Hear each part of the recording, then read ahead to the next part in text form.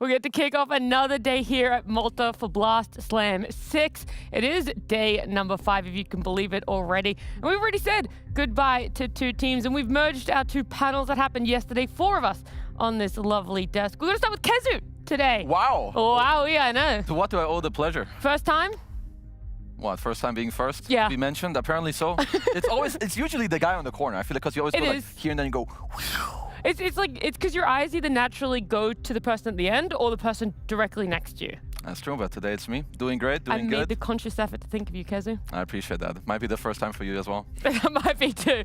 What about yourself, T? I stayed awake till 4 in the morning playing Magic in preparation for our days off. So oh, excellent. I was scrimming Magic, watching Dota replays. It was very, very busy, of course. Definitely had the Dota replays on. Yeah, I had the Dota buffs open whilst, play a card, wait an hour to my next turn, Of got course, to look at some yeah. drafts, come back to my turn. So yeah, I had a very busy night. Yeah. How was your night? Just as busy, Quinn?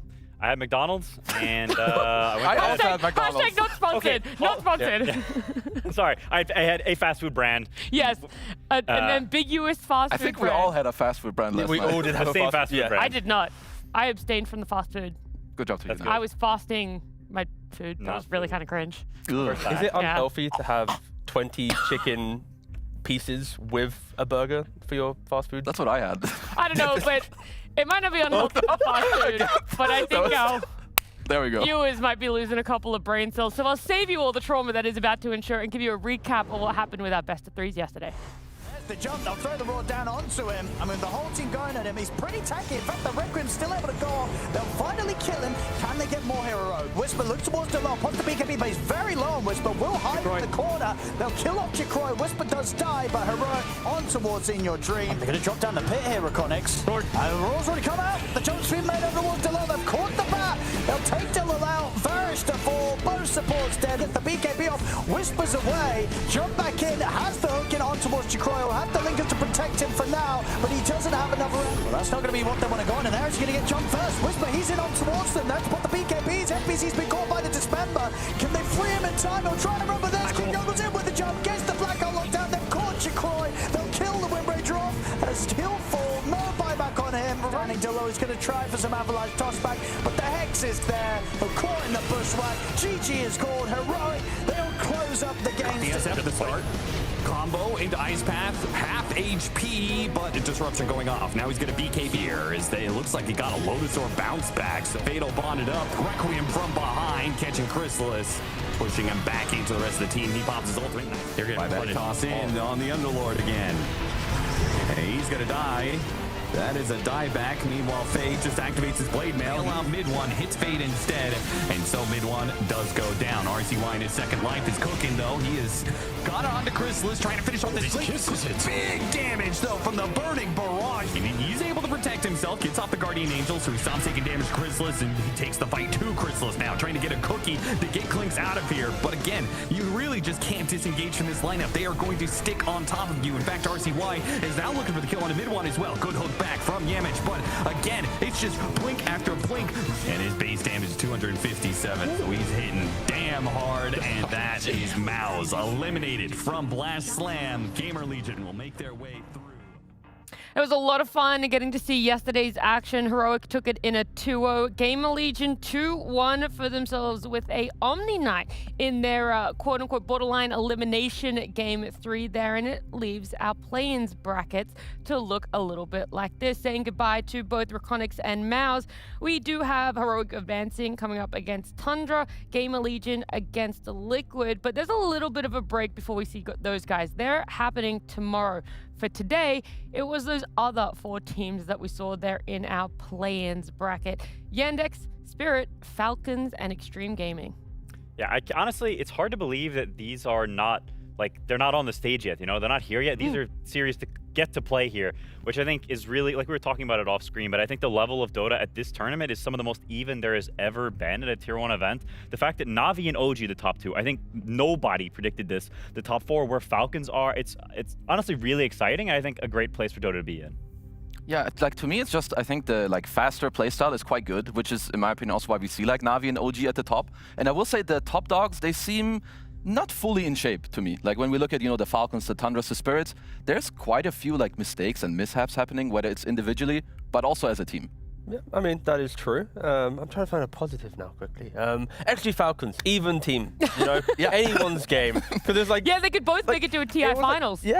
True, great, yeah, and then TI roster shuffles happen. But, you know, I agree with Quinn. The fact that like we are looking at some of these matchups, I'm like, wow, that is something. And even tomorrow's games, right? Tundra, Heroic, Liquid, Gamer Legion. If Heroic or Gamer Legion are to win there, it's like to go from having like a really, you know, troublesome group stage to then qualifying. It's like that's actually a really cool way to qualify by beating one of those teams. So, yeah, really cool series. Yeah, we don't have any teams qualified for Malta outside of the 2 teams that placed in the 1-2 position when it came to our best of 1 group stage. That was Na'Vi and OG, and with our format, that means they're directly into a top 4 placement for themselves, and of course, already have their plane tickets to come and join us here in Malta. Still 4 more teams left, though, to be decided of who else is going to get to join us here in this magnificent island. I'm excited for both of those teams. The fact that neither one of them had gotten top 4 before, and now they've both sort of ticked that milestone off. They're getting closer and closer to that final day finish, which I think it starts to feel more real as a team. Like I can remember being on the bot teams, you get 12th every tournament, and the first time we actually started getting like a top 6 or a top 4, it's like, yo, it's almost like pinch me. This doesn't feel real, and I think that makes the team even better. Like now that you can actually believe you can get there. Yeah, it just rewards your entire group stage. And Na'Vi, they're the ones I think that take it better because like OG, they've had these top 6s, they've had these like moments. Na'Vi, it's kind of like they turn up, expectations, they fall short. So this is the first time I'm looking at them and going, wow, they're actually becoming a team. It's taking some time to click, but there's a chance. I mean, what I like about both these teams is that they're both incredibly young. Like I think the players on Na'Vi are even younger than like OG. You know, there's like some 20-year-olds. You have Nico who's even younger. So I think like getting like this really nice position like for them, it's just amazing, because especially when you're like the younger team, you know, you're not like around the block. You don't always beat like your Tundras, your Spirits, your Falcons. That's amazing. Do you think the 5 ages of the Na'Vi players would add up to be more or less than our 4 ages combined? It's got to be close. They It's could gonna be be, close. I feel like they could be younger. Yeah, I'm gonna say younger. Oh, I think they're younger by like a few years. it's actually close. Look, we might have to do those numbers off camera, They're not younger. right now, because there's more important numbers to get to look at. It's the prize pool, because the players aren't only just playing to get to come here to Malta, but of course a share of our lovely prize pool as well. And for Na'Vi and OG already securing a top 4, you get to look at some pretty hefty numbers. Yeah, and it also means a lot, especially for these younger players who haven't, you know, they haven't been around the block. They don't have quite a big of a bank account. When you're from, you know, countries you come from, like Niku, like he's a young kid who knows what his family situation is right now. You could, like, that's life-changing money. It's a really, really big deal. And so those extra placements, like, they really, really mean a lot, especially for these newer players to the scene. Yeah. Also, TI, again, we've entered the new year. We're already looking down the line. You That's suddenly get yourself like a first place here, second place, like any first place in any tournament. You've already kind of added to the shortlist of, do we need to invite them? Is there enough there? So locking in a couple slam wins under your belt is going to be very good when you get to the kind of the TI season. Yeah, and whilst I like to look towards the future, maybe that's a little too far in the future, because we're going to look at what today has in store for us specifically. It is, of course, Falcons and Xtreme Gaming, that TI 14 finals run back for us. That's later in the day. What we get to kick off with and have a chat about right now is Spirit and Yandex. Towards Chira Jr. might be the easier target, but again, the chain stunts off the mark. Pit on the fall, pulling them back in. Liquid, you have to run. Maybe they can find their target. Absolutely not. He's just gotta dance away. Team Yandex are making Liquid look like fools. So maybe just marking the task a little bit better. Speaking of the task, he's gonna set up another beautiful kill. Yet Toro doesn't even get the chance to get his ultimate off. You put a cart out, carry your dead body all the way home, collapse. Nowhere for you to run. Himself, he's running them down, trying to find these other heroes, and he's doing a ton of damage. Takes out the Disruptor. Searing Chains gets the Storm Spirit, the toss, the Avalanche, plus the damage from the clicks ends up being an ultra kill. Collapse. Sees it again, and this time it ain't a 5-man, but it's a 4-man, and it's a pretty good 4-man as well, as he takes out Reddy's here, Yatoro with the damage. They'll get the lasso one to Rue. Niku won't manage to do so, had to time that's back, but now got the juice, he's left vulnerable. Yandex ended their 2025 season in the best position you possibly could. That's first place at Dream League just before Christmas and New Year's happened for themselves. And Spirit, whilst they didn't necessarily get a win for themselves, their start of 26 has been pretty good. They made it into that finals of an online tournament, weren't able to get out the win there, and it went to 5 games. So maybe that's shaken them a little bit and could be the result or I guess the causation as to why we saw a bit of a rougher group stage for them. Yeah, I mean, I think they're on the come up. Like, I think it's weird because the middle of their group stage was kind of bad, but in some ways I feel like they're sabotaging themselves with some of these hero picks. They're like, they're still finding their footing for draft. They're playing mid-tiny every once in a while. Collapse is playing like some off here. Like, I think when this team, when they've got their Mars, when they've got their classic drafts, I think they've looked pretty decent even with the stand-in, but they've just had some games that are like, what the heck is this? That's the funny thing with this roster though. It's like when post-tier after shuffles, they got 5th, 2nd. So it's not as if they've had bad results, but because it is Spirit and the way that you talk about them, you're like, when is going to be the win? When are you going to lock in a trophy with your little changes? I mean, it's also like we expect so much from them that when you see like a slightly uncharacteristic like game or draft, which we have seen in this tournament, it just looks off. Because they're also like the type of players, I feel like they have so much like aura and confidence and the experience that generally this doesn't happen to them. Like someone, they veto it in the draft or they veto they play, but right now something doesn't seem just right. Yeah, it's kind of exactly what you guys are saying, right? The group stage results aren't really reflective of how well they did or didn't play in some of the games where you look at their opponents. They beat Game Allegiant, Na'Vi. They beat OG as well. So Na'Vi and OG beating out the two teams that are already secured to Malta, Reconyx, and then Tundra. I was like, I couldn't even read my own handwriting then. That happens. That happens to the best of us. I've never had that happen before. Tundra as well. So it's just this weird realm of like maybe familiar opponents you can really do well against. Like it's who knows? Just a mixed bag right now with Spirit. I mean, it ticked up toward the end, right? They had that Tundra win that was pretty dominant over Tundra near the end of the group, and they play Reconyx, which is, you know, what it is. But I think like it felt like it started off shaky and it's on an uptick. Like Spirit to me right now feels like they're figuring things out. It's that Spirit trajectory of, here they come. Like, and I think that is the scariest Spirit is when they're ramping up and they keep winning series and then they become a real problem. Like the one thing that I can see, because one thing when we talk about Spirit, we need to talk about that they actually changed their coach. Like Silent was more than with just them. the stand-in as well for me. Yeah, like that's, I think the face value. Like thing. exactly, like there's a lot of changes. You know, you have a different mid player. Obviously, you know, you lost Meposhka a while ago, but Silent, he was with them for like over 5 years. And also when you look at like, you know, their YouTube vlogs, he talks a lot. Like after the game, he's like one of the first voices like, guys, we should have done this different. Next game, we'll do this in the draft. Like here, you know, you had to just make this one play different play, do this with the ages, and it's fine. Losing this voice is a really big part of this team. No, 100%. I think a lot of when you look at competitive Dota, you're always remembering like the moment of your Toro making a big play or Collapse doing this, but like behind the scenes, it is the discussions of a coach. It's the one-liners of a player that you're just never going to see on a broadcast, right? And of course with Spirit, they are in this position of losing Meposhka originally, then Silent. Again, the results are not reflecting it being a major issue for them. They're still getting consistent top 6 and 2nd place, but it will eventually become a reason why they aren't ever able to lift a trophy. Because it was the Silent loss before the season really kicked off, like before that online tournament as well? It was in January. Okay, so that was before. Yeah. Or around It was that time. before the most recent online tournament. Yeah, They played online, now they're here. So it's 2 events, Yeah, because like this draft we saw with this Ursa last pick pivot, I feel like that's not this team. No, it's not. So I just refuse to believe that if Silent was there that this would have happened. Of course, you know, maybe they could have won this game with some different gameplay, but it's just they lost some identity. But the thing is, like, even if they had these off drafts, I remember in previous like Valahios, they'd have the random draft from Meposhka picks like this weird hero, but they'd still be able to try and do it in these like small moments.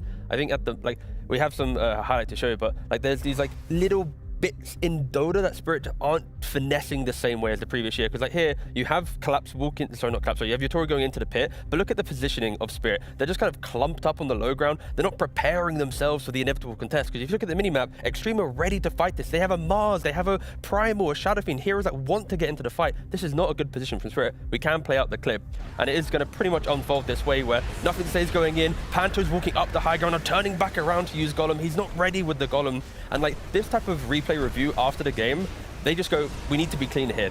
We shouldn't be lost at a Roshan. We need to be ready. And I think Spirit of the past, they always make these plays. They always turn it around. Your Toro won't be dying. He will be like 1v9ing. So it's like these little moments is why they win these, like lose these random games. and maybe why they're not able to lift the trophy. But they still play so well outside of this one moment that they are able to make deeper runs. But these little mistakes, they weren't really making them the same way last year.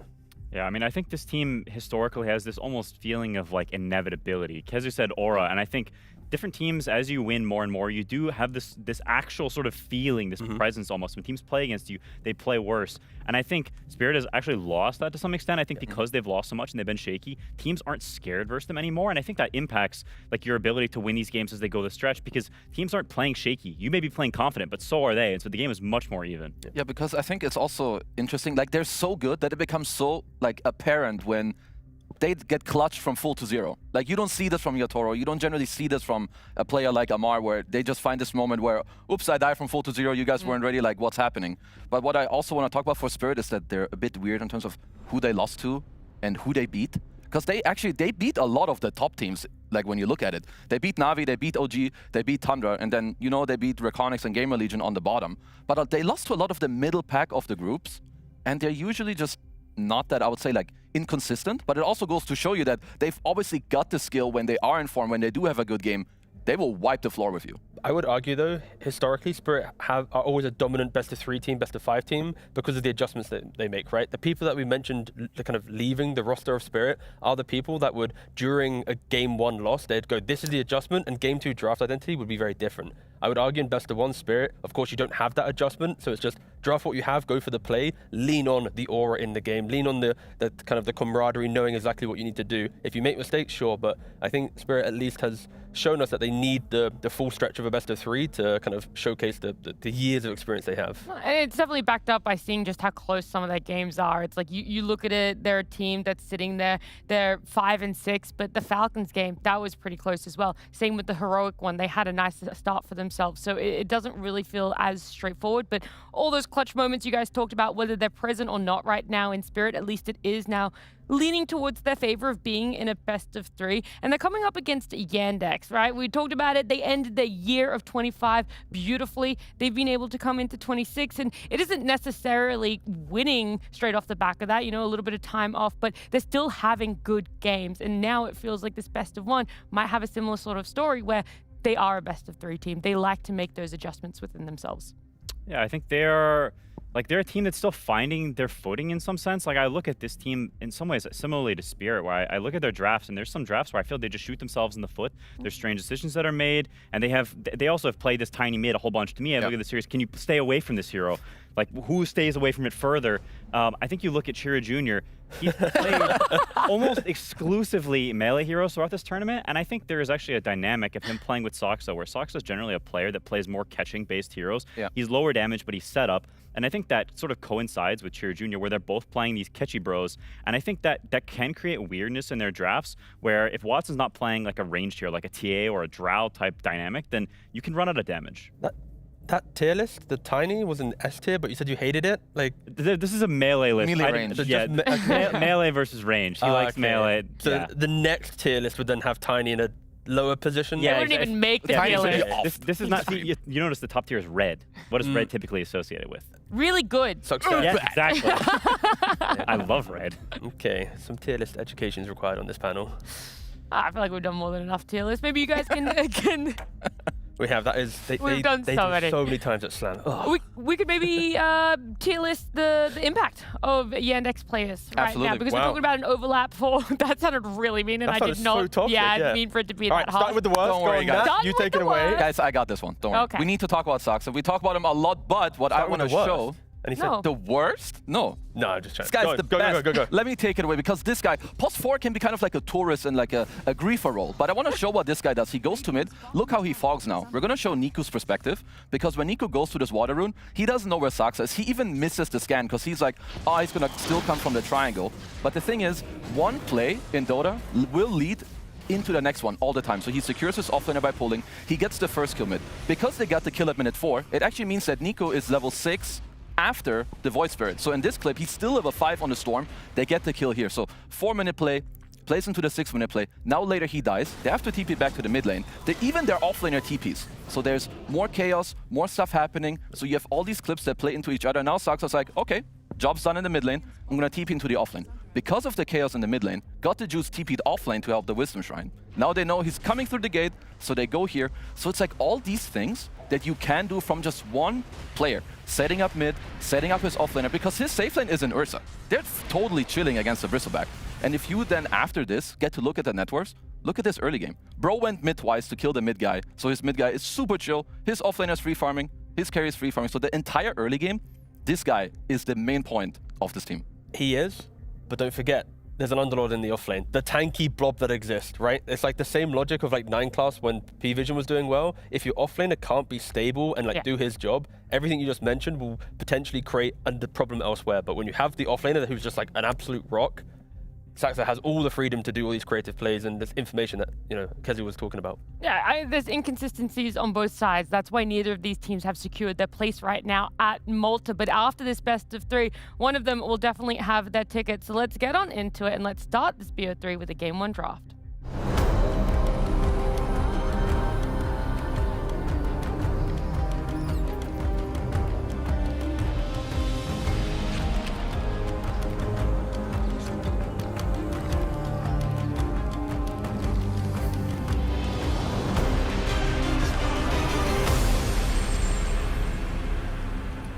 Well, a lot has changed for Spirit in the last couple of months, and so we're seeing them sitting in that middle of the pack. For Yandex, it feels like the inverse. They're being quite stable. They're forever improving on themselves here, but both of them succumbing to some questionable drafts, as coined by my analysts. So let's see how Game 1 here shapes off with our first couple of bans from Yandex being a Batrider, a Treant, a Jakiro, really focusing on the supports, and Spirit taking out a Razor, a Brewmaster, and a Viper. Yeah, these feel very, very standard to me. I think some of the other games we've seen first phase bans that are like, oh, this is very team specific. Whereas this game, like, sure, Brew is maybe a little team specific, or Jakiro, but like, all of it feels within the realm of everyone is kind of first phasing these heroes. This is very stock standard.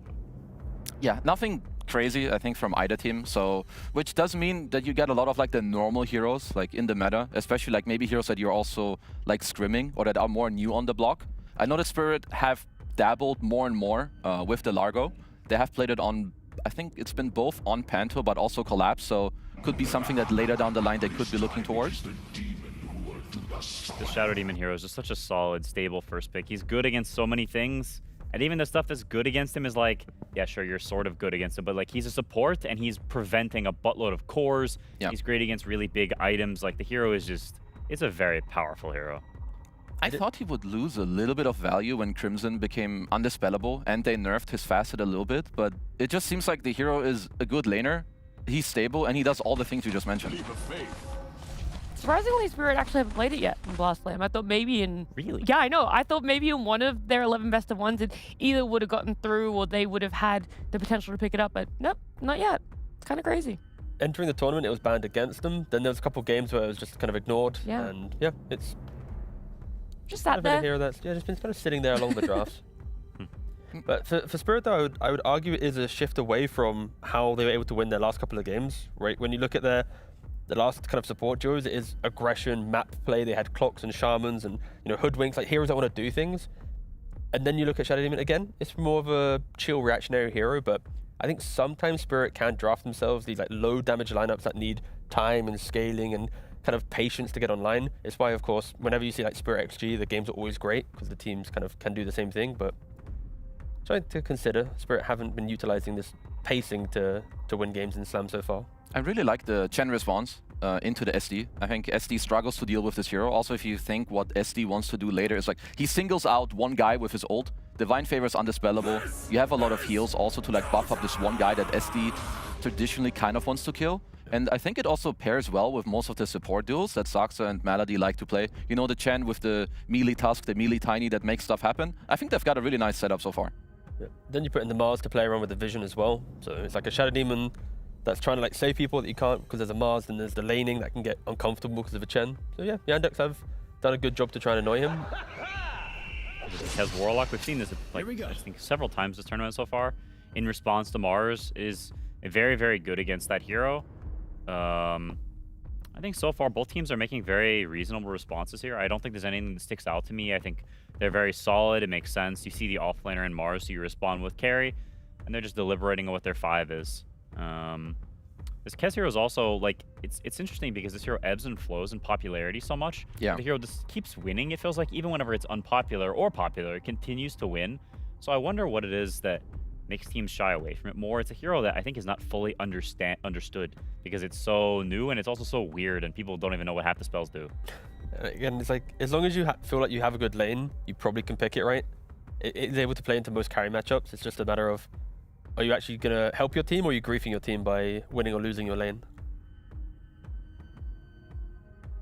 I mean, I am wondering what 5 they want to put with it. You did mention the Warlock, which is kind of stable. I mean, I feel like they usually have like a bit more nuance with their support duo. Like SD Warlock, I think absolutely it can work. It's pretty stable. But I also like this, where you just like this range melee combo. I think it's just a little nicer to play. Yeah. Also, if you were to pick that, then Yandex would have got the Tusk for themselves. We just saw the clips of what Saxo can do. And then you have like Chen, Mars really kind of locking down the side lanes. Tusk kind of being able to rotate in between, kind of make these moves. I think Spirit also kind of respecting what Yandex could have gone for themselves. And then, you know, Tusk, Kez, you put them in the same lane, you are just going to, 100-0 heroes. So a lot of kind of skirmishing power between these two heroes, especially when Kez does get that, first item Deso. Or even, again, the Battle Fury if you're playing more for the farm. Still very annoying to play with Tusk. Yeah, I mean, I think the thing is a bit interesting in that I think Spirit generally sticks pretty tightly to the melee plus ranged lane duos. I think they very rarely have double melee or double ranged. So if they're playing Shadow Demon 5, it's not a role this hero I feel really excels in because you don't get the ability to stack the triangle, which is like kind of a big part of this hero is you just vibe the lane and you stack triangle. You get your levels off of that because the hero's so level dependent. So if they were to put Shadow Demon safe lane and Tusk 4 against Chen, which is like better for the laning matchups, you generally want the melee hero against Chen in lane. It means you'd get Shadow Demon in the safe lane, which is like a little odd. I'm wondering here a bit. Okay, so I like this a lot from Yandex because I think if you look at Spirit's 18 picks, it's either like some Puck Ember that is like hard to catch, or it's going to be the offlane guy that gives you a lot of teamfight, which there's a high chance they were looking at like, the Underlords, the Tide Hunters. So for Yandex to pick the Ursa here, I think does make a lot of sense. You have some, some stuff that you don't love about SD, but Mars can cover that, other heroes can jump him. You should have a good lane if the Tusk does end up being the 4. So I like this a lot from Yandex. Yeah, I think picking, interesting. I mean, it's just a classic Sox hero, and it's nice against Shadow Demon Tusk. You save the guy, and then you just come right out into silence and kind of die after. I mean, Kez also is about playing on the limits, right? Pre-BKB, like the fact that you want to buy Manta as well before BKB, any silence, any stun, anything just to kind of manipulate your ability to stand your ground, stop getting the Raptor dance off, is going to feel quite nice. Okay, so this makes me think that it is going to be Tusk 4. Yeah. And Primal is just going to cut waves. I think you should do fine with Tusk Primal in this lane because you'll just drag waves until Primal is like, until it's 5 minutes and then Primal is just going to cut. And these heroes are not very good at killing Primal if he's cutting, running around doing his shenanigans. You don't have much way to actually lock down that doesn't involve Mars. The support duo kind of needs an extra mid hero with some lockdown. And so without that, I think Primal will have a very, very chill game. And it's a hero that Collapse is insanely good at. Yeah, he's even, I would say it's his best hero. There was a time where he had like a bit of maybe an off phase, but his Primal he was destroying like every game. He will like show up in the mid lane, sometimes minute 6, because he's been cutting successfully, then killing the mid guy. So I do think they found like a nice middle ground of still finding this like melee guy that can go in first, but it doesn't just get super dumpstered by the Ursa in the lane. Yeah. I mean, especially because, the way that Morel plays from the mid lane, he's playing Embers, Queen of Pains, Storms, like super aggressive heroes. You now have, every hero that wants to enable each other to go and do things on the map, right? I was worried about sometimes Shadow Demon lineups not having skirmishing and playing more defensive, but Kez, Tusk, Primal, the natural hero pool of Morel, it really is a very forward-thinking lineup that can try and play into Yandex. Do you think there's anything missing from Spirit's lineup then? Honestly, it's pretty well-rounded. It has points to play. It can take towers through Kez. It can take Roshan. It can kind of do all the little bits. So, yeah, no real opposition, I'd say, to their lineup so far. I mean, something I would like is still a type of playmaker, because I think Primal being the only one that goes in first is not super easy to play. Obviously, the hero does excel at it, but you could help him a bit with, I think Puck could be quite good for Spirit. I would also say that their bans would help this hero like get through the game. You did take out the Beast, you did like take out the Huskar. Lucky So- that is kind of Morel's kind of wheelhouse. He's going to very happily pick up any of those heroes. Yeah, I mean, I think for Spirit, I don't think you want another melee hero. You've already got double melee offlane, you have melee carry. If you pick another one, I think you can run into potential damage problems. And the way that Tusk likes to skirmish and fight early game, he's running in there and being the body for you. You want some oomph following up behind him. So I could see something like the Queen as well. Kind of just depends on what's banned here and what you see in the pool, what makes sense. There's always this dance of last phase bans when it's the 2 mids remaining. Yeah. Where you kind of have to think about, okay, what do they want? What do these bans mean? And there's the foresight there. So I think when you have that time, a lot of it is used on the ban. And then as soon as you ban the hero, you know what your pick is, right? So they're using a lot of time here for a good reason. Do you think their bans would have been Huskar and Puck if they wanted Quap, or does Beast annoy Quap to like a similar extent? I think Puck is very dealable for Spirit's heroes. Like, I think if Yandex were to pick it, it's somewhat low damage. And I think there's a lot of two-sided it's not particularly good against any of these heroes. It's not maybe the easiest for them to kill him, but he's also not cutting through them necessarily. Like, Beast is definitely good against Quap. That lane is pretty hard for Yeah, that makes sense. Okay, depending on what Spirit go for, I always seem to, when I see last pick for Cherry Jr., I'm like, I always want to see Earth Spirit or Kunkka myself. I'm a sucker for it. You're an enjoyer of Boat Boy. Yeah. Because Quinn has been a certified hater the last 3 days. I am Boat Boy hater. Number one. When you see yourself with like an Ursa in your lineup and some like kind of damage mitigation through Mars 10, it is really annoying. They do go for the Spirit, as mentioned earlier, but then that will change now, what I've mentioned. I retract the 2 heroes. It happens. I mean, now the Puck and Quap we talked about for Spirit start looking good for Yandex. Yeah, for sure. Yeah, they go for the Puck, yeah. It's honestly, it's just a classic response. This, to me, makes it a bit surprising then that they banned Beastmaster instead of Puck. Yeah. Storm vs. Puck is like a classic counter pick, and it's something that Spirit would leave in the pool in the past, but they would pair it with Silencer or Lion, Shaman, something that changes the kill dynamic here. Whereas now Puck, he will not die in this early game to really anything, and the hero scaling in Storm is very good. So I'm surprised Spirit leave this. Yeah, because not just is he good against the Storm, I think they were also naturally looking for a hero that doesn't mind angling to like this Primal Beast later when he's cutting. He's also giga good against the 2 supports. I mean, generally I lean on Spirit like nearly no matter what they have when they play, just because you know, they have insane. I'm a giga fanboy of this team, but this time around, it's okay what they have, but I favor Yandex's draft by quite a bit. Yeah, I mean, Yandex, they have this type of lineup that they're offering up Spirit to eventually, you know, make a mistake. Because like, if you do initiate incorrectly, Primal, Storm, Kez, once they go in, if you get locked down, you can have some problems. So, you know, Yandex is just about playing on that patience. But the Spirit, they have so much layering, skirmish, and kind of pop-off potential that we've seen, you know, RCY on his Storm Spirits from Game of Legion. Like, the same thing can happen here, right? He just plays out his lane, he gets the good active runes from Brew contesting them, and then he plays through the map. All right, there's clear-cut ways that both Spirit and Yandex can play out their drafts, but it doesn't feel like a winner is as clear-cut to try and predict from any of my 3 analysts here. And it's a best of 3, which means there is always room for improvement from either side. But with a best of one, with a game 1, you would love to get the win. So let's see who exactly is going to take it.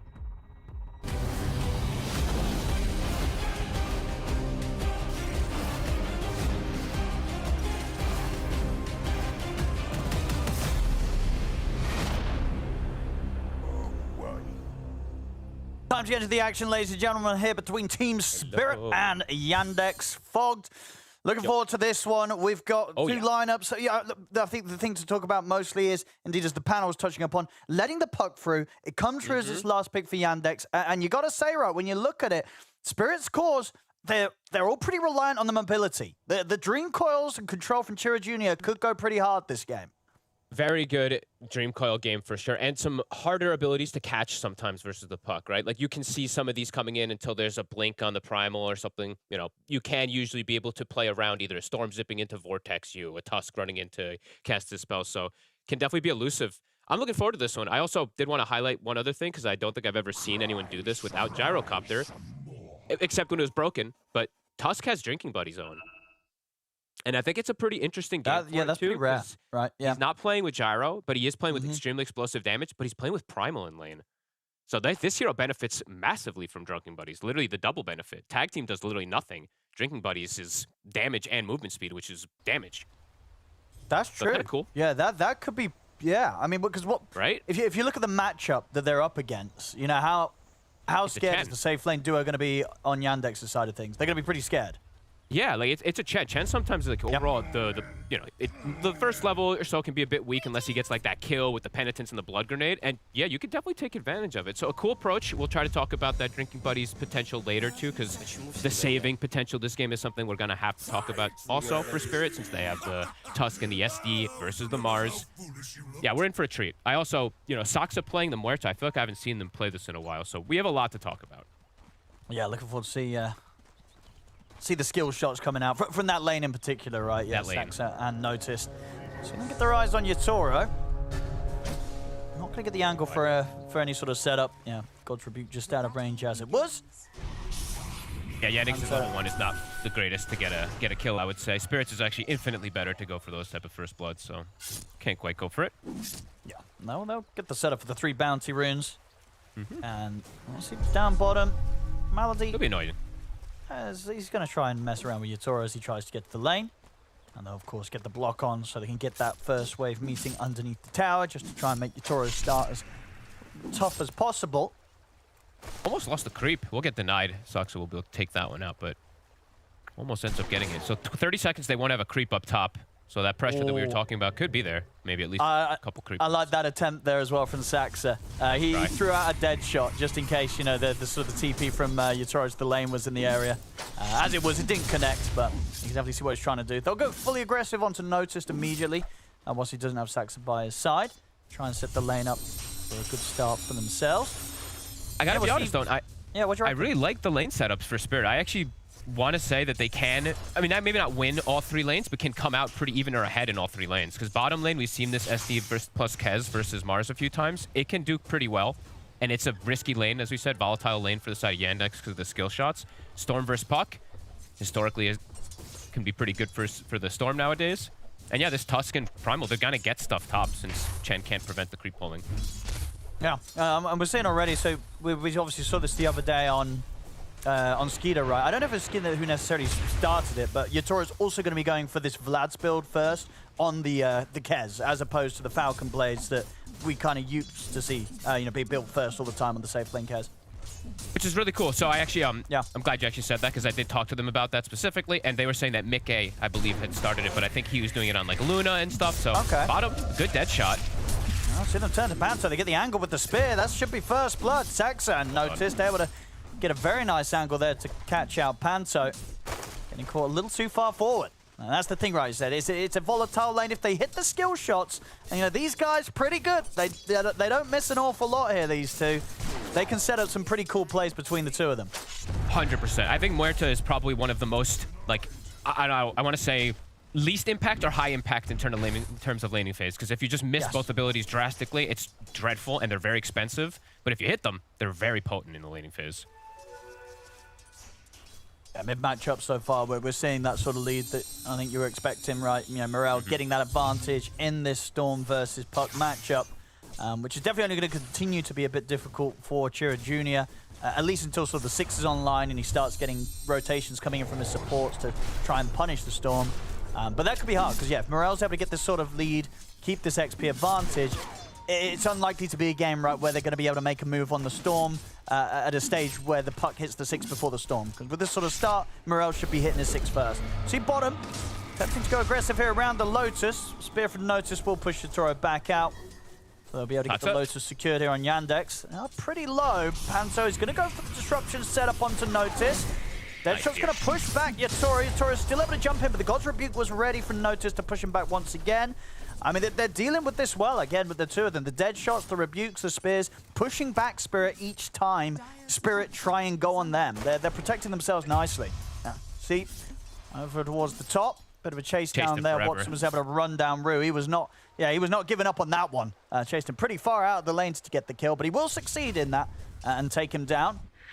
Went for the boots just to chase him out so he can stop the creep pulling his bottom. But they get the They connection. actually end up getting at the end of it all. They could even go beyond the tower potentially and bully Panto a little bit. A little low on the mana. Yeah, they don't have anything, any sort of regen to pump up any further spells. That's But a double creep wave, these Owen. two are, yeah, and they're I don't think they're really missing any of the skill shots at all so far. Saxon noticed absolutely on the ball here with the dead shots and the spears, playing into this safe lane of Spirit very nicely and causing some early difficulties for Spirit. I love when you see these type of skill shot heroes landing the abilities. It is It's a quite fun beautiful. lane. Saksa, Yeah. beautiful dead shots, hitting one hero and bouncing it onto the second one. I think in every single occasion so far. But yeah, Yotaro just missed a full. I think it was like 2.5 creep wave almost under that tower there when they get the kill. So probably the worst time for him to die too. Yeah. Farm so far, of course, has still been fine for Yotaro. It is. You know, in terms of CS, he's getting a lot more out of the lane than noticed. And we'll see Morel not able to get any of those water runes and out of bottle regen, so... Did he just get a mid Kept grapple? pretty low. I think he just got him during, like, literally as the grapple animation comes off with the dead shot, so they can't actually close the gap, and Saksa will survive probably because of that, too. Nice little play. Small little interaction.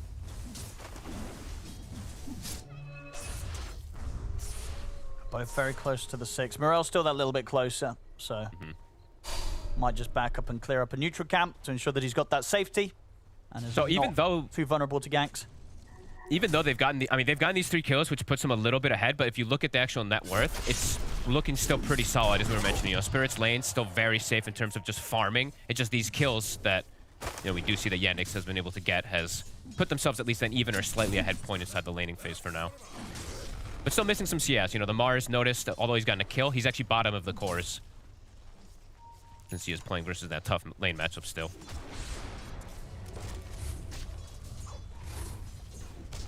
All right, top lane, Malady. He's got the golems ready. Double mud golems. He's got the double stuns or the shard golems. Is he going to use them to go for something, or is he just going to farm? Yeah, Watson's just got the phase boots out, so they could try and go aggressive. I mean, we're definitely seeing, you know, in terms of see around the rune spawn. Saksa. But damage is picked up from Morel. He's going to turn to Saxon with the amplified damage. Morel easily has the damage to kill Saxa off. A nice kill here to be picked up by the mid-storm. I thought they might go for that kill top because of this move. That's what I was going to mention. It's around the 6-minute power rune, so I think maybe I was thinking that maybe they anticipated that Collapse was alone, but it's not an easy kill by any means. He can just charge away if they don't time the shard golem stun kind of perfectly, so. Yeah, and overall, like looking at the Primal Beasts game in general, like, I just love this hero right now, so I did want to talk about it a little bit. I think it's definitely on the rise. Yeah, he definitely has some good opportunities to get some pretty big grabs. There's not really any saves in order to prevent him from getting these grabs. He just has to watch out for these dead shots and silences in particular, so could be pretty impactful. A lot of times I see these primals, they're playing versus like Shadow Demon, and then they can never even cast Onslaught because they're purged. 7-minute wisdom. They'll be able to hold the defense around it. Saxa and Noticed, ensuring that Panto's not going to be able to get away with a bit of a steal. Rue will be able to take his own on the top.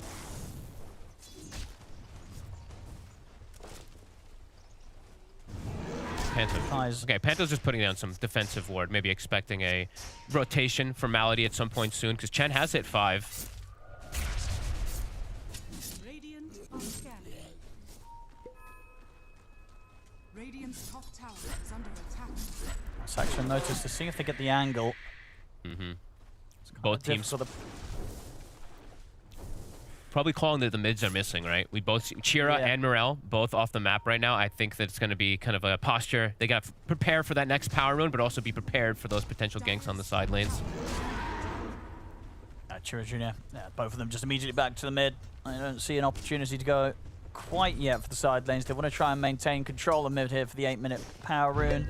It's just going to be an invis, and we'll end up spawning down on the bottom. Sax will just take it.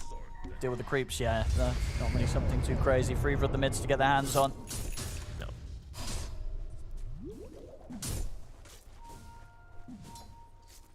Where's this first coil going to be used? That's the question. Kind of need to have the Muerta with you, it feels like, to go for any type of coil play. Doesn't feel like they have the best follow-up, and I don't know if he wants to pair with the Mars that early on. Collapse. See where he wants to go. Top. Gonna try and set something up onto Malady, but Malady does have Watson by his side. The stun's coming in from the Mud Golems. Collapse will finish the kill, but the dead shot from Saxon catches onto Collapse, pushes him back, and that's gonna allow Watson to continue to chase him down. He's gonna have another round of the overpower in a second. Collapse with the jukes around the trees. He might just be able to keep himself far enough away, at least to make them spend a lot of time trying to kill him. See if he can hide from Watson. He can't. Saxon's able to come across, lays down the calling. Another dead shot connects. He's going to try to deny the neutrals. He's going to get the deny! Oh, he made a lot of space there, Collapse. What a and beast. they Literally. couldn't quite get him. He actually able to get the deny to like the stupid camp as well. How much damage did that do? The stupid camp, you 5 call him. damage from the Satire Mind Stealer. But Owen, it's all the little tiny things. The Cobalt Cup, the movement speed, the wind lace, just moving, quickened Cobalt Cup too, super fast. And then He was, Soul Ring. you saw it there. Yeah, he was zooming. Yeah. And then he Soul Ring too. That's the smart thing, right? Soul Ring under those crappy creeps, as you call them. So he's pretty much 0 HP. Heads up. My goodness. It's a lot of fun. A lot of space. Yeah, he definitely got what he wanted out of that move there, Collapse. Very nice done from him. But at the same time, looking at net worth, it's actually Yandex has been the ones who've been improving in terms of these last few moments. Even though it was Spirit who got a couple kills, the economy game for Yandex is the one improving more. Or Saxa. That's He a bit of walked a up. surprise for him there. Walks up into the high ground. Morel and Panto were waiting. We'll get the dead shot off. But enough manners there for Morel to jump away. Won't be able to stick around long enough to get the power in. There's going to be the space for Chira Jr. to get that instead. That was... Won't die. I mean, that was... I don't know. That was quite a miss up there from Noticed. I'm not sure. Not even attempting for like the spear into the arena. He just drops the arena and then didn't cancel the animation and didn't... He's waking up. Getting the hang of it for now for the Mars.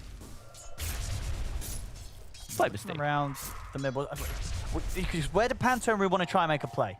It looks like they're sort of trying to bait here on the mid lane. Yeah, Morel's baiting pretty hard. He's going to get the Vortex set up. Snowball's coming in. It's going to land onto Chira Jr., but he had the 1 charges. And he's got enough HP, so they don't really get that close to getting the kill attempt at all. See coming in from the side, looking towards Malady. Deadshot this time is going to miss. Doesn't matter. Malady's still able to keep his distance. Chira Jr. is going to drop the Dream Coil down onto Collapse. Rue trying to step up to help out. Defensive disruption comes out from Panto to try and keep Collapse safe.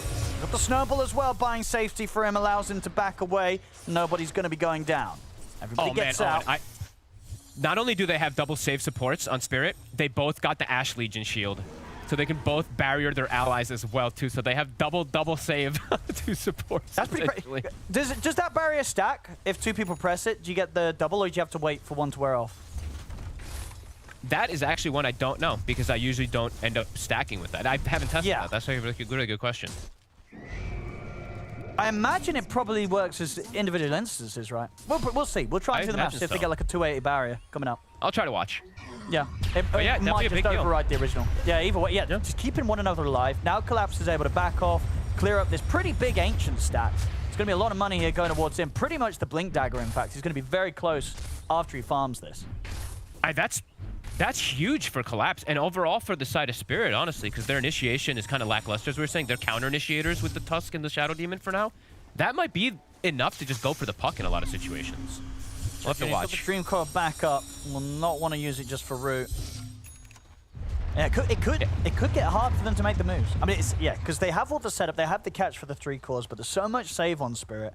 And honestly, until Watson's ready to join the fight, it is just going to be hard for them to get kills right, Yandex, if they want to be aggressive. Which maybe that's fine, because maybe they don't want to. Maybe they're happy to sort of just make sure that the game is safe for Watson to continue to free farm as the Ursa, and just being confident in the Ursa's potential down the line. Which I think that's a pretty fair sort of way to sort of see this game going, because overall, whilst they do have saves against the Ursa, ultimately, right, the Ursa can be quite a nuisance. We'll see them try and get the setup onto Watson top, but he's got backup. Malady and Sax are both here. Spirit, they're going to have to back away from this. Not able to force for the play. My real big worry, though, you're talking about all this, the Ursa getting the farm, right? It's versus the Shadow Demon. The Purge is probably one of the best abilities in the game. So that's my one worry. Is I want them to get at least some stuff done. I don't want them to just sit back and play. Oh, here we go. Notice he's going to get the setup with the arena on towards Yatoro. Get the spear as well. Yatoro did get off the Raptor dance. Doesn't matter. Nowhere near enough heal to survive. As he'll fall, they also have the Dream Coil to catch Panto on the chase down. So Yandex They'll make some quick moves here, getting Watson involved. Oh, there we go. Sort of hesitates there and get the last hit, gets back in, does manage to pick up the kill, Watson, and they'll take the tower. So we're now starting to see, even sort of before he had the battle period done, I think actually he might have it done, it's just coming out of the courier. You know, they are getting that little bit more active, a little bit sooner. Yeah. I don't want to see them just hit creeps versus Kez and Storm, and you have Chen, right? You want to, and Chen and Ursa, you want to be kind of dictating pace in terms of objectives as well too. You can hit creeps, but you can also fight and take objectives very easily around these. That's true. What Ursa does as a hero. You could, honestly, against Spirit's lineup, they probably will be able to force a pretty early Roshan, right, if you're Yandex this game. You could do it at almost any moment if it's sneaky enough, right? If the Chen just sends creeps and the Ursa goes, you guys can kind of just duo it. It's just about the information. Collapse.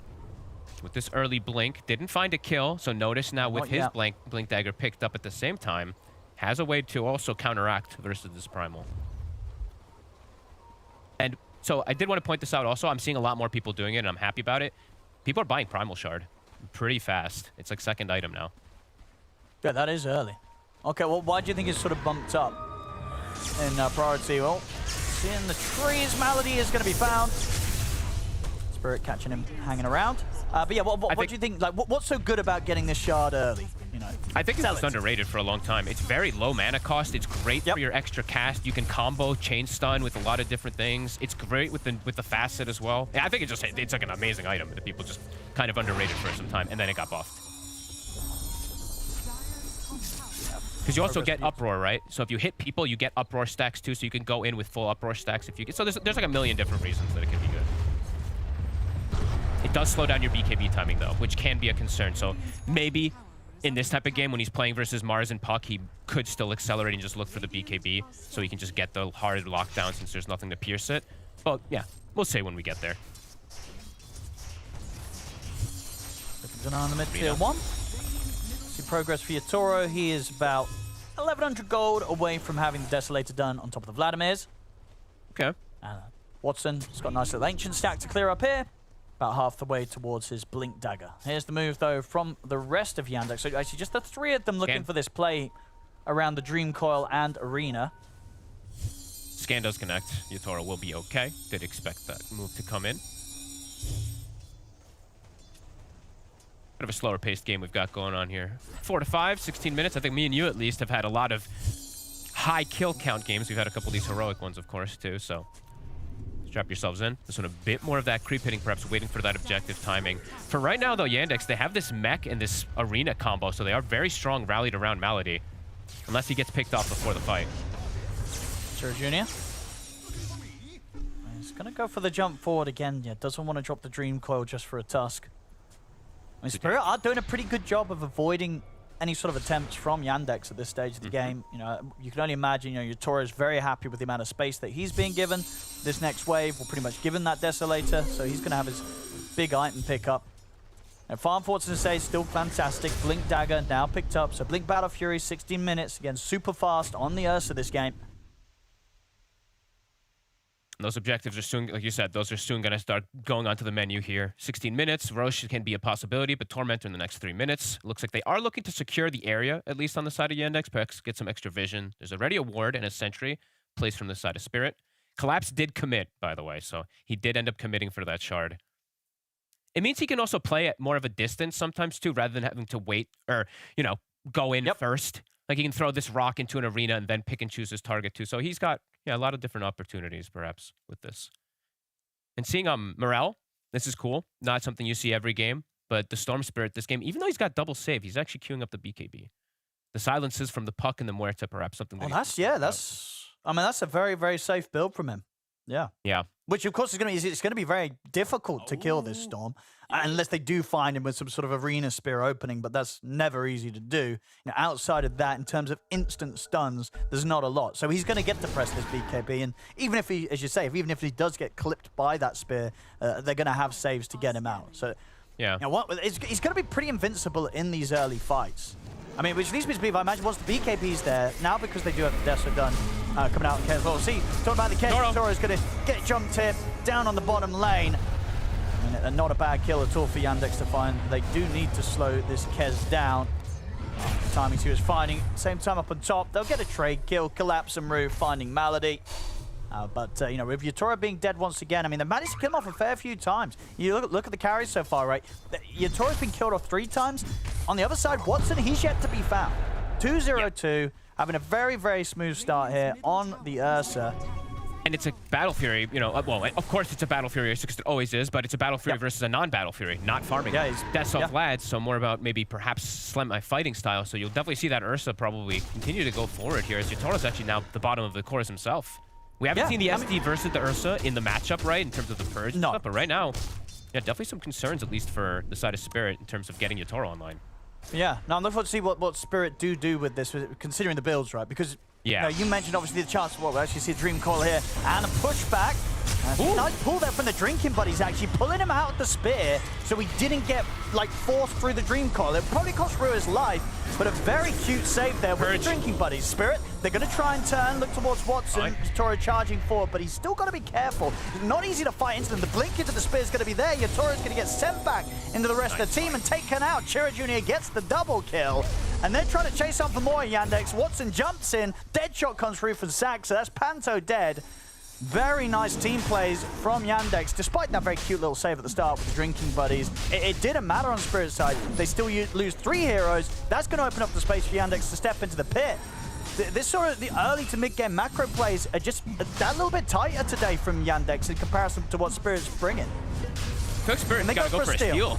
They're going to try. They're going to try. Oh my God. Trump, he's actually managed to kill off Watson. Zip forward comes into play. The Roshan will fall. Got it. He'll get the Aegis. What? See what they can do here for round 2. I mean, they just have to bail out. Saxon's going for the TP away. I mean, it works out. Collapse comes charging in, gets the kill on Watson. They don't get the kill on Roast. That still goes the way of Yandex, but he gets the Aegis. He kills off Chira Jr. as well afterwards. I mean, you can't ask for much more there from the Primal. A Collapse, I swear, this guy steals more Aegises than anybody. This is just insane. This was also, by the way, this was rock throw. He rock threw. I think he hit everyone with the rock and then comes charging through with the Drinking Buddies bonus. Explosive damage from him. I think we have 5,000 damage he did. Oh, now he's caught. When he get caught by the spear, pretty tanky on this Primal, so should be able to walk this one off. Yeah, he's able to get out and turns around, throws rock back and hits all 3 of them. I mean, that's going to inspire sort of Rue and Yatoro to get in there and start looking for the kills. Chira Jr. is back in play, though, gets him with the Dream Coil. And Yatoro, he's caught by the spear pushback. I mean, it was a nice rock throw into sort of Collapse walking away, being like, guys, what are you doing? We need to get out of here. But you know, Yatoro and Rue, they did not get the message. They just charged straight in and ended up dying. We'll see again the earlier fight before the Roche. Now this is sort of the point where it's like, okay, Yandex, they're really getting the ball rolling. They win this team fight. They get the 3 kills. Of course, an extra sort of twist to the tail as the Roshan sort of situation played out afterwards. Back in action. They nearly found Collapse there, but was able to TP out. But yeah, that was a bit of a rough move from Yatoro and Rue to go for that play. They really didn't consider the fact that Chira Jr. was back in the game and he had the Dream Coil ready. We'll see this play once more around the Roche. Collapse just getting in there, destroying Watson, setting up for the team to get in and be in place for him to get that Aegis steal, stop Yandex from getting it. So, you know, we had a bit of a slow start, but it's all kicking off now between the 2 of them. Yeah, I mean, Collapse is trying his hardest, doing his damnedest in this game, but honestly, Yatoro has no game now. Yes, he has okay farm, but he's bottom of the course, and that's 5 deaths in a row. He just shows up, and it actually looks like he's the one who's hard countered in comparison to maybe the Ursa versus that Purge. The Purge did nothing to Watson.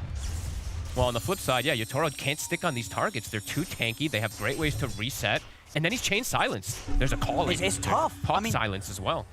It's going to take some time as well, because he wants to get the Manta done before the BKB, but honestly, yeah, having just the Manta, like that next time when that's done, I don't know if that's going to be enough, even though they do have these saves. You know, at this point, playing into a team that's 8K ahead of you, it's going to be a difficult game for Yatoro to sort of pick himself back up, and not an impossible one. You know, we've seen him do it before, but it's going to be quite the road ahead for him.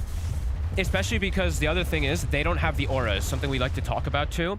The Primal Beast doesn't build auras. They don't really have anybody who wants to build these auras by any means. On the flip side, there's a Chen. So Malady's actually has the Crimson in 200 gold. So we're already talking about damage issues and kiting issues perhaps for Yatoro.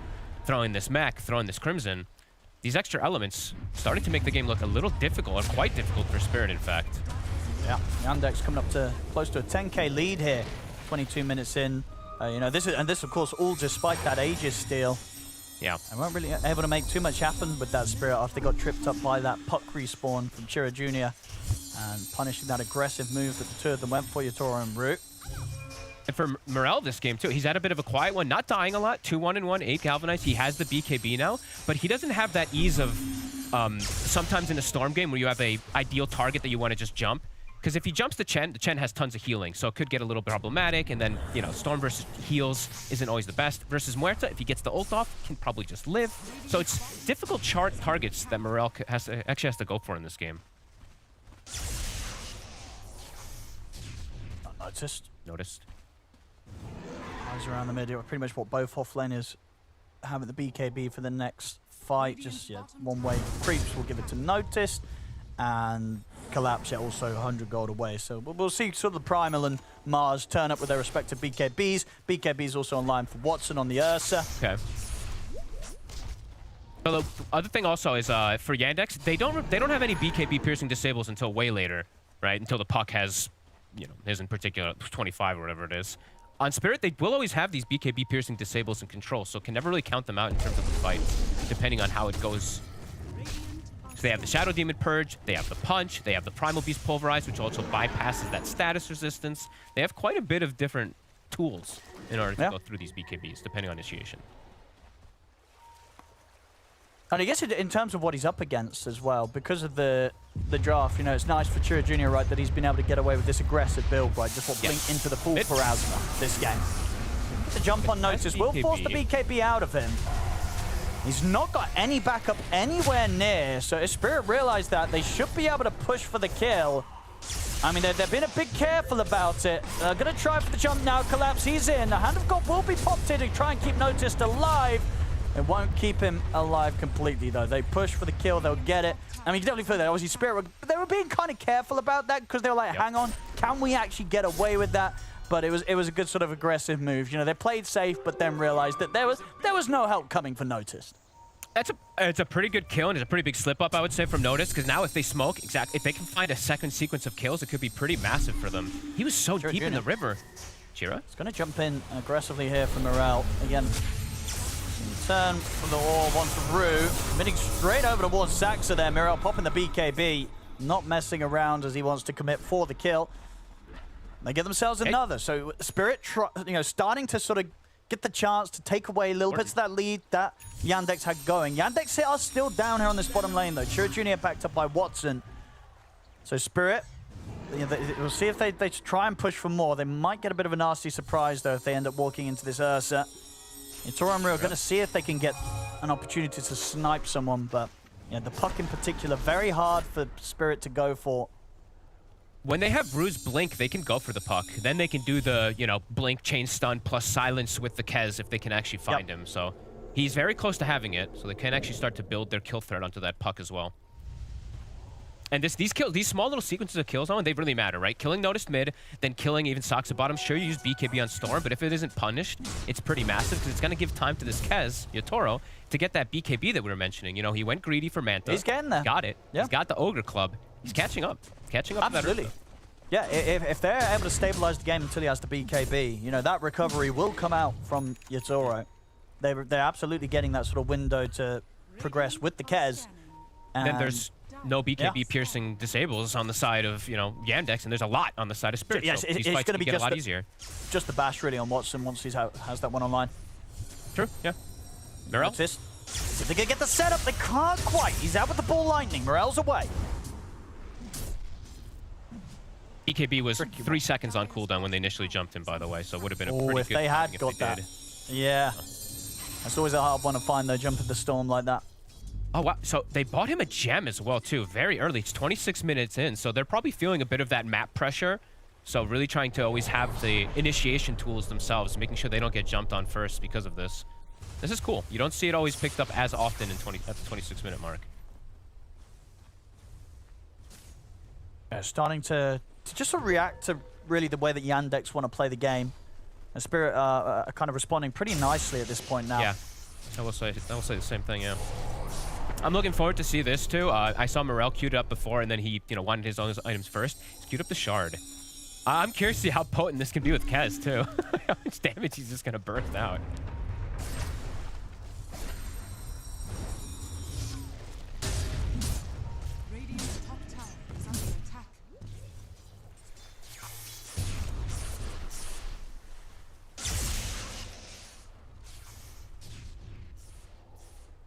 How close to that Yandex. bash here? Watson is okay. He's got it. He's I got think it, that's yeah. what he was maybe waiting for them to make that next hit. I mean, because now if they can get kind of the Spear arena set up into the Ursa, they should be able to kill most of them. Obviously, the saves are still something you have to factor in. But one lucky bash could just net you a kill or net you a stopping of a TP or stopping of something, right? Like, so. Yes, and obviously the blood sport facet aspect of the arena is going to give them a bit of a solution. Grab. Now see, notice, he's going to try for the setup. He's going to catch Yatoro in here. Yatoro, has he got any way out of this one? Defensive disruption will come out. He's gone. Now them turn towards Rue, get themselves a second and see if they can maybe turn into more as they'll chase down Panto.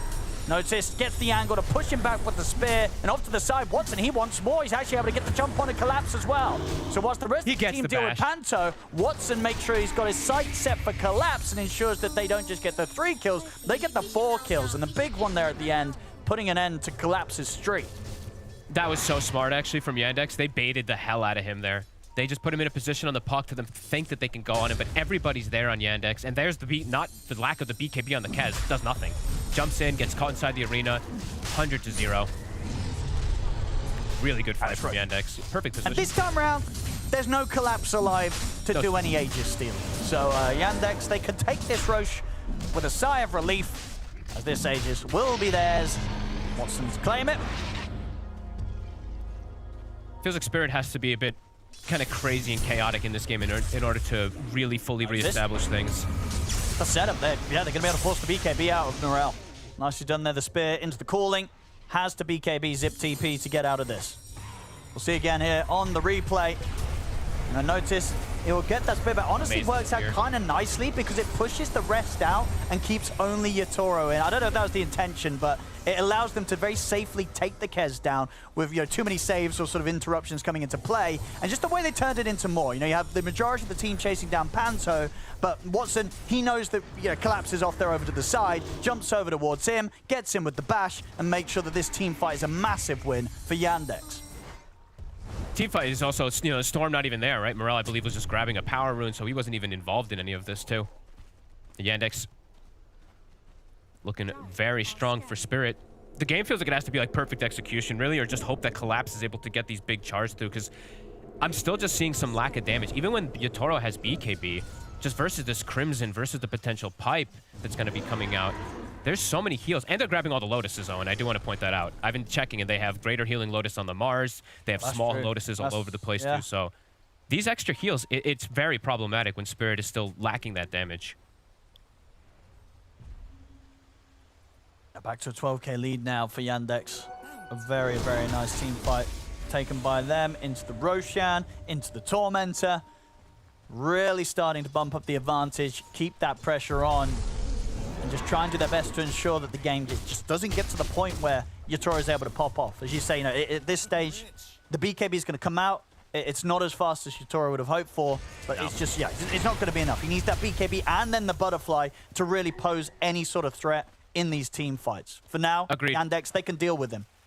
Yeah, they're so tanky, and they even have great tools to just not let him deal damage. As we've seen, the little disables or just the Muerta going into the Pierce the Veil. You can't really do anything to her.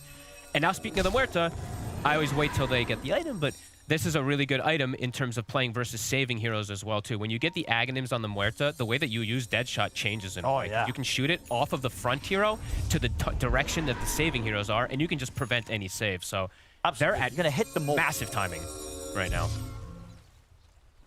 Spirit, are they ready for this? I think at the moment, the best thing they can do is sort of see the smoke and get out of there. Smoke is going to dispel now. Notice, does he want to go for the dive? He does. He actually gets the setup on towards Panto. They get the spear pushed back. They'll kill him off. Morel has to put the BKB. He's going to try and turn and fight potentially.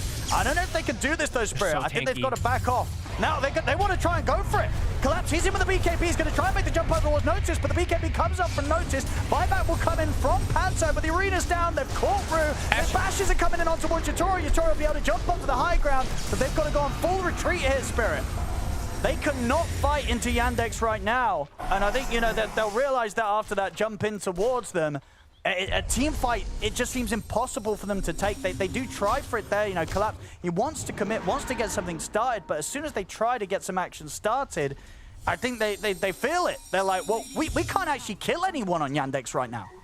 Oh, and they did like no damage. You saw the, I mean, Lotus took some, popped the greater healing Lotus immediately. They have all the heals that come in from the Chen. That was crazy by Spirit actually walking in that high ground. I think Yatoro has to be pretty happy they didn't just die. Honestly, lived with like what 5% could have gone a lot without worse, popping yeah. BKB.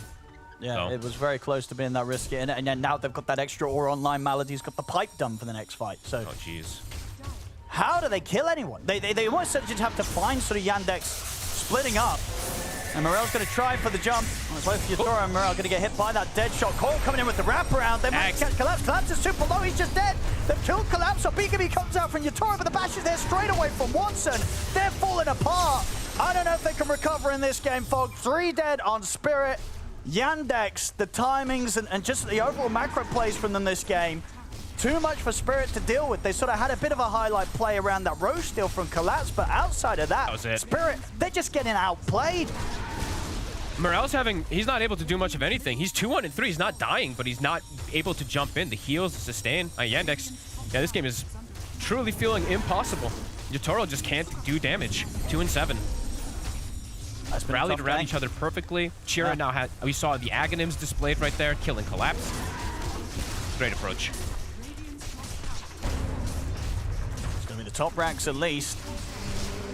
Very likely could just stick around for more here, Yandex. Not a lot to be afraid of from Spirit's side of things, as we've seen.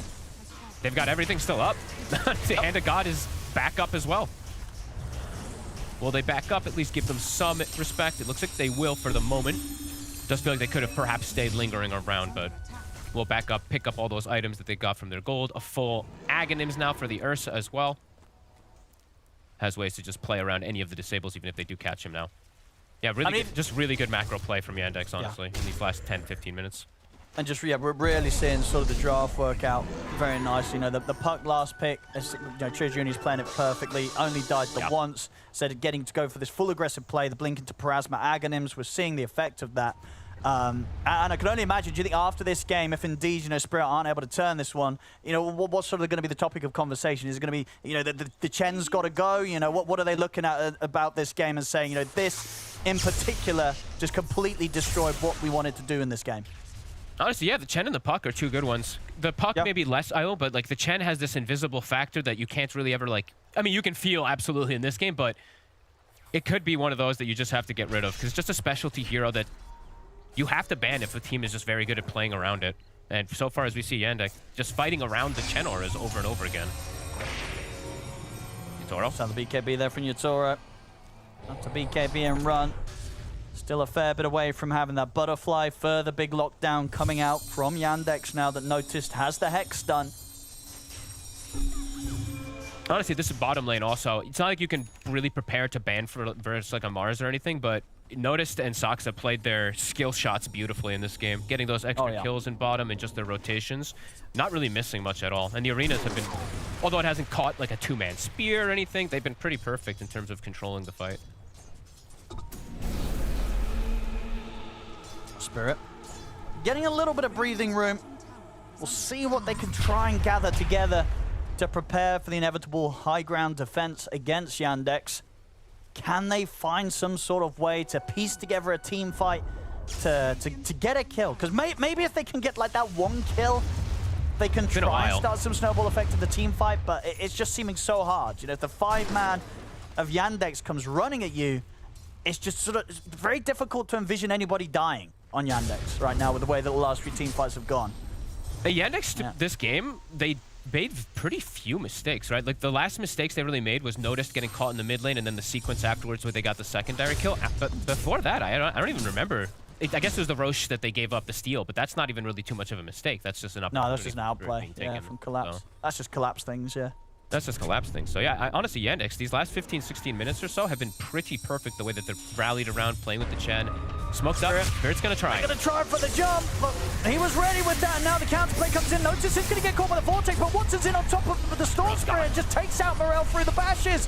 They'll now turn towards Yatoro. He's trying to go for Watson, but Watson can stand his ground. Yatoro's BKB soon to come to an end. He'll try and focus Notice, but Notice has the BKB ready to go. Arena and Spear in onto Yatoro. He's caught. He'll be killed off. 4 dead on Spirit. No buybacks on them. They're going to get the catch as well onto Panto. Saxa finishes him off with a dead shot. Triple kill for him.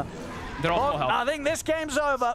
It's definitely going to be time to start talking about game 2 if you're Spirit right now, as Yandex, they kind of just crushed them on another level this game. Yeah, GG's going to be called. Yandex coming in hot, folks. Yeah, there was a couple cute, like cool little cute moves, right? In particular, I mean, only really from Collapse in this game, it felt like, for Spirit, just quickly getting overrun. Yandex just really understanding their timings. As soon as they got like the blink on the Battle Fury on Ursa, they got the Greaves and the blink on the Mars, they just would go time. Great fights from them. And Spirit, the team fights, they were unable to really approach them. Morale unable to really jump in, pick a target, because everybody's full HP. It's just hard to choose targets. Yeah, Yandex really executing this draft beautifully. Absolutely, yes. Spirit, they just couldn't find the damage to break through sort of the defenses of Yandex. A very nice, well-rounded draft and fantastic moves from Yandex will get them the game 1 win here in this best of 3 against Spirit. One step in the right direction for Yandex. That game looked fantastic, and in a best of 3, it is definitely the advantage you want. All 3 of you saw both sides to each draft, how both of them could garner success, but at the end of the day, not a lot coming from the side of Spirit. Not really able to make any sort of plays for themselves, Quinn. Not really able to find anything on the map, I'd say.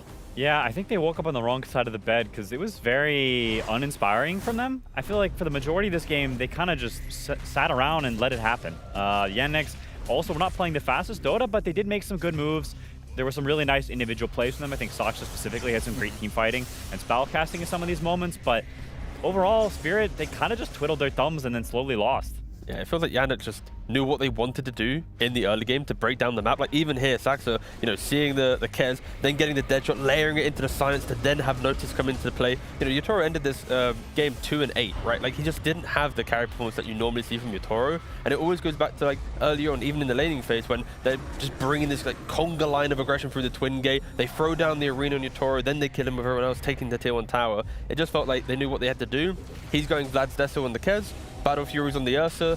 There's just this farm disparity between the two, and Spirit just weren't ever able to just make moves. Other than Collapse stealing Aegises, that is just a staple. Yeah, Apparently staple. you can wake up on the wrong side of the bed and still get that if you're Collapsed. No, I mean, he is incredible. The guy is just the GOAT when it comes to like being, I think, clutch. He's like the offlaner that will deliver like most often, especially in those moments. But like Yandex, they're just looking good. I think apart from like maybe a 2 to like 4 minute time span where they played a little too passive in my mind, they played very solid.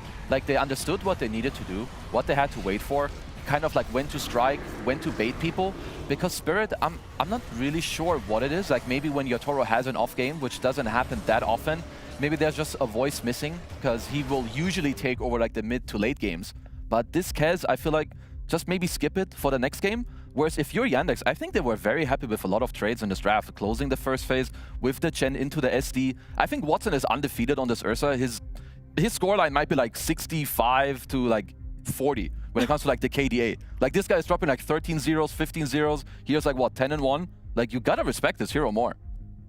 Yeah, I mean, I think this hero, it fits in very well, the structure of that. There's a moment bottom where he goes through gate and they open up this bottom tower, where I think this is the type of move that Yandex likes. I think they're a team that they're not trying to play super fast. They like specific timings that are very easy and simple. And you can see it here, right? They have arena up, they go bottom. He mentioned it earlier, there's some nice spell casting, and they just get some kill. They get this SD kill as well. The bottom tower is opened up. Like, they're not trying to steamroll you, right? Yandex is not some hyper-fast team. They're not an OG. They're not going to, like, win the game in 20 minutes. Watson is going to get a kill. He's going to go farm a bunch of items, and then he's going to use those items. He's going to go back and farm again. Like, it's a very back and forth, I think, for Yandex, and they got to play that game this game. I think for your Spirit, you can't just let them do their solid game plan, because you're right, Watson will have 20 kills and 0 deaths. That's the kind of carry player he is. I think my hesitation, I guess, for Spirit was as soon as they picked the Shadow Demon, a hero that they hadn't really played so far in the tournament, I was already worried, like, are they going to be too defensive with it? And then you had concerns of the SD Kez lane, Quinn, and it's like SD's enabling a Kez, but that didn't work out. You then have Tusk going Drinking Buddies to amp up a Primal Beast to try and play for farm. So both supports are trying to go, hey, my core, I'm making you ready to fight. And then, of course, they never fought. So there's no, like, plan B. And then Morel's just on an island, like, as a Storm going, well, SD, you're sacrificing yourself. Tusk, you're sacrificing yourself. And I want to kill things with a Storm Spirit, and I can't. So everything just kind of come crumbling down so quickly that, like, what, 20 minutes in, 7k gold lead, it kind of Spirit kind of put themselves in a grave quite early in this game. Yeah, I will say I like what you mentioned before this series, that they're a better BO3 team, which I agree with. And I think it will be kind of put to the test, like, how much did they lose with like the roster changes of the year, not having Silent around now. Because yeah, in BO1s they did struggle a lot, but this is like the type of team that you would expect them to make the right change throughout the series. Yeah, I mean, I think, honestly, kudos to Morel. He played the lane really well against the puck. He was just straight up winning the lane. And I don't think much of the fact that they didn't make any moves is on him that much. This matchup is one where you just sort of do your thing on Storm and you need to chill there and hold the lane because puck keeps pushing it in and you can't really kill him. So to me, I look at Spirit's side lanes and I'm like, you needed to have plays on one of those, either Rue coming to the safe lane or Penta going to the off lane. Like, I think to me, this game, Morel did his job. I don't really think there's that much he could have done differently to sway this. I feel it's very much on the core players of Spirit that they weren't doing anything. Once we saw the Aegis steal for Collapse, it feels like that then opens up a window for most people. Once you get the Aegis, it's like, okay, we can play a little less reserved for ourselves, but was Spirit too far behind at that point to make something of this? And it just felt like all we're doing really is stalling the game out? Or was there still an even amount that they could have done? I think they can, and like they are plays. And I will say that this is like kind of a miracle in itself. Like when you play against this guy, like you need to be more aware, or you need to like secure all the areas like where this guy can come from and sneak from with like his smoke blink.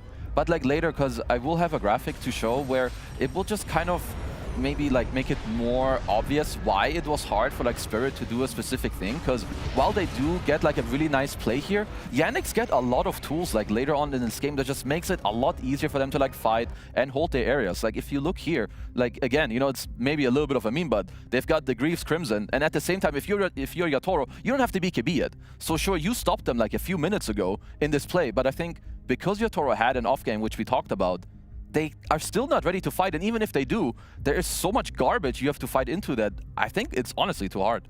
This is also such a strength of a support that can farm the way that Chen does, is you're the one that's buying what you guys, again, you said it as a meme, right? Because we bring it up every day. It's too good, man. Yeah, necessary items, whether it's a pipe, Crimson, Greaves, right? If your support's now buying these, you as a core, whether it's off lane or whatever, you don't have to worry about that. That's so much more money that you get to have freedom with.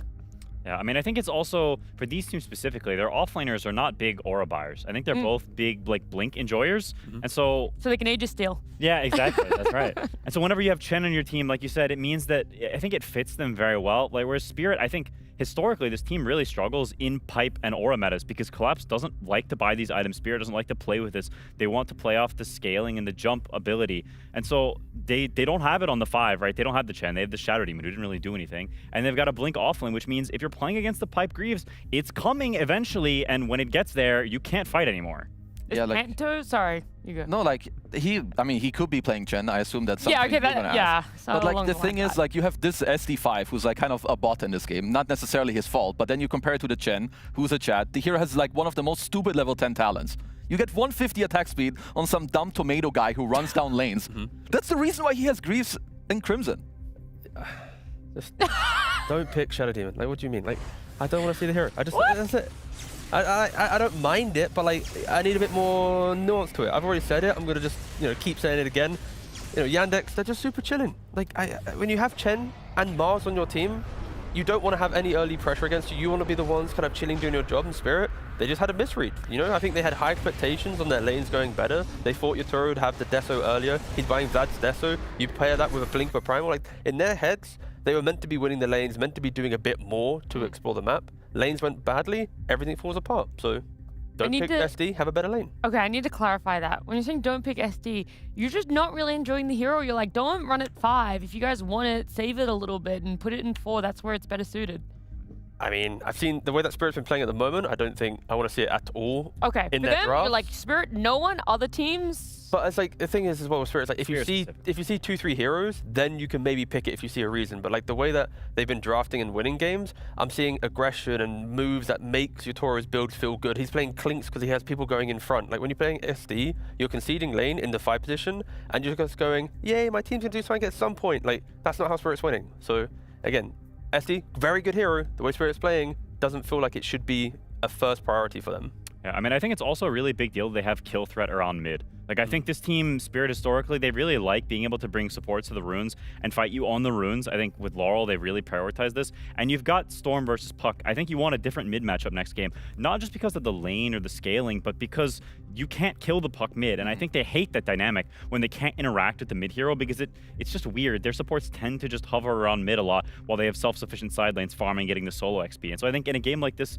they are uncomfortable, and it's weird. And it puts into that SD, point, which is they don't have fours that enable the killing, and their mid hero has a bad matchup, so this guy's just invulnerable, and it's very weird for them. Yeah, and I think that Yandex just kind of did that very nicely, because I think also on like the 16-17 pick, they went for like the Ursa Muerta together. I feel like that covered really nicely for what Spirit may have wanted on the 18 pick, like the more elusive Spirit, or maybe the Tide and the other heroes on the 18 slot.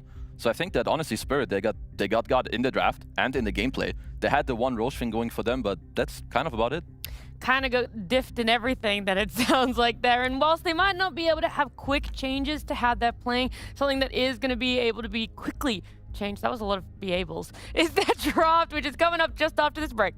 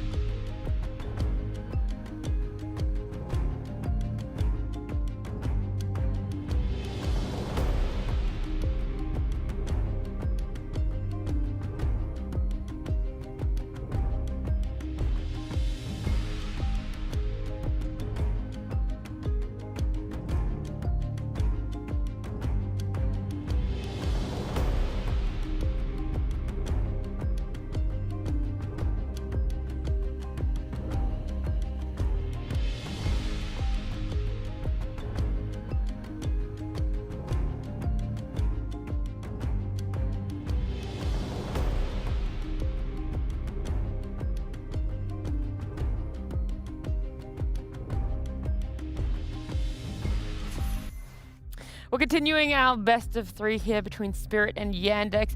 Yandex taking game number one, and my three analysts had a lot to say about Spirit's draft and gameplay and execution and farming and crosshair placement. Items. Hearts, resolutions, windowed mode, yeah. There were all things going wrong for them, and something that was brought up before this series was just how much has changed on the side of Spirit, whether that's been in their players or their coach. And now that they are moving into a best of three, you have that time period to adjust, but I do wonder who is going to be that voice, if they've maybe even lost that part of them, as well as to who is going to just be able to move on and look towards what is needed to change in a game too.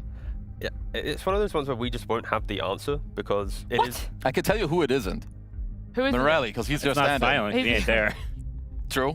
Okay, Can't so argue that's with two that things one. it's not. There we go. I mean, he's currently talking right now, but again, it's one of those things where you really don't know the conversations in between the team, right? Like, who's the guy that tries to pick up the spirits? Who's the guy that talks about, you know, the bad things? Again, obviously, it was silent back in the day, but now it's looking at cameras at least. I'm surprised Morel's speaking the most, but again, this is just could be out of context. They might be talking about lunch, you know. He also Lunch. maybe has been silent the whole other time and just Yeah. goes, I think I was fine. Repicked me Storm Spirit, guys. Let's run it back there. And we're going to run it back by getting to see a Game 2 draft.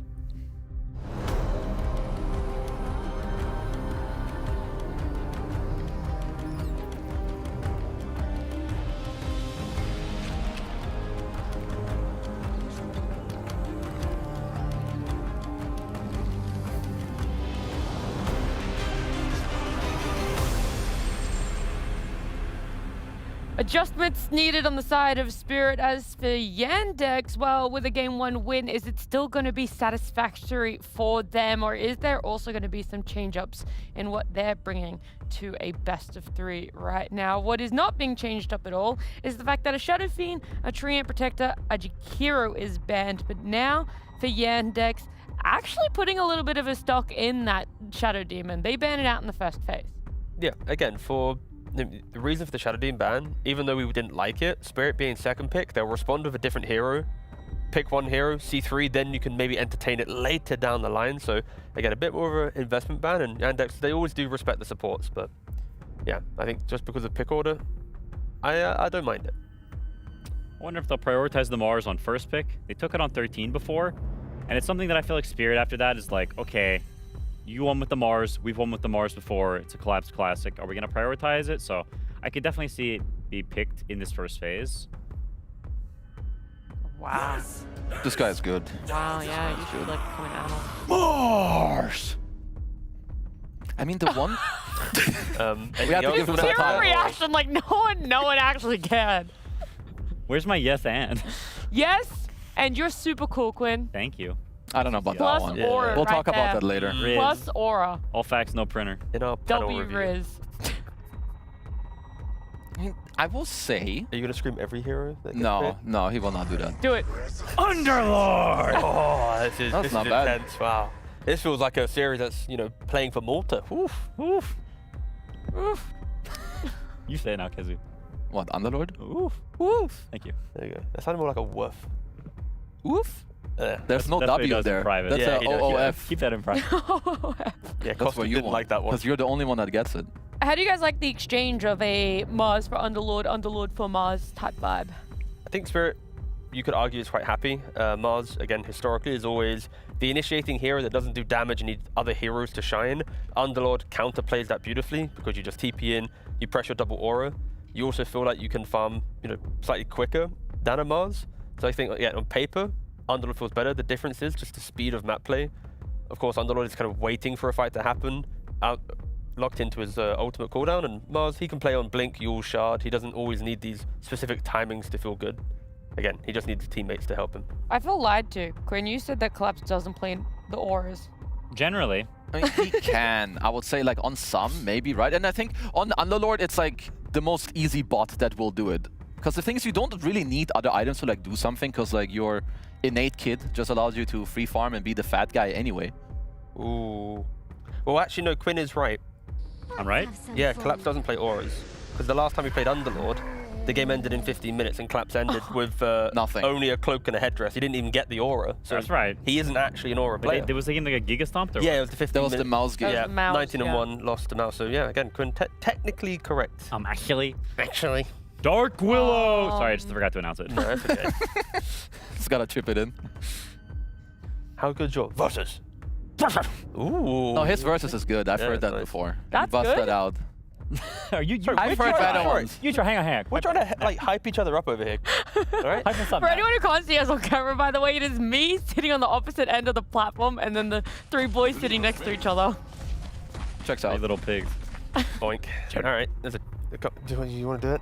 That's fine, I'm done. You tried. You kind of gave up half. I'm You were done, I'm Chen. done, I'm done. All right. Either way, Yandex, they do go back for the Mars Chen. Again, Chen, will be the aura buying hero, so there will be kind of the match of itemization between both the lineups so far. Ooh. I do like that they don't make there a mismatch where Spirit has it and Yandex don't. And Chen just pairs very well with Mars in general. Keep everybody in the cage, so Chen actually can do damage with you, but this is I like that. spice. Yeah. I like it for the fact that Ancient Apparition, it's a somewhat weak laner. You need a hero that can do the work for you. They're flexing the DK between carry and mid lane, and then you already have enough setup that if you do find the Clinks or a hero, they are going to be locked down and they are going to die to the combination. So it's not like one of the exposed AAs that we saw, I think, from Reconics where they drafted it and it felt kind of empty. This is like an Ancient Apparition pick where don't allow Clinks to be elusive, playing on Deathpatch, doing all this weird shenanigans. Like, you will get blasted and think about your positioning, you might have to just disengage. I mean, I really like the combo of the 2 subs with the DK, and I think also like, because you understand that Chen wants to like buff up the guy and then heal you up with the mech Hand of God, so I think AA, it is a very volatile hero in terms of making it work, but this is a slot like picking it later in the game like this. I'm quite a big fan of what Spirit are doing here. AA might need to buy Ghost Scepter in this game. If you ever get caught by a Clinks, of course you are just going to pop, disappear, you know, farewell. So positioning and good sentry placement might be important for Panto. Unless he wants to feed, then he will do any of that. There are some records to be broken still at this slam. That is true. We saw Clinks a couple times yesterday, and neither of them came to the fruition of the ideas around picking him. Does it fit a bit better this time around, or are you still worried that those first 25, 30 minutes of a Clinks game can just unravel whatever else you need in the later part? I think it's a bit of a weird Clinks pick. Yeah. They picked it just seeing Willow Underlord. I don't think it's particularly good against either of those heroes, really. Yeah. I definitely think, like, at the same time, A is good against Chen, but I wouldn't say it's particularly good against Mars or Clinks. It is good with Dragonite, so I think this ideology of Spirit's draft fits them much more in that they felt like last game, okay, we couldn't kill people. They were too tanky with the pipe and the auras. This game, we're going to make sure we can kill them, right? I think it's a good realization of what the problems were last game. Okay, we're going to make sure that's not the problems this game. And so I do like that adjustment. At the same time, I don't necessarily think AA, like, there's pros and cons here, right? We already mentioned the Clinks being able to insta-kill him. The core matchups are not that good, so it is A in response to Chen. There's some dynamics there. You also now have the puck where, of course, there's a DK with the Dragon Tail, but you're always going to be finding the backline, looking at their positioning. If you are comboed, then you're going to hope that the Chen or the Mars comes in to save the puck, enable the Clinks. Like Yandex, they also have plenty of ways to try and kind of disrupt Spirit's new plan for Game 2. Yeah, and with that being said, like, Spirit's supports, now once again we're in a situation where you just don't do anything to puck, right? These two heroes, you're probably not coming mid very much. And I can't envision Willow Underlord doing well in lane against Chen Clinks. That sounds pretty bad. So with that being the case, Yandex can push the tempo some. They could potentially make a little more moves and speed up the tempo. If they don't do that, though, which we saw last game, right? Yeah. It was a pretty slow early game. If we get another slow early game like that, then I think Spirit has much better odds, because I think once you get to that mid-game period, Puck is very bad against Underlord. And these supports, once they get to these glimmers and the survivability tools, because you just won't be able to kill them, and at some point, you will get stunned by Dragonite and straight up insta-killed. Yeah, like this, the way I envision the bottom lane to go, like I would like Yandex to, the traditional Saxo heroes, like it could be Tusk for instance, I would like them to look to play on this Chen Clinks lane. I think you're not gonna get super much done on like the off lane if it's Mars. Mid, like Puck versus DK, I think as long as you stall the tower, you're pretty fine. But I think this time around Spirit have like a way better matchup of like being able to jump, they have damage mitigation, they also have the last pick available. Like if Yandex go for like this Tusk type hero, I do think their damage is not really high. Like you have Chen, Tusk, they don't do that much. Mars is like follow-up, or like kind of once more follow-up, Clinks, Puck, they're a bit volatile, so let's see. Okay, Wind Ranger will help you a lot when it comes to like, obviously the laning and the follow-up damage, but I think Spirit also have options. Like your DK can go mid, you can pick a Sven, you can pick whatever else lanes well with AA, and I think your draft is very solid. Yeah, but Morel was just not a Huskar player. He's only played it once in his career back in 2023, but like picking a Huskar to break the puck to open up the game could have been an option. But yeah, not really the hero that he likes to play. Yeah, 2 minutes of reserve time as well left for Spirit. Holy based, full time. Yeah. Okay. We're gonna be here a little bit. No, but I mean, you're right about Morel. He's not, like, I played against the guy in Pops. He's not like some lane stomper player. He doesn't play like the super miserable stuff, ODs, Necrophos, Huskar. That's not him, right? He's Spirit player. He's lane drawer, play for mid game. That's generally his style. And so I think here, I mean, I think there's a decent chance they just put the DK mid. Yeah. If they pick something new, that's also fine. Like, I think DK has pretty good matchups against both Mars and Klinks. They played it, I think, against was it against Tundra? They had he played the Dragon Knight carry. Yeah, I think this makes the most sense just because DK mid is fine. It's a good lane with AA. And I think when you play against some of, like, Warcry is giga good in this game. You're also gonna have like an early pipe probably anyway from Collapse. You get the secondary guy that Puck has to like be careful about in the mid game, and you slaughter these guys if you jump in. Like Sven, it doesn't just have a good jump. I think once he's in, there isn't that much that stops him from continuing to, like, you know, he has his old running Warcry BKB. None of these heroes will stop him from just going ham squeezy in the fight. The thing with Spirit's lineup, and I think we saw Tundra actually lose with this as well, right? It's the idea that if you do misinitiate against the Klinks and then the heroes that Yandex have, you just play on the BKB. When it expires, then Yandex will kind of naturally win the fight. So for Spirit, it is about the execution of getting the God Strength, you know, big right-click BKB, utilizing the Ice Blast, and Yandex kind of, they need to try and play around that, need to kind of kite the initiation and then look to kill them at the kind of the exit of the fight. Yeah, I mean, I think Yandex, they can play fast this game and they can snowball, but if it's a slow, stagnant game like we saw last game, I think Spirit have the advantage. I think they prefer the slower tempo. I think they have more tools, and I think this double range core is a bit odd for Yandex. Yeah, this Yatoro's going 12-0 and we're going to a game 3. I mean, Spirit just made... It's a free game for Sven. I mean, Spirit just made really good adjustments, right? We said they are the adjustment team. Even with all the changes, they're still able to do it, because game 1 to game 2, it is a very different team. I like it. It's just that straightforward. They're a team that can adjust. They've made those adjustments. Yatoro set up for, what was it, 12-0? 12-0. 12-0 game. Hold Kezu to it. He believes it's going to be a game 3, but let's see exactly how game 2 between Spirit and Yandex plays out.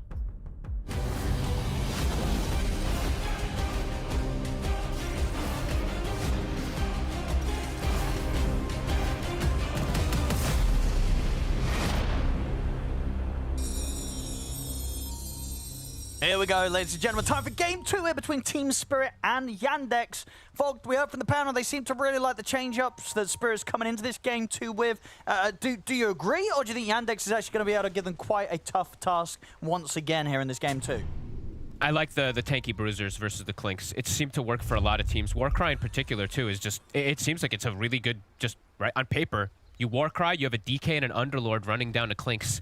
These fights are going to have to be pretty specific how Yandex wants to take them, unless they get out of the lanes with a big advantage. So, yeah, this should be a pretty interesting game. I'm also going to have to say it, I'm much happier seeing Yatoro playing Sven. I don't know. I don't know if it's just that the Kez doesn't fit him as well, or maybe with the team. He looked a bit uncomfortable, so I'm much happier seeing him playing Sven. Yeah, this is a classic here for Yatoro. And as you say, great game for it in terms of the defensive capabilities and how much raw beefiness you're going to have, and just in terms of what they're going to be able to do to sort of set up fights for him to pop off, right? They got great root and control between the Willow, between the Underlord, and they've got that burst, right? You know, at any stage of the game, a Sven stun into an Ice Blast, it's going to hurt. Yeah, people will very likely die unless they have some way to disjoin either some Yules or, any type of little, like, Force Staff or something to disjoin from the AA Blast. We'll have to see. Because the other thing, too, we do have to talk about is that Yandex did get 3 out of the 5 from the last ones, 3 of their most comfortable heroes, I would say. So it still is a very, very strong draft for them. It's just, if Spirit can sit back and get these items for these tanky cores, can definitely perhaps see some damage issues that could be there for Yandex. But we'll see, because overall Yandex, they did look quite a bit better in that last game. They did. And those 2 heroes we were talking about, you know, the fact that those 2 in particular getting through again, right? There's the Chen, there's the Puck. Both of them had massive impact in game 1. Can you kind of see why Spirit said, you know what, we are going to let them have those heroes again? Like, when you see what Spirit's brought this game? Or do you think that could be a decision that might come back to bite them? I think it could back to bite them. Through. My goodness, almost dying to the Chen. I think it could come back to bite them for sure. I also think like this lane top looks super hard for them. This Underlord plus Willow versus Chen Klinks. They're just going to be able to poke them constantly, and it's very hard for you to really counteract it. Sometimes you can versus Chen with some lineups, but with this lane in particular, definitely difficult. We'll have to see what Ru can do, if he can work some magic playing around the extra regen with the Tango, with the Shadow Realm, but I don't know how much they can put pressure onto Watson here. And when it comes to sort of ways to deal with the Puck, you know, last game we obviously saw they couldn't really do much to throw Chira Jr. off his game. You know, he was able to go for this Blink, Parasma, Ags build, and he absolutely popped off on it. This time round, do you think he's going to be forced to sort of have to pick that extra sort of defensive item on the build-up with the way that Spirit's addressed the puck getting into the game again? I mean, I don't know if he will. I think he'll still just do the Witchblade build, right? But I think it should be quite a bit harder versus the DK, just on paper, right? You're likely to, if you get caught by a stun, if the Willow Fear follow-up or any other follow-up disable comes out, you have damage. But Chira, honestly, this is his best hero for me. I don't know, some of the heroes I watch him play on, he's very volatile on. Puck is by far his best. Bottom. I'm going to go for sack, so the cold feet will kick in, but I mean, once they do have that very nice sort of setup into the cold feet, both of these heroes, right, have ways, you know, especially if it sort of Shackle gets skilled early on, you know, to at least save one another. You know, so even if they can get that connection with the cold feet, it doesn't necessarily mean they're going to get easy kills down here on the safe lane Spirit. No, I mean, AA, I feel like we say it so much, this hero is incredibly weak in lane. Even if you have a way to use Cold Feet, which makes him honestly 10 times stronger in the lane, he's out of mana when he has to use Cold Feet. Like, look, yeah, Panto is literally So the next time they go for an aggressive play, it's very likely that, yeah, that should, unless they're very low health, they're just going to survive again. Yeah. I mean, we're really seeing, indeed, as you said, this top lane does not look fun to play for Spirit. No, it doesn't. Collapse. He's got 10 CS. Watson, he's got 18 and 6. You know, it's a lane where this Clinks is completely free farming, and Spirit, I think that, by the looks of it, they're having to go through quite a fair bit of regen. You know, both of them have had to bring salves out for themselves. It's not an easy lane to sort of survive through. No, and it's a pain to lane versus this stupid Hellbear, too. I've played versus this so much, because you're like, oh, it's kind of weak, I can kill it. But if you kill it near the carry gets like 150 or whatever the hell attack speed it is, and just kills your offlaner.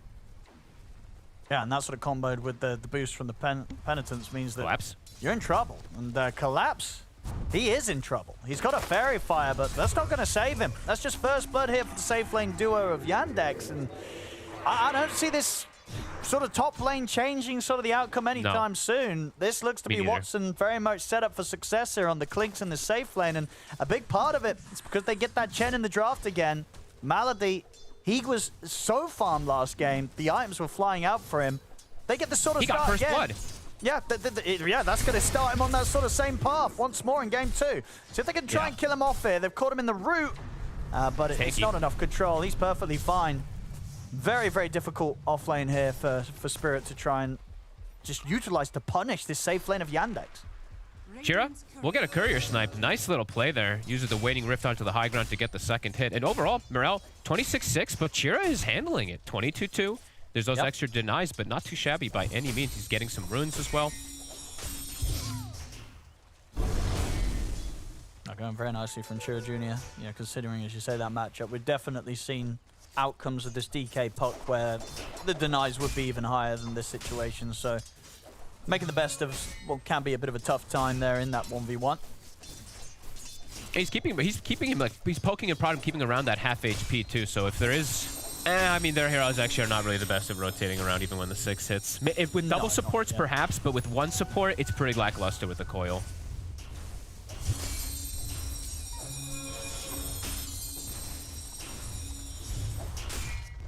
Great CSing so far, across the board on the side of Yandex. Everyone is free farming, well, mostly free farming in terms of lanes, and they're slowing things down. That's the other thing too. Yatoro is not free farming down here. He's limited on resources. So we're seeing the constant poke up top, and yeah, but he keeps Morale low HP. There actually could maybe be an opportunity where he gets the coil, and if there's a power shot, kill shot, if he keeps him that low, there is a chance maybe to go for that. Bottom lane, Yatoro's just got to be out of lane, right? He's not got any regen outside of a Fairy Fire, so he's got to sort of hit some of the jungle camps, make his way back to base to refuel. It's going to be absolute freedom for Notice here down on the bottom lane. We'll see a bit of focus towards the mid lane with the 6-minute power rune. It is going to end up being top, so Rue, he might be forced to pick this up. Yeah, Malady's coming in, so Rue's going to have to grab that. And neither of the mids going to be getting their hands on that one. They'll get the Dragon Tail onto Children in the middle. Morel's got to be a bit careful with the potential burst that Yandex can throw out.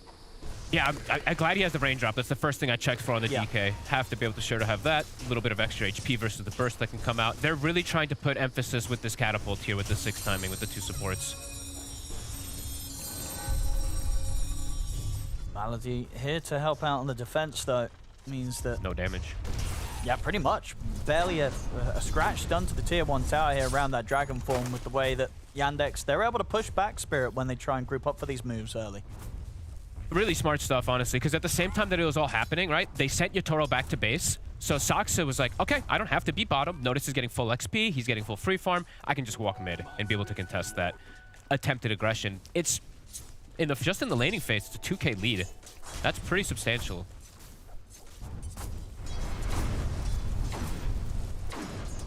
Because this bottom area of the map's going to get very scary, right? But the fact that Notice got that freedom to get this wave, once he has the 6 online, you know, a +1 down on the bottom lane could threaten even the Sven very early on. No, absolutely. I mean, these supports, they're probably two of the most fragile supports that you can pick on the terms of Spirit. AA and Willow die to just spells that hit them by accident. Yeah. I mean, because it's a complete sort of switch up, right, as opposed to what they were bringing in game 1, right? Spirit having two of the more defensive supports, this time going for the much more aggressive option on both sides. Stun, won't get into range. Oh, he actually has the water bubble, sorry. I still confuse which one's which, the Chen creeps. I literally can't tell which one's the one that's stunned. Oh, well, between all these, like the Marsh mages and the... Yeah, I just have difficulty always seeing it. I'm a noob. We're going to get some good stacks going here for the team. I didn't quite get the regular stats there, but he has managed to get the Ancient one once more. That is nice, though. I mean, these stacks going to be very necessary for Yatoro, especially with the way that these lanes have already gone down.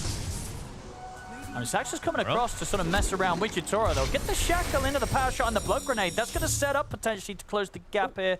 Looks like he doesn't want to. Chiro Jr. wasn't confident on going all the way there for the Dream Coil. Possibly just walked out. A little bit too close to tier 2.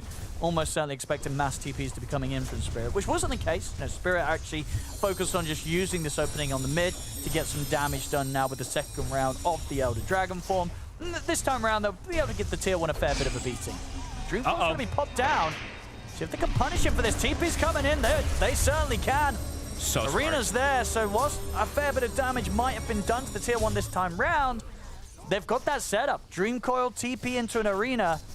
If you want to come and hit the tier 1s, they will be able to punish you when their ults are up. Especially in this game where they have no saves. Right? In the last game, if they do something like that, there's the potential disruption or Tusk can maybe save something. But if you're on that high ground, a coil and a spear, really smart from Notice. And to point out also from Notice this game, he's not playing versus saves. He can go Victory Feast. So he can actually play a bit more aggressive in terms of what he can do. Yeah, no, smart switch up there from him on the facets. It's you know, this game, it's looking rough already. Like it. Rougher than game 1, right? 9 minutes in, it's a 3K lead for Yandex. Spirit, they're having a tough time today.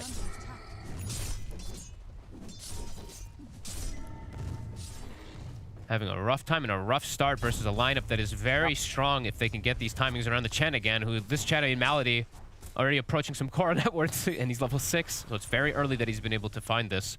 They do have those stacks, as you were mentioning, on Spirit to be able to catch back up on, but yeah, this is a really, really, really good start.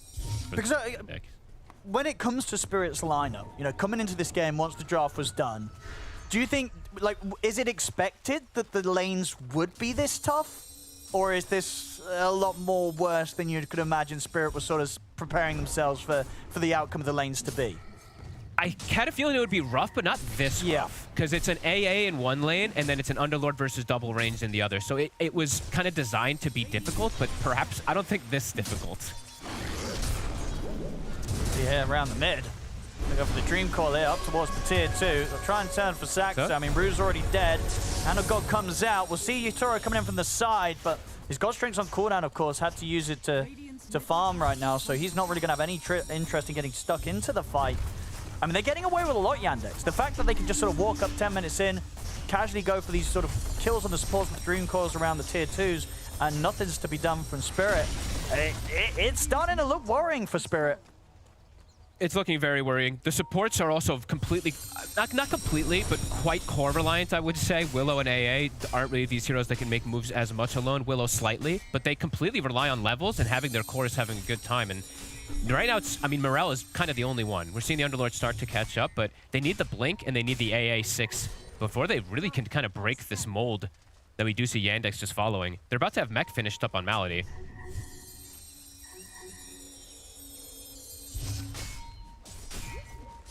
Chiro Jr. They want to start messing around with Spirit around there. I mean, whether or not they're actually strong enough to get in and contest the Ancient stack, it's Probably not at this point. They do have Dreamcore back up if they want to try, but the Ancients, they're going to get cleared up. So Spirit will at least be able to protect and clean up the Ancient stack before Yandex head in. Yandex might still want to go for a kill. See off to the side, just holding back on the Hellbear Smasher there with the Dragon Tail. So Spirit, a little bit of something there, getting to clear their Ancient stack before Yandex sort of pushed in to check out the situation. But they do have to farm it with, you know, these 4 heroes, not with the Sven, who maybe, you know, with the Toro being slowed down, probably wanted those, but notice, not the worst. He's going to go for the setup here. He's just able to walk up from the high ground, get the arena opening on towards Morel. Morel's getting burst low. He's got pretty beefy as the Dragon Knight, but the Dreamcore still ready to offer up. They can take him out. No chance of anybody turning up to help him out. It's 5k lead now. And that also came at a time when the blink was picked up on the DK. So that sort of whole blink, smoke up, reveal, it's going to really be hard to make a move with. Especially, okay, they have just hit the 6 at least on the AA, so they do have that Ice Blast follow-up. Smoke is now picked up. It does feel, though, despite the fact they're 6k down, they kind of are having, you know, they have to try for something with this Blink Dragon Tail Ice Blast. Because if they don't do something now, I don't know when they're going to get the opening to do so. I think you have to kill Watson. He has a Deso already. Get the setup. He should be dead here. Ice Blast coming in. There they go. They get the jump stun as well on towards Malady. So if they can turn it into a chain kill as well, Dragon forms up. Spirit finding exactly what they need. It's the beginning of something. But a very, very big something there. Killing the Clinks off. They can put the pressure onto the tier 1. They needed that. Without that, this game was going to rapidly fall out of control. Need to get the ball rolling, need to slow down the Clinks. Honestly, I was looking at him like, my God, Watson has Deso before the AA was 6. That's like, how do you play AA? You show on the map even for a quick second, you're just dead. So at least they do now have that blast, so he can play in a more defensive position on the AA and just play completely really just around the blast if they can find the catches with the DK. Looking at the way that Yandex is playing Saksa, I don't see many people doing this anymore, so I do like to talk about it. Blocking camps. I think Saksa and Tims are the 2 that I'm seeing doing it the most when they do get an advantage in terms of early game, even though there's 500 camps. He's now blocked 1, 2, 3, and I think he had blocked 2 more before that. So I believe he had blocked at least 3 to 5 camps with wards.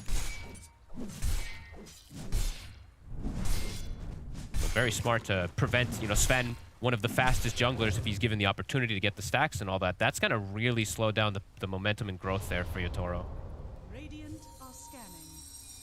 Well, Watson has everything. He has every single creep camp, besides the one that his Chen is taking. He's fine with that.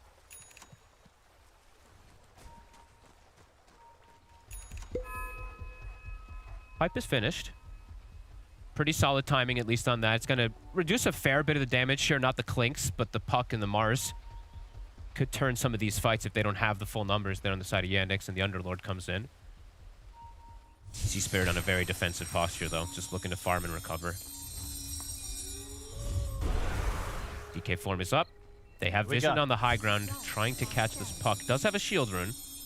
Now, last jump was very good on towards Watson. See what they can find this time. Saksa will be the one to walk into the smoke.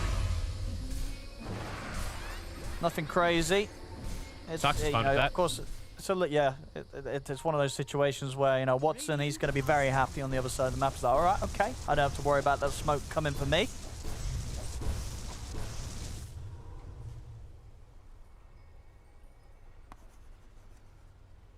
Morel's going to go Orchid, so that's the route since they don't have the, perhaps like the greatest follow-up versus the Puck. Sometimes can be a bit of a risky one. We always talk about the Orchids. If you don't have good window, you know, don't open up the map with it, can start to fall off pretty hard because they can itemize verse it, or, yeah, it delays your BKB for a very long time. No, they're going to go for the smoke themselves, Yandex. And they're still very strong, especially when Watson's ready to fight. Doesn't quite have the shard out. But of course, yeah, just with the Deso and the right clicks alone, should easily be able to kill whoever they catch in the arena. Morel wouldn't be a bad target at all. They can get the jump on the standing DK. on the creeps. They're gonna know he's here. Rue also been spotted out. So if this gives the room for Morel to get out, it does not. Notice gets the angle, lays down the arena, has the spear locked down. They've caught Morel. Very nice move there to sort of just get around Rue, because you could tell, right, Rue was very much in position to potentially stop that sort of smoke move happening. Problem was, you know, despite the fact that he was there to sort of catch the initial move, he's not there to stop Notice. You know, Notice going already for that wraparound, knowing that there was going to be still that DK, that bigger target, a little deeper to the left. I think so, right? They've got the Chen. Yep. This was so for Spirit. Whenever Morel shows on the map like that, it's kind of giving an insane amount of information to Yandex, because he's the blink playmaker. And if he's showing, that kind of says we're not going to be looking to make plays. And if they just gank him, unless they're all sitting behind him prepared for it, it's very likely a very good move. Gonna get the jump stun here into the Fear. Nice catch. So as soon as he's back on the map, will manage to punish Shira Jr. out on the mid. And they actually play safe. Some pings were coming out around the Roche, but they do opt to not go for it. And especially now that they're without the puck, they won't try for anything crazy. They are going to have to let the tier 1 tower go in the mid, so Spirit will manage to get an objective off the back of that puck kill. Good momentum gained. Morel still has half of the dragon form. He's got his eyes on Yatoro. Oh, he might be able to mess with the TP. Oh, no, actually, yeah, didn't have vision with the nighttime. So by the time he saw him, it was a little too late to cancel the TP with the spear. So Yatoro getting out just in time there, because they might have been able to set something up there if they did get that catch. Very smart. So Yatoro drawing the lines, perhaps with some frustration. I think he's telling his team, guys, a lot of these camps are blocked. I'm limited on my space to be able to find farm. He is recovering, though. Still bottom of the cores, but we're seeing them all at least hit that 8K mark.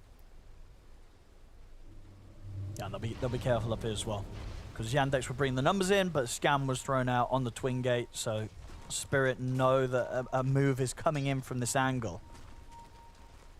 They're getting time to catch up for sure. The Orchids soon finished for Morale. The Sven almost having Blink, and then Yatoro can perhaps get involved. Then they have the follow-up chain stun with that DK.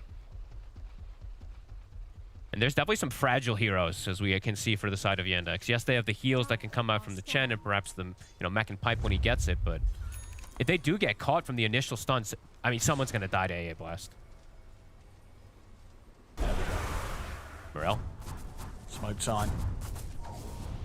It's going to get dispelled here by Malady being around. Morel, he'll settle for him.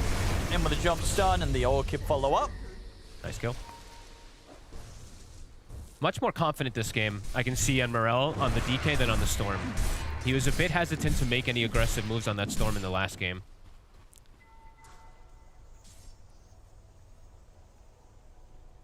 That was a difficult early game for Spirit, but without a doubt, they've managed to find their sort of footing now around the pace they can play around this DK.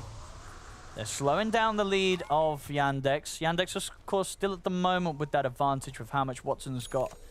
3K lead as a team. Yandex. They're looking for some type of pickoff before Roche. Roche is going to shift pretty down far up in the mid. Oh, it's a bit spooky here. No, he's going to get the silence off. I mean, that was... Honestly, he's kind of lucky to get out of that one there, Morel. Yeah. It was that dangerous area, you know, pushing out on that mid-wave, but he will get away with it. Notice just a little hesitant on dropping the arena first in case of some type of like blink or anything else. Looking to set up though for the Tormentor, but Spirit, they've got the blink on the Sven. He can start turning up as we were mentioning. Let's see if they can land those big combos. This could be a pretty explosive fight. Spirit get a good jump here. They could absolutely wipe away that lead that Yandex has had against them. Especially if they get eyes on Watson to start the fight. Yeah. I'll see who heads in first. I mean, the hesitation from Yandex definitely does indicate that they're aware that this sort of positioning could be in play from Spirit. Creeps are swinging in. The power shots to Scout. Smoke. Only a quarter remaining. A lot of the focus is going to be down onto Notice getting a big arena here. He does have Shard too, so can get the potential double spear. They get that into the Burning Barrage of Clinks. It's going to be a pretty deadly start to the fight. Looks like they're ditching. The smoke's ending, and the Chen creeps are actually putting a big push down bottom, so they want to respond to it. Continue to scout. I mean, honestly, yeah, just the straight-up micro, just the fact that Malady was also what's sending creeps into that Tormentor area. It just meant that, you know, Spirit, they weren't going to be able to do anything, you know, catch them by surprise. So, yeah, having to completely leave that play behind because of the fact that there's a Chen in the game, and Malady pretty darn good on this hero.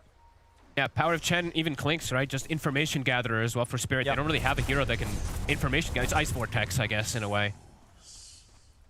At least early game, which means that Tormentor will go to these three. Saxa's gonna have to take him a moment. Saxa, Saxa. the mech heal will keep him fine. Well, I say he'll keep him fine. And the hand of God. I mean, even with he's gonna be okay, but he's okay. But they really did need to pump out those heals for him. He'll get the shard, and yeah, quite fortunate that there was not an Ice Blast at the ready to throw over in their direction. Yeah, truly. Dead Wind Ranger, but Saxa lives thanks to the team and gets himself the Gale Force. A good one, honestly. Pre-BKBs, it's a pretty annoying spell to deal with sometimes as like a Sven or anything. It honestly trips you up. Or they're going to try and jump Chira Jr. Yatoro, he's going to be able to find the angle, but is it the immediate lockdown? We'll get the phase shift off. He's got him. Not able to actually get out afterwards. Was it Blink on cooldown, or he just sort of messed it up? I think he just got clipped in it. Radiant's middle tower is under Maybe not attack. facing the right direction for the blink. Not sure. Yeah, I thought he'd get the blink off after the phase, but he did not. So he is dead. Big jump that works out there for Yatoro, and I mean these sort of kill involvements are going to really accelerate that BKB. And as you said, once the BKB's online, Yatoro's able to put BKB and Warcry in the middle of the fight. They're not going to burst this Sven. They're not going to get anywhere close to being to burst this Sven, right? The Sven is going to get to do a whole lot more than Yatoro was able to do on the Kez last game in these team fights. Yeah, I would say for Yandex, it's either you immediately get the stun on the Sven and burst him instantly, or you kite the BKB and then you play like you usually play versus the Sven, which they do have good kite options, but Yatoro is getting big. That kill definitely matters, being able to find that one on the puck. And he did find the Dream neutral item too, we should always mention. Reciprocity, we actually saw it come into play right there. He did triple hit the puck to the phase shift. And Chira, he is going a bit of a defensive route, right? The Lincolns is just super valuable this game versus the Sven and DK. Yeah, has to. Don't blame him. I have to say, for Spirit, I'm impressed that their supports have not gotten picked off at all. Because this Clinks got a Deso 12 minutes ago or whatever it was, and the fact that neither of them have really died at all is impressive. It kind of says a lot in terms of state of the game, that they're able to keep themselves protected and not just hemorrhage and feed these kills. Pant almost has Blink Dagger, in fact, too, to be able to get like follow-up Ice Blasts rather than going for the Ghost Scepter defensive route that you do see sometimes. And also, just sort of having the fact that they are going to have that build-up of auras as well in response to the auras coming out from Yandex, it's going to feel a lot nicer, right? I do feel we see a lot of games still at the moment where if you don't have that hero that's ready to sort of pick up the pipes and the crimsons in the skirmishes, you really feel the lack of it. It feels like almost every game requires it. It's kind of been I don't know, maybe forever for Dota, but anytime any of these auras even get a slight buff, it's like, oh, jack them up even more in terms of how strong they are. BKB timings are about to hit on Spirit. They're about to have double BKB timing with their auras. They're going to be very strong to go for these fights. On the side of Yandex, they're also going to be strong to fight, but a little bit different how they have to approach them. Because the Clinks has the Aghanims build. Just has to be in a very defensive posture versus these tanky cores that can close the gap. I mean, overall, that lead, to go back to it, Ken, it really is the fact that there's this Chen in this game, right? It's the that Chen. Malady is just getting massively farmed on. Yep. Like that sort of distance between him and the other supports in the game is a large part of the overall net worth lead that Yandex do have. But this is what I would say, that like a hero like Sven, I'm pretty okay with it if a Chen's big, because you can just completely clear out, and your damage is so overwhelming that sometimes these little Chen auras don't matter as much as some other heroes, because you just hit that hard. This state of game feels pretty interesting, honestly. It feels, even though it's a 5k lead, it feels pretty even. Zoro's gonna get the jump on Malady. Ice Blast coming in. It's gonna be Malady gone. Collapse. So you can set up for something more here, or else have to get him with the jump stun. Notice there to help out. Ensure that they can't quite go for the dive. I mean, Yatoro was ready for it, actually. He blinked forward to the side of that tier 2 to see if he could get in onto the Saxa Wind Ranger as well. They want to go for the smoke up and strike back, maybe feeling they can catch Spirit by surprise whilst Yandex don't have the Chen. This might not be a move that Spirit quite expect. Noticed. Gonna get sort of shown up by Brew, though, coming in from the side. So Spirit know what's happening now. They want to fight back or just let Rue go. Rue will fall. Looks like the call's going to be made to not fight whilst the God Strength's down on Yatoro. There's no God Strength, and they're right in front of the Roshan pit. And Joe Jr., he actually can start toying around with Yatoro. BKB is at the ready. Can they force that out from him? He's backing away. In fact, Morel's going to jump in aggressively. He's going to go with the BKB. Notice he'll drop the arena down. Doesn't really catch anyone, but does block off potential backup coming in. Collapse those, made his way on top of Watson. Watson starting to back off. Jump in for Yatoro. He wants to try and finish the kill. Without the God Strength, he doesn't have the damage. The spear catches onto Morel. They've forced their hand too much here, Spirit. They'll lose both of the big cores, potentially Collapse as well, as he's going to get chased out of this. I mean, Spirit, for all the composure they sort of had in the moments before this, making these pick-off plays happen, they make a bad call there, Fog. They go for the fight. Yatoro feels that he can maybe get away with making the jump without the God Strength. It's not the case. Without the ultimate, he tickles them. Oh, and where was the Ice Blast? I think there was 3 heroes stunned inside of a pit. I thought there was going to be an Ice Blast And at least to get themselves a kill. It was up. I don't know where. I think he sent it at the pit. I mean, okay, Panto went for an Aegis still, but that did, you know, didn't go the same way the Collapses did last game. They'll at least have a bit of a giggle from it. You know, Collapse will tip him and say, you know, fair play, mate. You tried for the Aegis still. But that was rough. I'm not sure if they would win the fight with the AA Blast, but I actually need to see the fight again because, like, I saw a 3-man pit while he was disengaging, and then I think I saw an Ice Blast just fly over the Roche pit. So perhaps it was just a different... I don't know. Maybe I'm blind. We'll be able to get the replay on that, see exactly everything that went down, because a lot happened there, and I think too much in terms of what Spirit felt that they could try for. You know, they were on the retreat. They had to, it really did feel like they had to cut their losses on that one. Trying to full commit for the fight did not pay off. They're now 11k down, and Yandex, they've got an Aegis on Watson.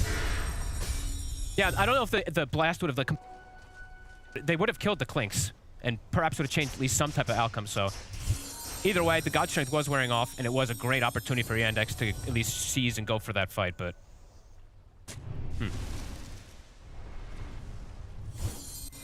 We'll see again here. So sort of at this point, you know, Yatoro, he's got BKB, of course, ready to press, but no God Strength for the fight. We'll see the... Now, Ice Blast was already thrown out, right? So, yeah, they didn't have anything there to catch onto Watson, and you know, Watson getting away like this, you know, jumping back in there, Yatoro trying to save the team fight, but he was so low on the Sven, and at this point, just massively downhill for the rest of the fight. With the Sven gone, not a chance to get the damage out. He did blast the pit, is what it looked like, is what I see, what I saw in the replay. It looked like he blasted the pit as the fight was going off. So, I mean, maybe would have gotten some type of kills either way. There's a big slip up as Yandex now. Aegis, full items being picked up in these last few moments. Extra coverage versus that Orchid that we were talking about, you know, Morel. Sometimes this Orchid can fall off pretty hard. They're getting items versus the top. And they're looking for Notice, but they might not get him. They won't. BKB TP out, he's away. I learned a mechanic. You can pin to the gate. The Fiend's Gate is a pinnable object. It also gets glyphed. I didn't know that either. 2 things I just learned. That was actually pretty funny. Notice survives. Can you cast other spells on anything? Like, could you Frost Shield the gate? Probably. You can Frost Shield wards. That's true, yeah, probably can then. Irrelevant, but yeah. Still. Kind of cool. Noticed BKB back up in 50. Unable to find that kill with the God Strength. That means you have 50 seconds. That's also going to be on cooldown. That's tough. We're going to see this replay again. You know, they really needed this kill. They need everything they can try and get Spirit, but yeah, smooth spear onto the 2 of them into the BKB TP out. Keeping his cool here on the Mars, Noticed. He's playing this really well. I actually really like his Mars. Oh, got to be careful here. BKB TP should do it. They don't have anything to stop that. So, but, again, anytime they push out these lanes these far on their own, they're at least going to have to use a BKB charge every time to survive. I mean, they're scrambling for stuff now, Spirit. I mean, what do you think the call's going to be from Spirit? You know, with the way the last few moves have gone, can they go anything whilst the Aegis is in play? Do they wait for the Aegis to expire, then get back to trying to go for these smoke ups? Now, how do they recover? They're going to go for it now. It's into this Aegis. It's risky, but maybe they do just have to take these risks. I think that's exactly it. I think you just have to take these risks and you listen to Yotaro. If Yotaro says, let's go for kills, you go for them because he's got God Strength. He's the strongest here on your team by a long shot now, and you can't hemorrhage kills on the map anymore. Yandex is doing what they do best in terms of just gaining that lead and just it continues to grow. Ooh, I mean, that's a gem. Ooh, okay. Well, yeah, that's one of those times where it doesn't feel too bad to settle for a courier, yeah, when it's carrying that. He checked it because he actually swung first, stopped, sure, right. checked the courier, and then went for it. So yeah, because you don't want to be taking out a Chen's courier with a smoke at this point, unless it has a gem. Yeah. Big 20 talent for the Sven. Very good versus the Clinks in particular. An extra 8 armor, so everyone's going to be racked up with 22 armor. Definitely can be pretty substantial in terms of these fights, although there is a lot of spread damage on the side of Yandex. Full Hex now. Unnoticed. That's early, yeah. They might not expect that. They might, honestly, this could maybe even catch to get like a pre-BKB. Yeah, it's going to be huge. I mean, but the way that Yandex has been playing this series, you know, it still feels like we're waiting for Spirit to kind of level it up on their side of things. It was a rough game 1, starting to really work out to be a rough game 2. They've got to step it up. We know that Spirit can bring more than this, but so far the coordination, the team play, it's not been at that top level that we expect from them. It really needs to be as good coordination as possible. Watson will step forward. Who had the gem? It's on Morel. Okay. I mean, they're coming in with the wraparound, and notice he's going to be able to get the opening. Comes in with the spear combo to start things off. That's Panto gone. Now they turn over towards Yotaro. There's the Hex to open things up. He'll get the BKB off, but he's so low on the HP. He's got to run. Watson's going to be in with the chase. Yotoro's going to try and stand his ground against Watson, but he cannot do so. That's going to be Yotaro gone. Collapse. He'll slowly get surrounded by the remaining members of Yandex. Into the trees. He gets trapped here by the Gale Force. Collapse will also fall. It's going to be 4 dead on Spirit. Yandex, they're kind of cruising through this series. Triple kill for Watson, 17k lead. Spirit just continue to look a little bit lost today, Fogged. Yeah, broken really, in terms of just getting their spells off even. They get the initiation again. Notice just jumps the back line, gets both supports inside the arena, the literal dream. No Ice Blast. And you can see there Watson now at this point, somehow in a way can actually stand his ground versus Sven because of all the auras as well. The Sven doesn't have the rallying around him. Yep. This Clicks is just too big. 20k lead now. And Watson having a great time here. Mid-tier 2 also to fall. Should be the money for, or at least very close to, yeah, no, he's got enough so to get the full Daedalus now out on the Clink. So even if kind of the Warcry and such is out there, they absolutely have enough physical damage to threaten Yotaro. Again, the jumps have to be perfect from Spirit to give them a chance in these team fights, but it's so hard now. You know, the itemization's coming out from Yandex to deal with Spirit jumping upon them at this point, now that they're 20k ahead. We'll see again on this replay. Quick jump onto Panto, and indeed, as you said, it's the fact that that Hex catches him out before he's able to get the BKB off. They just didn't, I guess, have sort of the time to click noticed after he jumped in at the beginning of that fight to sort of give the sort of go-ahead for Yotaro to immediately BKB. And honestly, possibly even if he did get it off, they might not have been taking that fight anyway. They just got caught completely off guard by that wraparound. Talk about getting completely off guard. Back in action, Yotaro will manage to get the jump onto Saxa, who's trying to push up the mid-wave. They've got to go, Spirit. They find one sort of support kill like this. They need to turn it into more. They're going to try with this smoke. Can they catch Chira Jr.? Not easy. He's got a Lincoln's. Super necessary for them. They can't get initiated on. What they could do, they're going to try and use it to set up. Phase shift is there. They'll get the jump. They're going to be able to kill him off. Wow. Big kill for Spirit.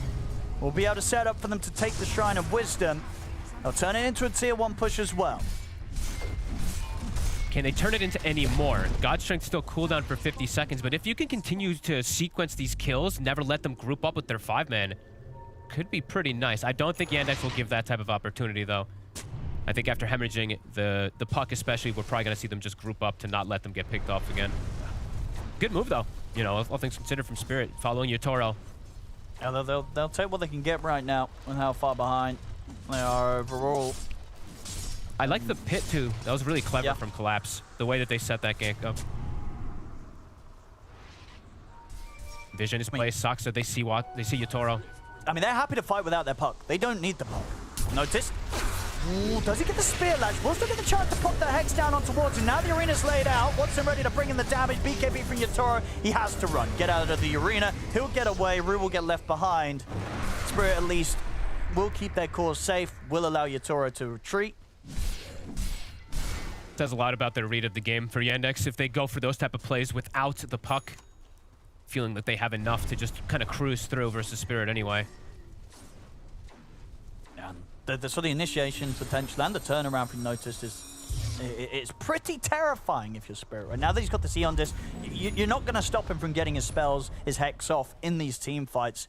Oh, and, and again, showing how strong they are. Yeah, and the fact that also Yandex are going this with no BKB on themselves. And Yatoro? Yatoro, he's going to get the jump out. Morel's not going to be quite as lucky. See Collapse considering turning up to try and help turn this one around. Yatoro looks towards Notice, but the yield just keeps Notice safe, and Yatoro just gets torn apart by Watson. Morel also to fall. Double kill for the Clinks. They just cannot fight them whatsoever right now.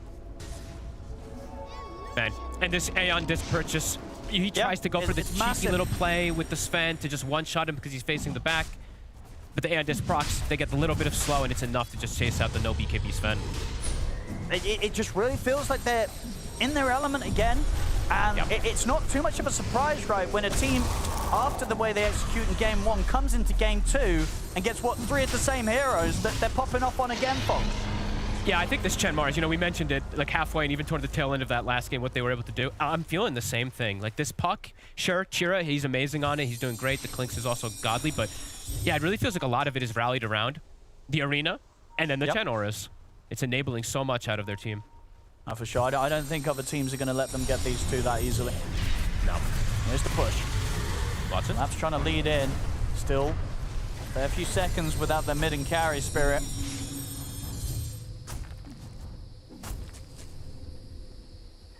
And again, to point out, they do have all these greater healing Lotuses, again, just like they did last time.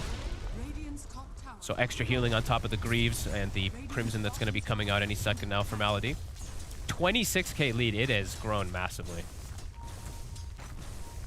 Now getting outside is hard.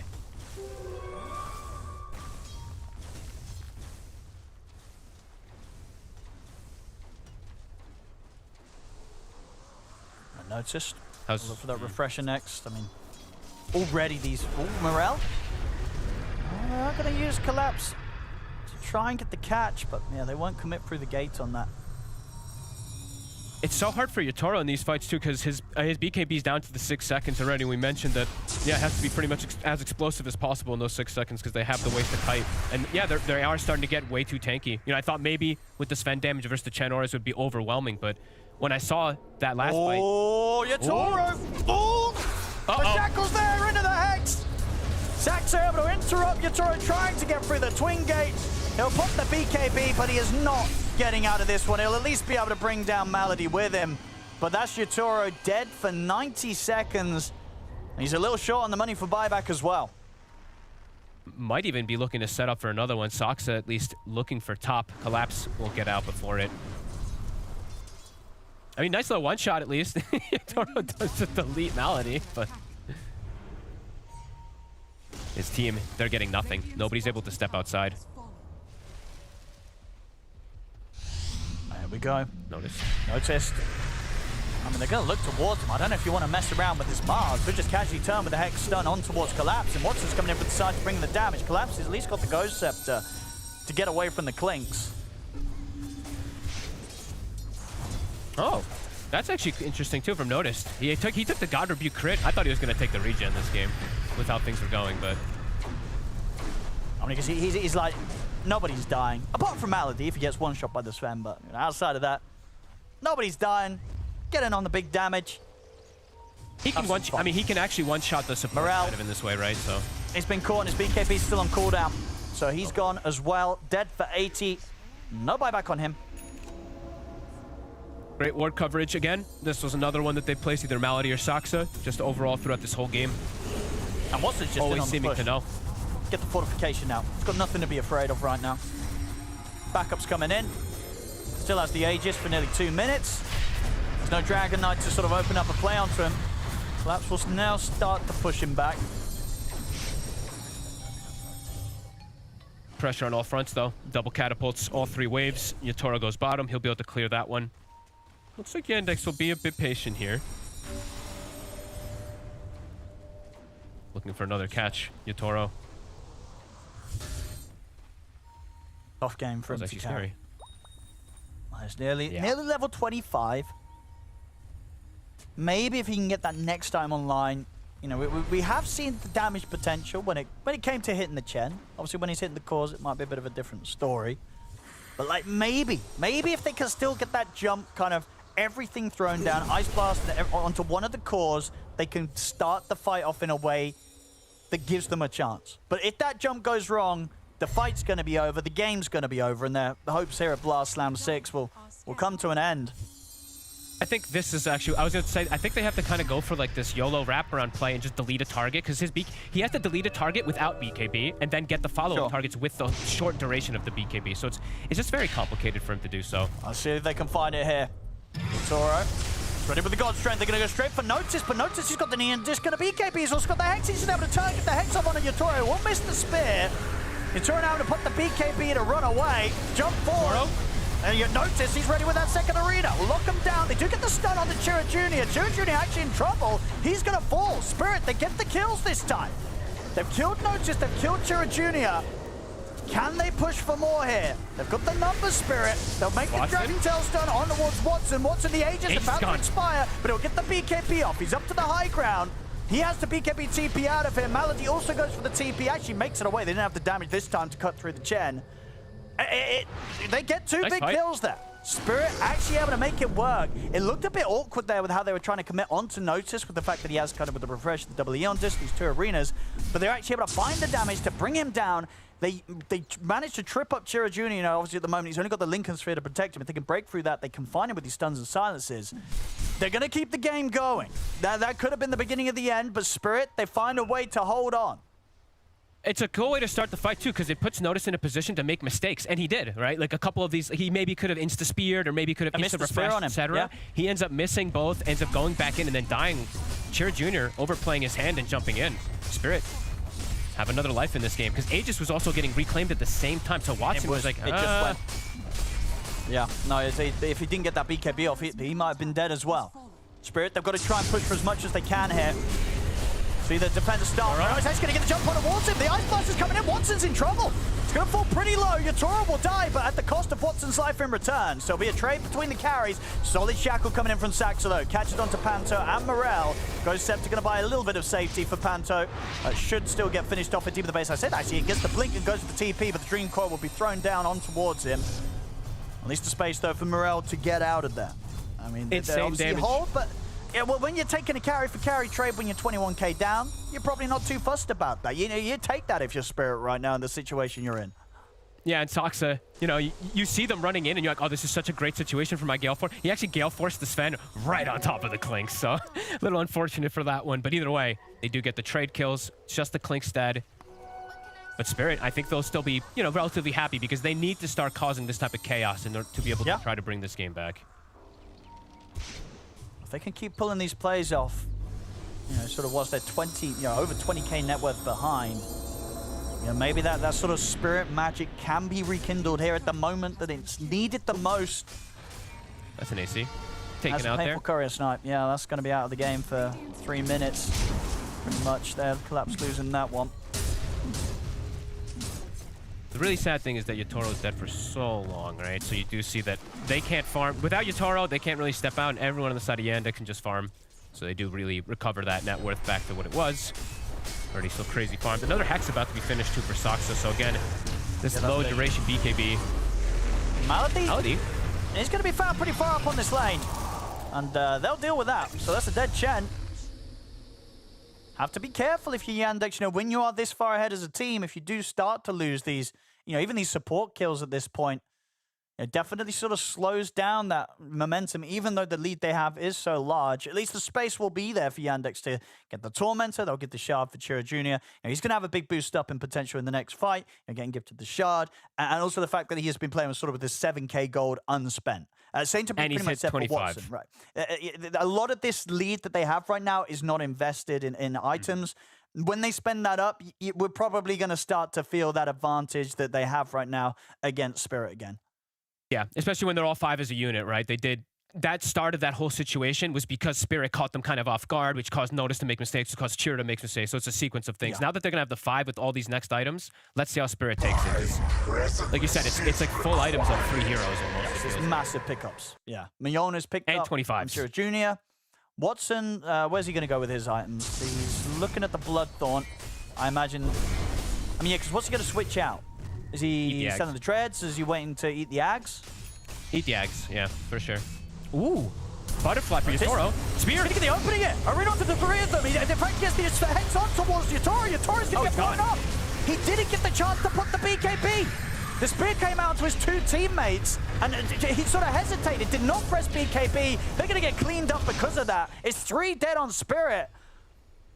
I mean, without the BKB being pressed, he's getting caught quite a few times by this Hex from Notice, even in some situations where maybe he might have had the chance to react fogged. I mean, that was the perfect possible fight ever from Yandex. There are literally 5 heroes on high ground running into the off, like everyone clustered. He literally gets like almost, if possible, a 3 or 4 man spear, honestly. Oh, and this is coming off the back of a position where, I mean, Yatoro just spent up. So he does not have the money for buyback, spent all of his money. So he's going to be out for a full minute. That could be Megas.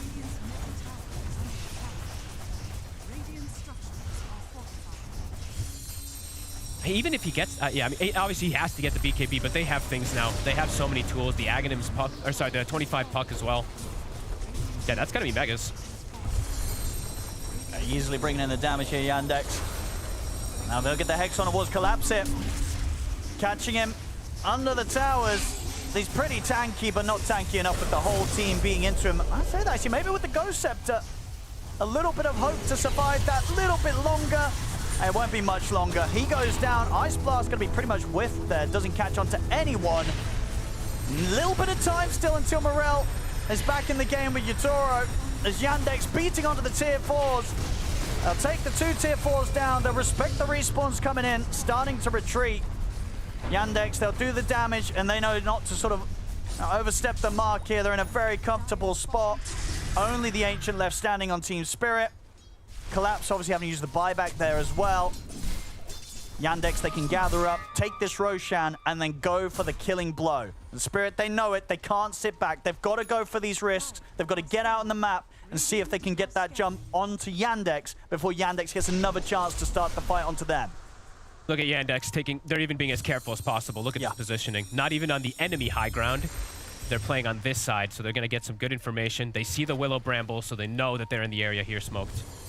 They've got the high ground. They're going to be able to get the jump Hex here. Straight again. They get the Spear onto the 2 of them. Notice catching both Morel and Panto. Panto will buy back immediately. But Morel, he's out again for 90 seconds. No buyback available on him. He's 70 gold short. They're going to try and turn over towards Chira Jr., but Chira Jr. is able to jump away. Another 2-man spear into the Hex. They've caught Yatoro. Get the BKB and Satanic off. He's starting to heal up. Yatoro back up to full HP. He'll cut down Watson. Yatoro, can he go for more? Gets the stun onto Malady. He's trying to chase the Chen down. He finds another double kill for Yatoro. Holding on here as Yatoro survives through the initial sort of stages of the fight, gets the big kills, and will be able to TP back out of there. See here, left behind though, Rue. He'll get taken out by Saxa and Notice. He does at least have the luxury of buyback. But somehow, some way, when they're 20k down, when they're 30k down, against the Mega Creeps, Spirit are still finding occasionally these fights where you're seeing the potential. Yatoro gets the BKB Satanic off. They can't kind of fight through that level of sustain that he's pumping out on himself. And Spirit, somehow, they're keeping the game alive that little bit longer. It's super impressive, really. They got Chira right at the start of the fight again, right? He got somehow disabled, got caught by something, and got isolated. Notice the spears also didn't latch a couple of these.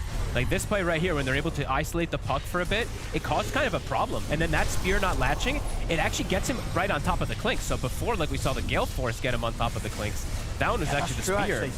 Yeah, if it just had that little more reach and actually connected the stun, Yatoro, you know, he's not getting off the BKB and the Satanic. And now they're looking for the Roshan. They want to try and force this whilst there's 3 dead on Yandex. Oh, for this high ground. I mean, they're just sort of throwing bodies in to sort of create distraction, make space for Yatoro to finish with the Roshan. Back, Yatoro wants to go for the kill instead. They've got eyes on Notice. Notice has to put the BKB, push Yatoro back with the spear. this sort of time that they're kind of taking the attention away from the pit. Question is now, can Spirit actually go back in and finish the Roche? Because They're everybody's going to be back up on Yandex. And Utoro, you get the BKB off. The Spirit Arena combo does not connect. They'll probably have to run. Actually, no, they'll see the chance to get the jump on the Saxa. They want to try and jump back in on this. The Arena's going to get laid down. The morale getting torn apart, though, from the damage of Watson. This time around, they cannot survive against the clinks with Watson being in position. Double kill for Notus as he chases down Panto. Collapses left behind around the pit. He'll fall as well. And without the buybacks, it's over. They went for one last attempt around the Roche to hold on. It doesn't work out. Yandex get the 2-0 here today against Spirit. As Spirit, a rough series, Fog. We saw some of that Spirit magic coming together towards the end of that one, but it was just too late, too deep into the series. They couldn't turn this against Yandex. No, just a couple fights that went, I mean, horrifically wrong, really, right? This top one in particular a couple of times, great pickoffs overall. Honestly, Yandex, this Chen and this Mars probably needs to be really addressed, but the Mars in general, I mean, either one of them, right? I think one of them needs to be taken out in a lot of situations because they just seem way too comfortable when they play with this. Absolutely, Yandex looking fantastic today. They'll be moving on to Blast Slam 6 here with a 2-0 against Team Spirit. A very convincing 2-0, I'd say so, and that is what is going to see them here in Malta in about a week's time. So a lot to look forward to when it does come to Yandex. Obviously getting to see them play a bit more Dota, but getting to break down as to what this series was for themselves. Because, Kazu, do you recall what you said at the end of the draft? Yeah, 12-0 Yatoro. That did not happen. Not even close. Honestly, I don't really know what happened to them in this game. Like, maybe if that one fight in the triangle goes different, like where he kind of gives like his whole game to like jump in and like get like another stun at the end, but there was no Ice Blast. There were other things missing. Just a bad game. Yeah, they honestly, they looked really rough. I thought they would be on the right trajectory. They won the last 2 games in the group stage. Now they get to the best of 3s, and they just didn't show up today. They genuinely looked not on the same page, individually, together. It was just... And again, just to be clear in this clip, Panto at the start of the fight, he actually ice passed the Roche pit, because that connects, and then you have the fight develop. So I don't really know the logic behind it. But like before, like, because I thought the Ice Fist was used before the fight, but they're already running.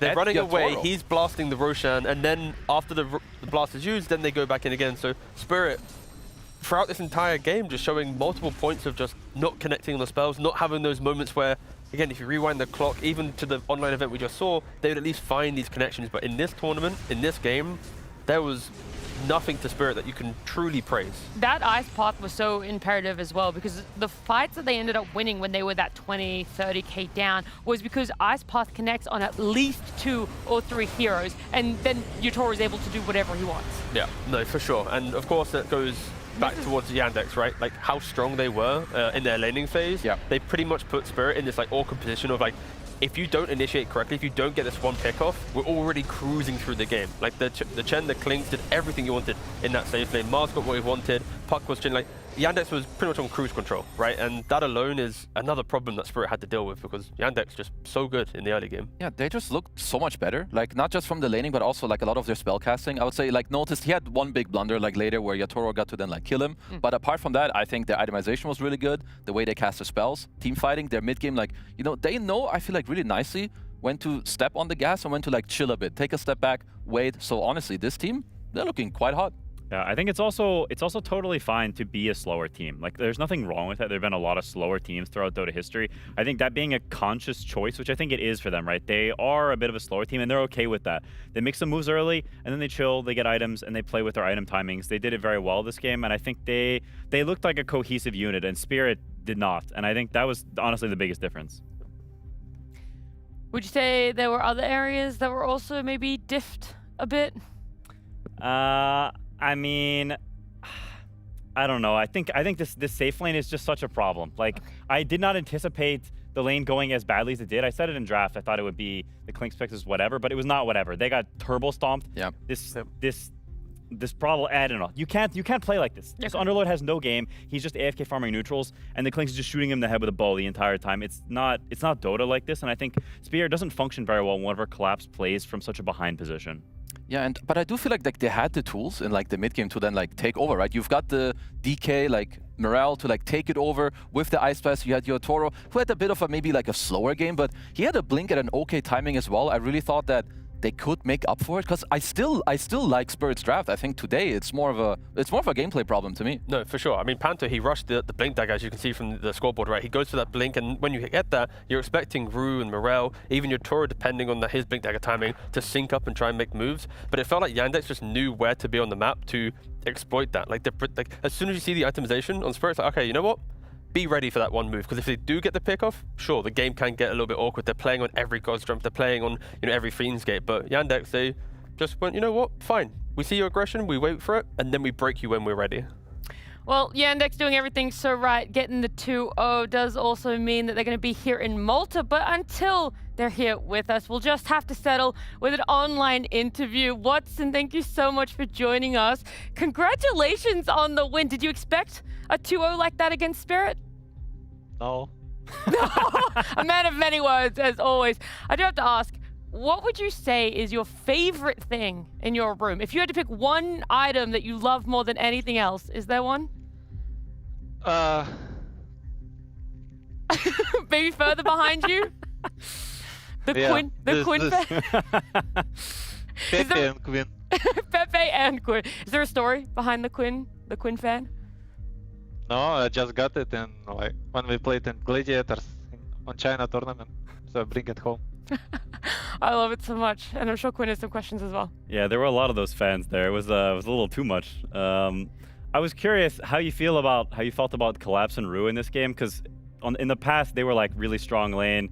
They would give y'all some problems sometimes. Do you feel like they're a strong lane right now? And if not, who do you think the strongest off lanes are? Don't know. I think against maybe Game Religion, it's like hard to say. Really? No joke. Yeah. We just had like better heroes. Like Ursa against what? I don't remember. What was it? Something and Klinks against Underlord. It was You're pretty Chen. chill. And I had Chen, yeah. Like Giga Chen player. Yeah, Malady was definitely something else on that Chen. I do have to ask, like normally, you're infamous for your Terror Blades and your TAs and stuff, but now you're winning on Klinks as well. Do you have a top 3 carry heroes for this meta? Yeah, I like SF. SF? Yeah. Alright. First time Ghoul, you know? From Tokyo. SF, what I like else? I don't like Windrunner. I think this hero is pretty sus. I like Ursa. And also, yeah. But my coach don't give me Kiss. I don't know why. Even after you beat your Taurus Kez, you're just like, I still love that guy. Yeah, we won Dream League with Kiss. But they don't trust. That's messed up. That is super messed up. And last question as well before you leave. Do you have a top 3 animes at the moment? Because I know you're a big anime lover. First, I think Naruto. Second one is maybe Attack on Titan. And third one is Solo Leveling. Okay, all right. Solo leveling sneaking in there. I know a lot of people love that. Quinn, do you have anything else to ask Watson? No, see you in Malta, brother. Safe flight. Thanks. See you, Watson. Thank you so much for joining us.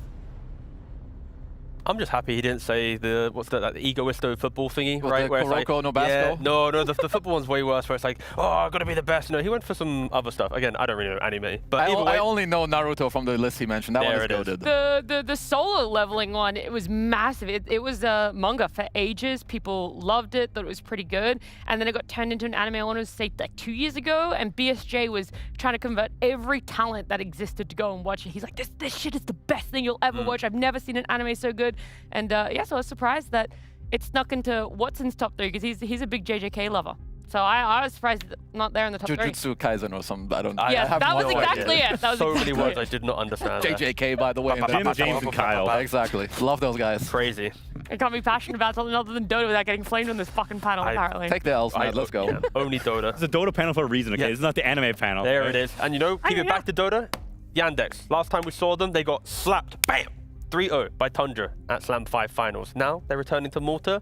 They got a little chip on their shoulder potentially, and I'm hoping they do a lot better because again, their last grand finals in Slam, not the strongest, but now what we're seeing, it feels like a completely different Yandex to, you know, one slam ago.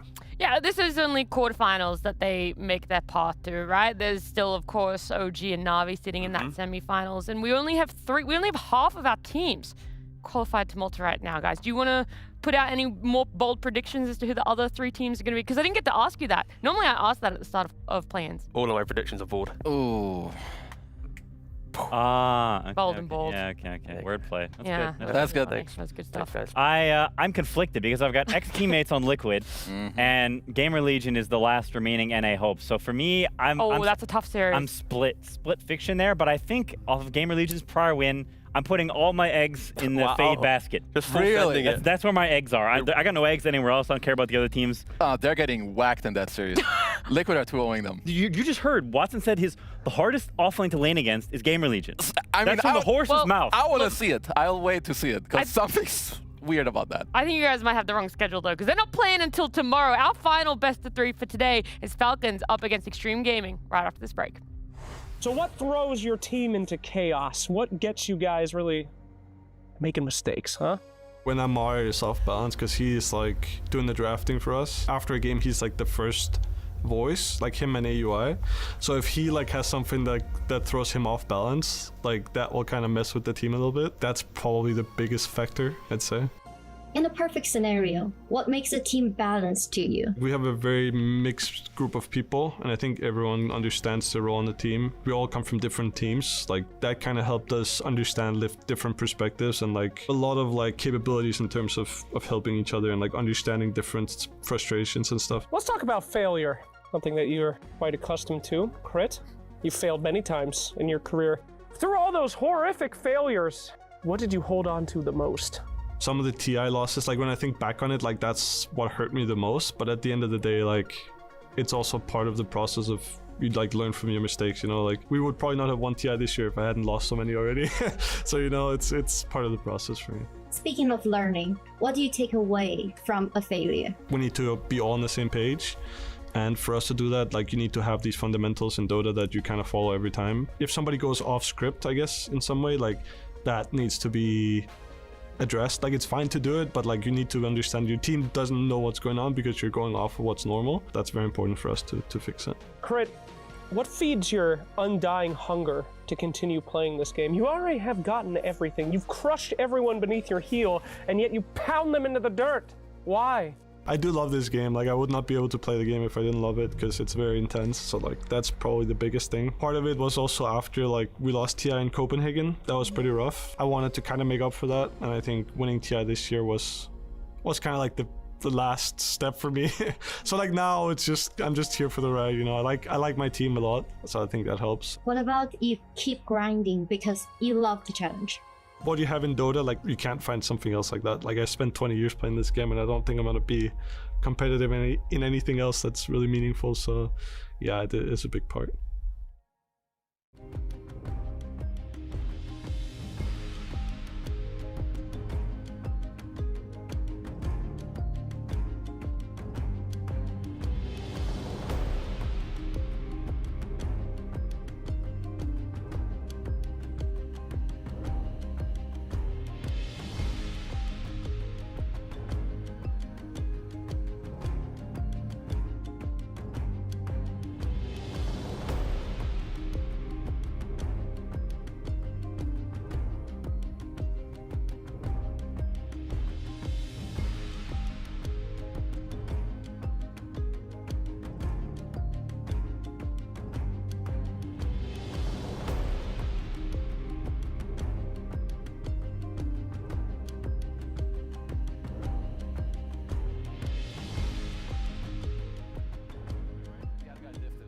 Ground with the BKB chase Skeeter out of the fight. Jump 4 for nothing to save, and Maori's got the BKB ready to pop as well. There's the jump onto the backlines. Amar catches both X-Nova and Arme in the epi, and Maori's ready to come in Xtreme with the right clicks. He's immediately stunned up. Ari, nice toss back, an opening onto the shadow shot.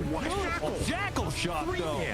Gets a grab on Ari and connects with 2 people behind. They seemingly have 0 answers. Skeeter, another shot, another focus fire. The Crimson Guard does nothing to stop Skeeter as he just continues to focus them down. They go in, they go after the Mars here.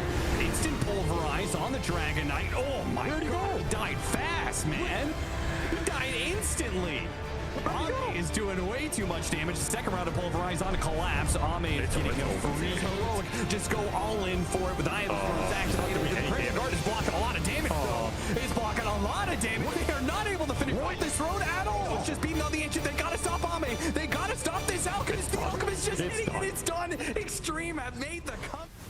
Falcons and Xtreme Gaming, the 2 names we were saying at TI 14 finals, and a very long history between the 2 of them. And whilst the Falcons roster has remained the same, a small change up for Xtreme Gaming. So Kezu, are we going to see a different result than what we had 4 months ago?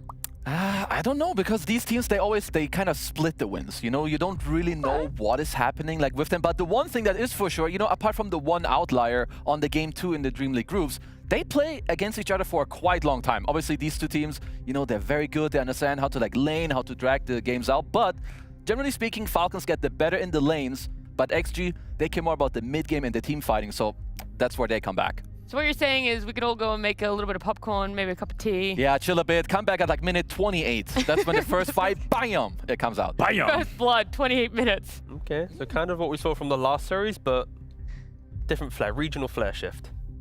A regional flare shift? Yeah. In what I way? love Flare. In what way? I'm a flary guy. Both of these teams in this tournament have a different... Oh, why am I...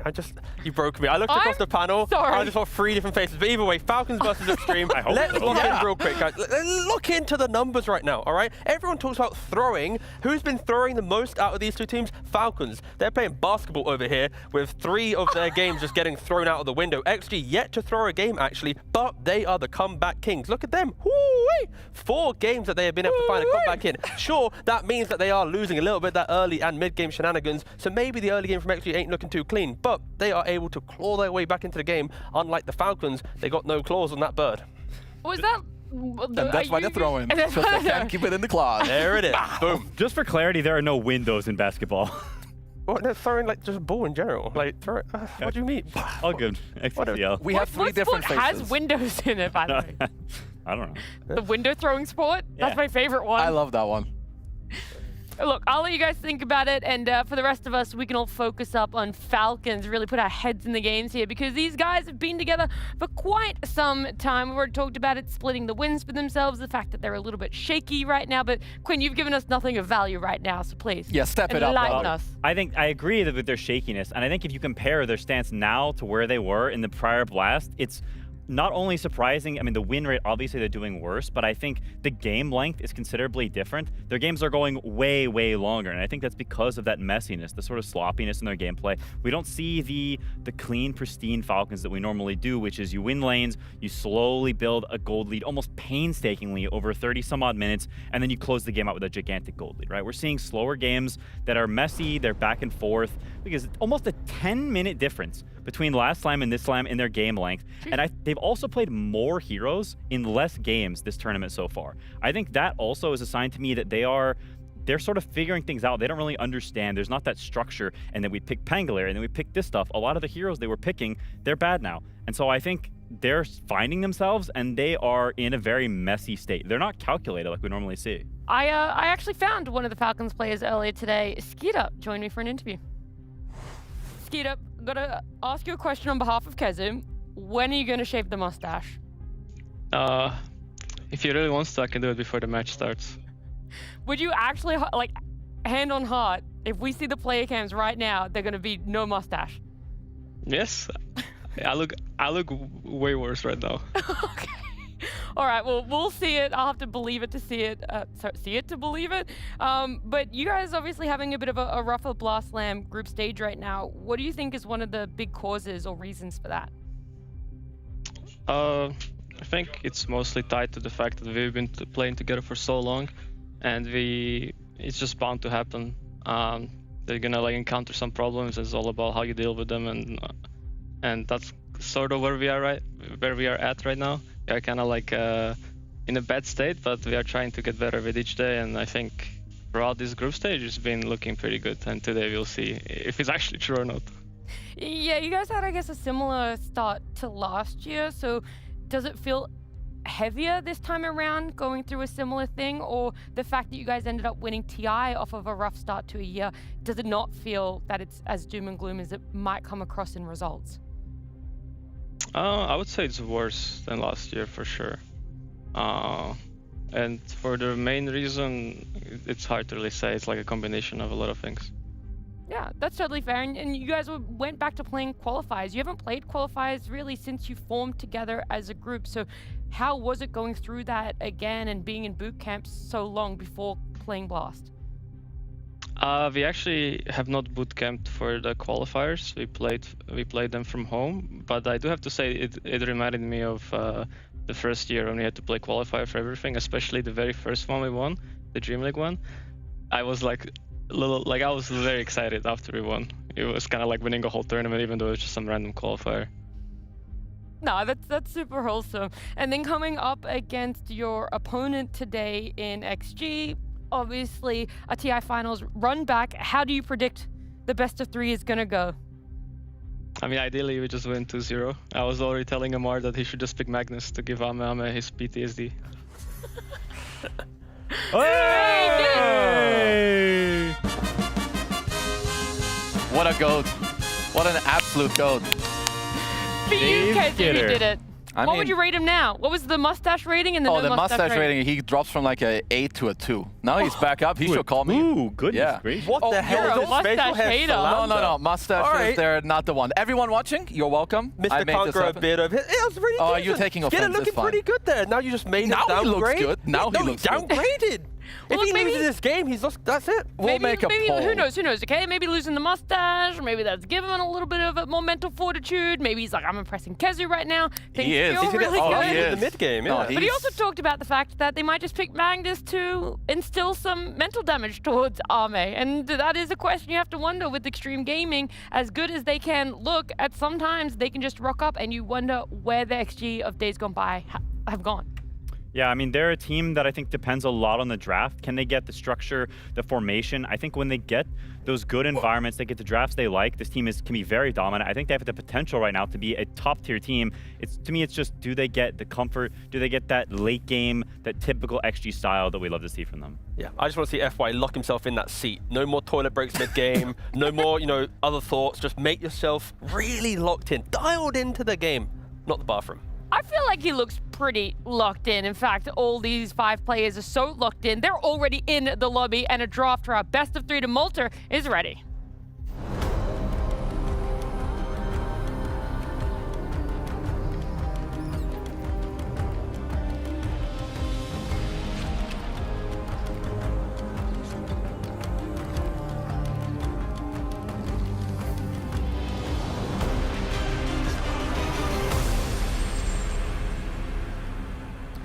Falcons and Xtreme Gaming splitting the wins, as Kezu so kindly gave us the stats towards.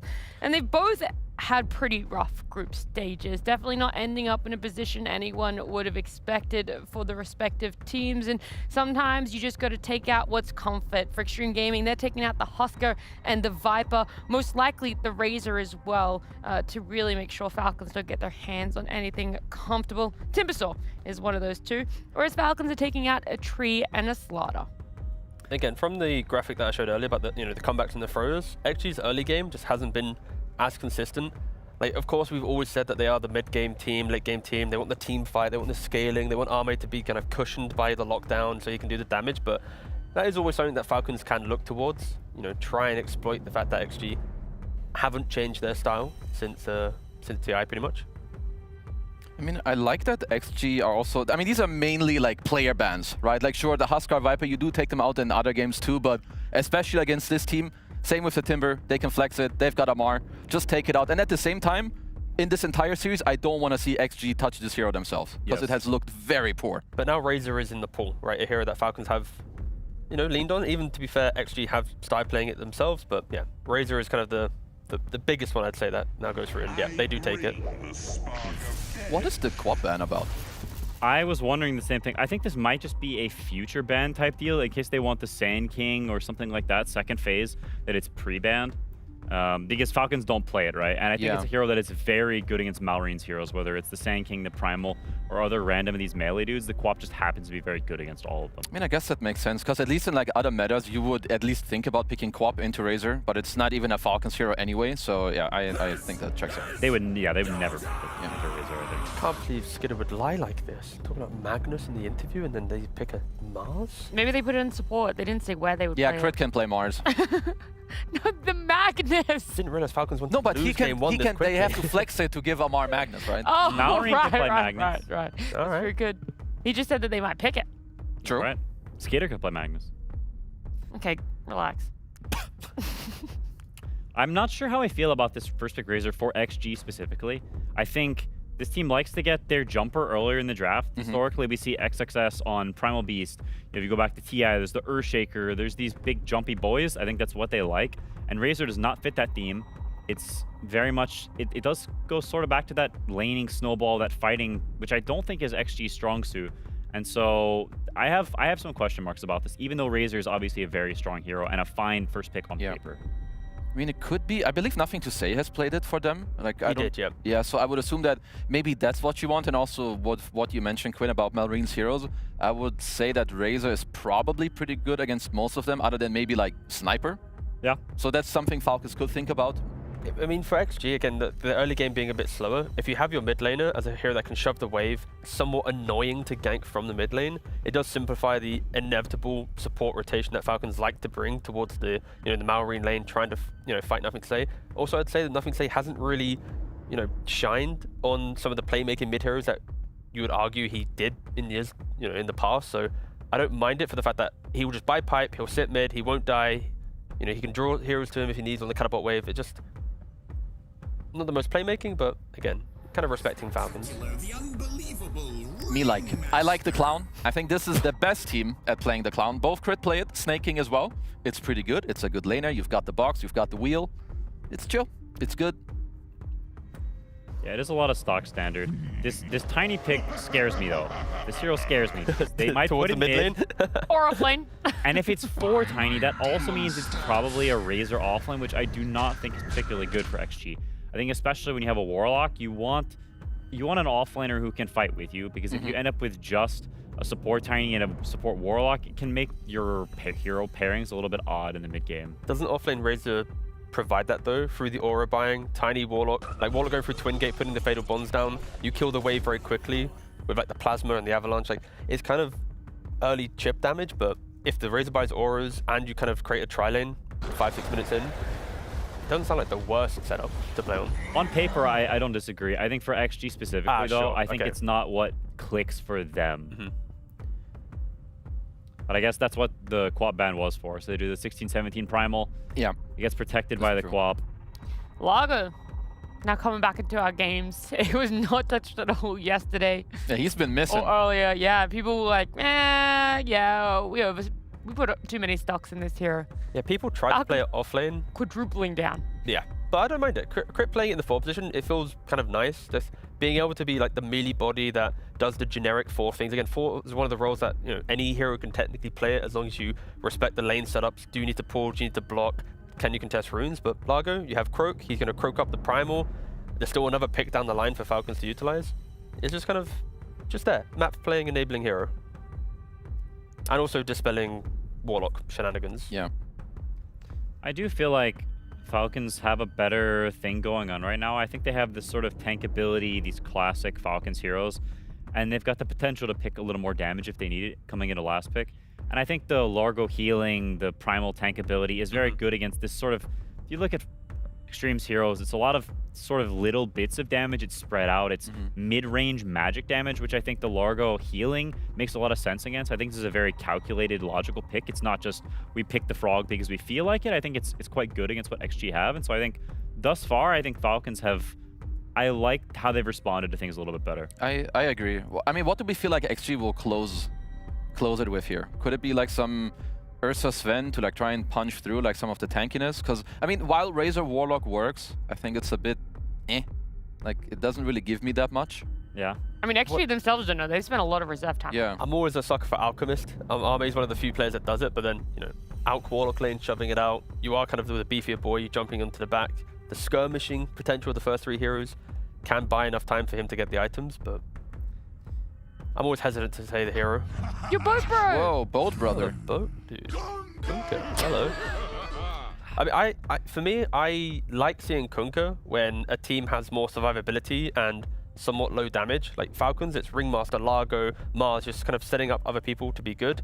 Primal, you can argue, can be the damage depending on the game state, but there's not that big source. So a well-placed, you know, boat with the run buff, pushing forward other heroes, like a Razor, like a potential, you know, Arme carry down the line. It doesn't sound like the worst, but it's very forward-thinking, aggressive lineup that actually has, which is kind of counterintuitive to the playstyle that they normally go for. I mean, I think it pairs well with Razor and Warlock. Those heroes want someone to sort of go in for them. You can play long fights with X's, with the Rum, and be tanky, so you have enough time for Razor to steal enough damage to get enough Eye of the Storm ticks so you can actually burn through the heroes. And so I think there is some rationale to it.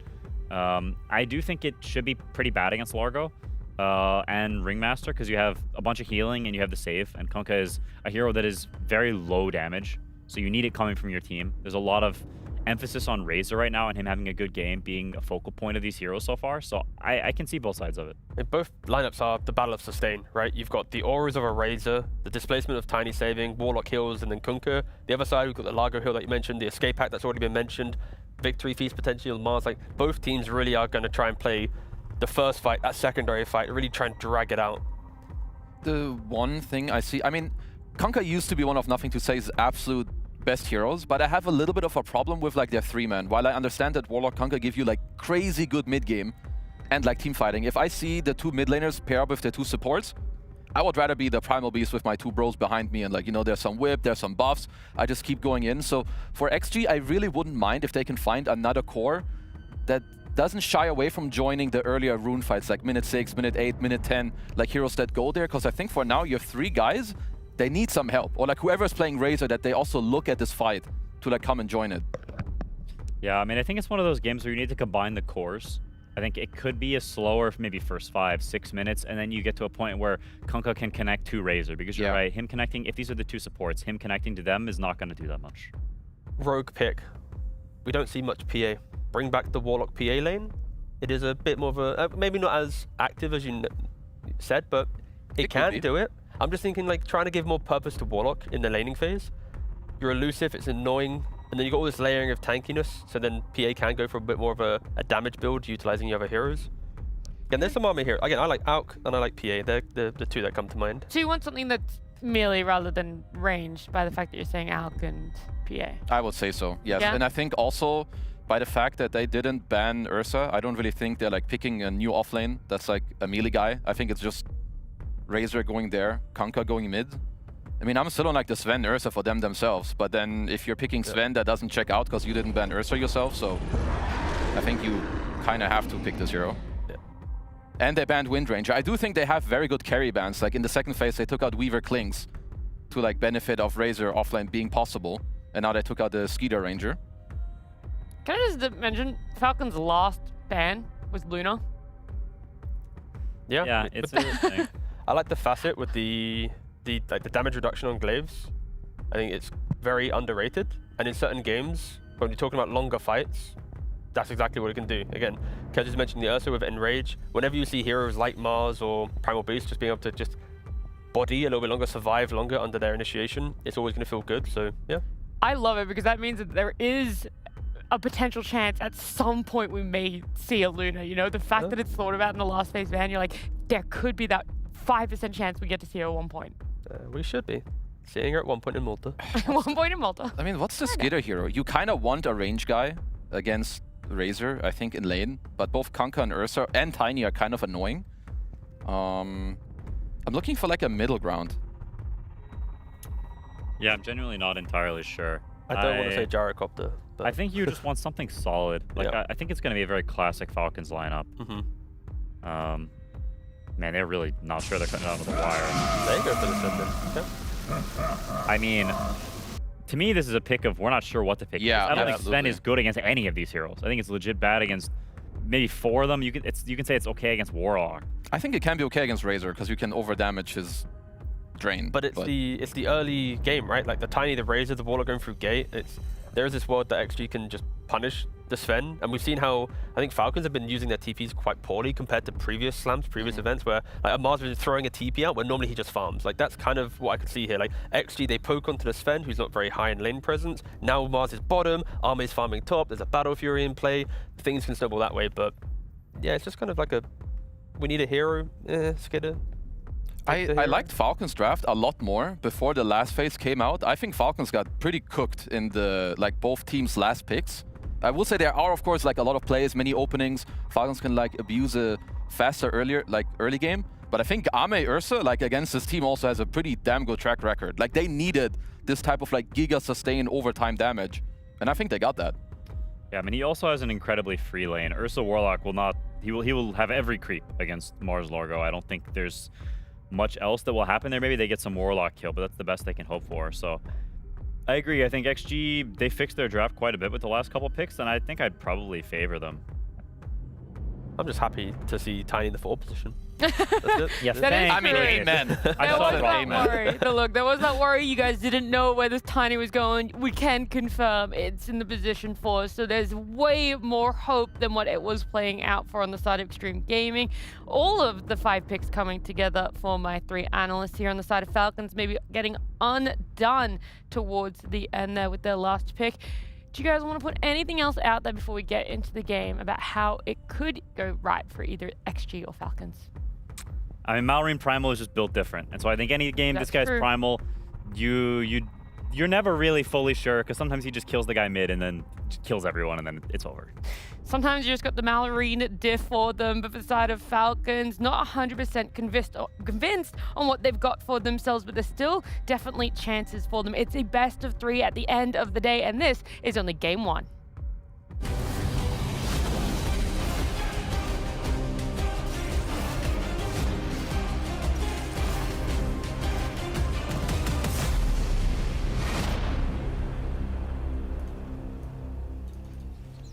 Well, Avery, we had the opportunity in the group stage to cast Xtreme versus Spirit. Now we get Xtreme versus Falcons, a repeat of grand finals, and sure to be a lengthy game, as the analyst pointed out. Do you think it's going to be a lengthy game? I think so. I think you can't really have Xtreme versus Falcons without it going long. What if I told you I'm from the future? Okay, give me the winning lottery numbers. What if no, that's a different future. Oh, what if I told you in that future the lottery doesn't exist? I mean, time's a flat circle, Austin, so future is now. And let me tell you something. Now, XG, 25-minute victory. Would you believe me? I mean, I would only believe that Xtreme can finish this up quickly. I definitely do not believe that Falcons can. Well, it's going to go 60 minutes, so you were correct. Okay. Prepare yourself for a long game here. I could see XG win in 25. I think it's doable. If they really play the mid lane well with this Kunkka, I think it's an ultra free Ursa game. I don't really know what Falcons do to contest this guy in the lane or in the fights. They also put Snaking on the Ringmaster and crit on the Largo. And I'm not sold by this. Ame slowed down by the blood grenade. Falcons setting up a trap for first blood, and it's not quite good enough.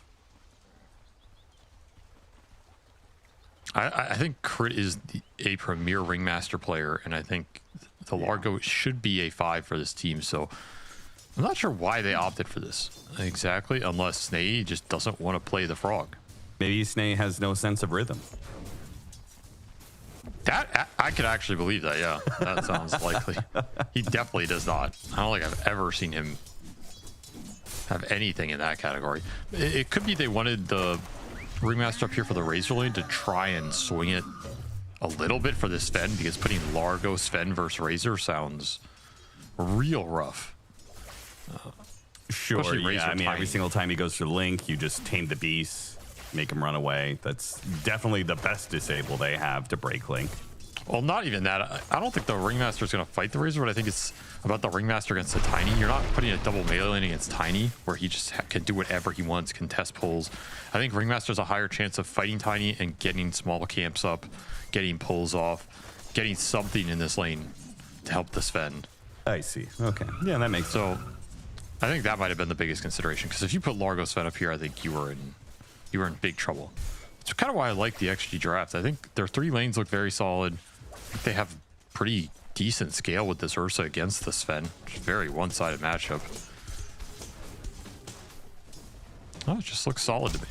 Maybe a little low damage on the support duel until they get cooking. But if the lanes are neutral at worst, then not too worried about that. Yeah.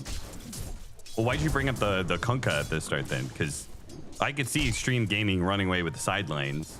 Is it just because the side lane should automatically win, and therefore if Kunkka wins his mid lane matchup against Primal Beast, then they win all 3 lanes and can stomp the game? I think Kunkka is just the hero that brings this lineup together in the mid game in terms of playmaking. And if he got owned by Malrine and he's just a non-factor that's Primal snowballing, then I think this whole game can flip. And I think it would be very hard to get your supports into this mid game if the Kunkka's disabled. So, well, I'm looking fortunately for Xtreme, Nothing to Say is doing very well. 17-4 compared to 13-1, and I feel like this is probably a winning matchup.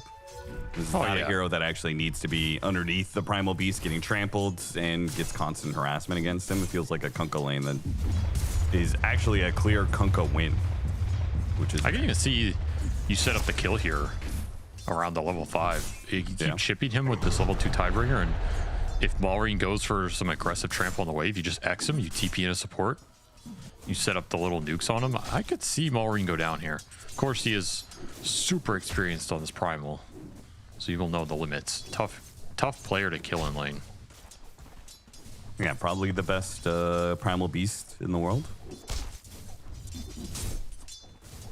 Mid lane Primal, yes. Who plays off lane Primal that contests Malrine for that title? Collapses is pretty good.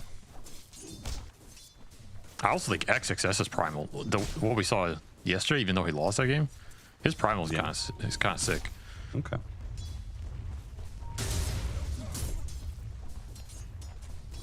Also, you forgot the Thompson Primal Beast. He was the OG Primal Beast. Before Malrine was even born, Thompson was playing. You know it's cheating to bring up Thompson. Yeah, but he had a very unique style that was ahead of the. That was ahead of what. Yeah, you could say that about literally any hero. Any hero, support or core, you could bring up, and you'd just be like, well, actually, like I think Thompson was actually the best of that hero because he had a really unique take on it in the mid lane. Because everyone's just always talking about the Thompson Broodmother. Yeah, that's a real big one. It wouldn't surprise me. Listen, I don't follow Thompson streams, but if we were talking about Broodmother and I saw some comment from some OG fan who was like, well, you guys actually don't know about the Thompson Broodmother, it's really good. That, it wouldn't surprise me at all. Well, he does not play that hero. I've never seen him play that hero. I don't think he'll ever play that hero. Okay. Just watch. There's gonna be comments. You missed the era in 2021 when Thompson was spamming Broodmother for 2 weeks. Well, I didn't miss shit. This man was beating my ass. I was right there, dog. Like I didn't miss anything. I would know if he'd beat my ass with Brood. Oh, 0-0 start. This is a classic XG Falcons. Like this is exactly what I would expect. Just everyone farming, everyone chilling. Yeah. They just have a mutual agreement to skip the early game and go straight into the mid game, where both these teams prefer to make their presence felt. I don't think either of these teams have been lane domination, snowball oriented for some time. I think Falcons were capable of it and doing it at some point, but they kind of just opted for like a slower play style on average. Not that they won't take that lane victory, but I think it's been some time since we've seen them just rolling teams, and maybe part of that is also the meta development. I think the game has slowed down quite a bit going back to the TI where these two teams met in that grand final. Though, oddly enough, that grand final was pretty fast, so I don't know what the hell that says. Maybe just the pressure of a TI grand final caused everybody to simultaneously choke. Looking back on that TI final, do you think that the drafts were very one-sided? Because the games were very one-sided. Do you feel like it was just a drafting issue? I still think that game 5 draft is a lot closer than that game ended up being, but we'll never know. There's a boat, but I don't think it's doing much. Yeah, not a whole lot. Xnova came over for the gank, but, you know, he's a warlock. Just not much aggressive potential for XG here with these 3 heroes. Not until later on. You need way more levels on these supports. I guess you can just smack the tower. This is kind of interesting. I don't know if this was the original idea with this play, but it is. He popped kind a of healing one-way salve to value. tank the tower more. This is quite the commitment. Daggers flowing in. Crit cancels the salve with a catchy lick. And the tower will survive, but man, they got a lot of damage on it. So it's okay. Something here for your trouble. Still 0-0 though. Stacks being built in the jungle for the primal. So that's good news for Malrine. Should accelerate him.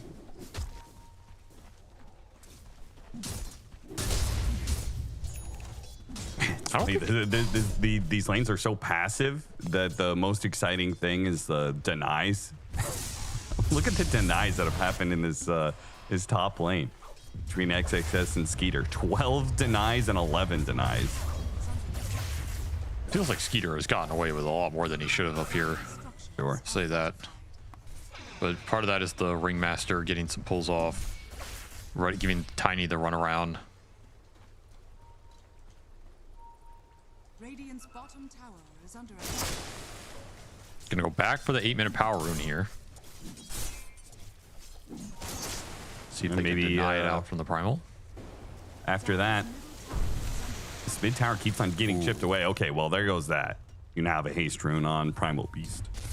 Not fighting that. Malrine's going to deny the tower. And so we got a tower kill before we got a hero kill. That's about what I would expect in this series. All in on Malrine during his haste rune timing. He does not get to pop it. He does not get to run away. That was... Well, that looked pretty easy. I don't know. It did. He just tore and boated it with no setup. Classic Kunkka gameplay right there. And Xnova is ecstatic. He got his black grimoire stacks. True. So level 5 could get close to level 6 here. That's a big kill for XG. Kunkka pick working out. Really shut down any aggressive potential from this primal. Even gets you the extra kill, enabling the supports here. Can go and steal some stacks too, like we saw. I like that component of it. Well, this ward is going to spot the Primal Beast. The ward is also spotted, and it doesn't stop them. Amar gets the spear at the same time as Malrine shows up the lane. I feel like Xtreme kind of had to know that was coming. I mean, you killed the Primal Beast with a haste rune in his back pocket. He's going to TP to one of those side lanes. They had a lane ward too. Yeah. Unless it went out after, but... No. He laid it down underneath the sentry. The problem is that, like, by the time he sees him, it's a hasted Primal Beast, right? Yeah. It's like, he's already trucking. And Amar already got that spear at that time. Big dive. XXS is going to punish this. Trying to get the whip on him, break the link. Not quite. The arena will be able to break the link. Xnova staying alive off of a Lotus fed to him. Never mind. He goes down now. The boat lands onto Amar. And the punish is there, but it really felt like it was a pretty even exchange all around. It took forever for XXS to kill anything. At least Ame got the support kill on the TP back in. So honestly, that was not terrible for XG, considering it's a haste rune primal, which haste rune primal is going to kill somebody. There's not much you can do about it.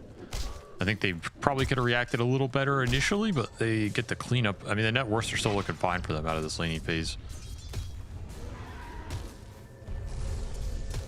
Malrine into top. Once XXS here. Might just get him. Getting slammed. Okay. Toss up. Pretty easy. Cancel. You just not CFY? What was that? Maybe you thought Avalanche was on cooldown. Golem gonna be dropped. The Fatal Bond's hitting the two of them with a nice plasma field. Ringmaster's definitely dead. A beautiful toss. Great will toss. put XXS right on top of Skeeter. Combined with the X, they will run him down. Xtreme Gaming picking up the pace now.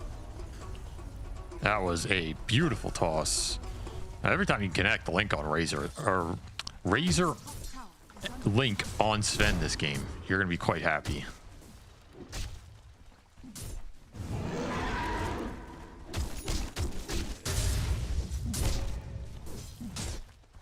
Feels as if Falcons are a little in trouble. I don't think the moves are going to open up much for them here.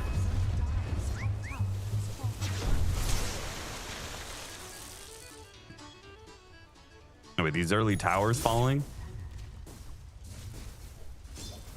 they don't really have a whole lot of space to work with here. And Amar still needs some farm. He's still trying to complete his Yule Scepter, which is a great counter to the Ursa, but leaves him kind of AFK in lane. And it's totally up to Malrine to make moves happen, but I'm trying just to do it watching alone against the entirety of Xtreme, who are making moves as a whole squad. I'm also just watching Ame just sit bottom, just completely uncontested. Now he's just beating Amar's ass. Okay, chill, bro. But he is just lapping up this solo XP. I mean, this is ideal Ursa gameplay right here. You just get to farm the lane. You don't want to go jungle mega early. So the longer you can stay on lane, the better until you get that battle fury up. And then you're just clearing ancients, especially if this tier 1 tower bottom is up. You can kind of linger around here even longer. Just keep stacking those ancients, clearing them. So Ame's position in this game is incredibly secure right now, even as just the to make team it smoke a little bit more secure. Yeah, team smoke into his lane that he was already free farming. Like Xtreme assumed that, like, man, Ame is getting too good of a game right now. They gotta be ganking him. Instead, they're gonna be ganking Amar, take him out, and take down the last tier 1 tower. Man, Xtreme just bulldozing objectives. And it was set up by the harass from Ame earlier. That little go on the Mars got ATF low. He didn't want to go to base and lose XP, and then he ends up losing his life. Battle fury done. From Falcons going after XX says, oh, Malrine falls a little bit short there on the onslaught. They see TPs coming in, and they just give up on the whole thing. No golem, no toss range. NTS still looking for something here. But he's a little late to the party. Unless Malrine lingers. Crit's gonna join him here. I'll have another onslaught to charge in. Get the good wheel, and this might be an okay fight for them. Got it on the Tiny and the Kunkka. Follow it up, trying to blow up FY. Got the arena, so taking into 2 of them, but the golem's gonna be dropped inside. Spear back, hitting FY. Finally, they kill something, man. But Falcons trying to make a run for it. X on Skeeter, pulling back the most important hero of Falcons. Go after this carry. Turns around, stuns. Doesn't actually hit the Razor, hits the golem instead, making a run for it with the Mask Madness and the extra movement speed from Crit, but he can't outrun the X, and he'll be pulled back to his doom as they have the static link for the vision and the plasma field for the damage. What is Amar looking for here? Okay. He got it. He got it. He boomed him, dude. That Amar, he boomed me. I can't believe he goes back in there like that just to steal his centaur. This guy just doesn't, he refuses to give anything for free. That's a very tough fight for Falcons. The second that boat goes out on the Tiny, he gets mech'd up. That is so much extra effective HP to get through there for them. Such a large body with armor, and then it's boat rum, and then you're getting healed.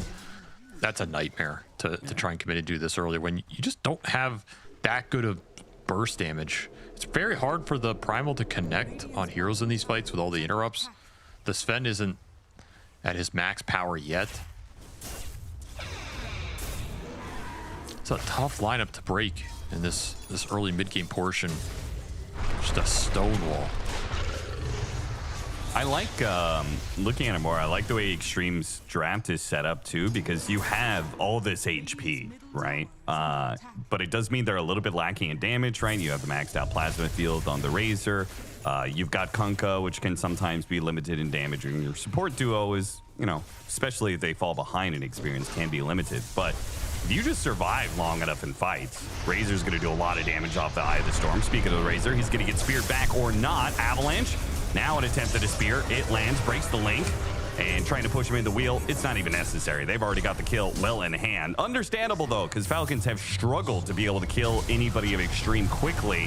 And even this situation, it looks like it might just be a trade-off, as the escape act is only going to save Amar so much grief here. Another dagger goes through. Malrine bumping into FY, trying to slow him down with the upheaval, pull him back in on the X. But Xtreme Gaming are no longer looking for a fight. They know they are outnumbered, with Malrine joining in this. do not want to commit to that because guess what? Ame died top solo to the Primal Beast.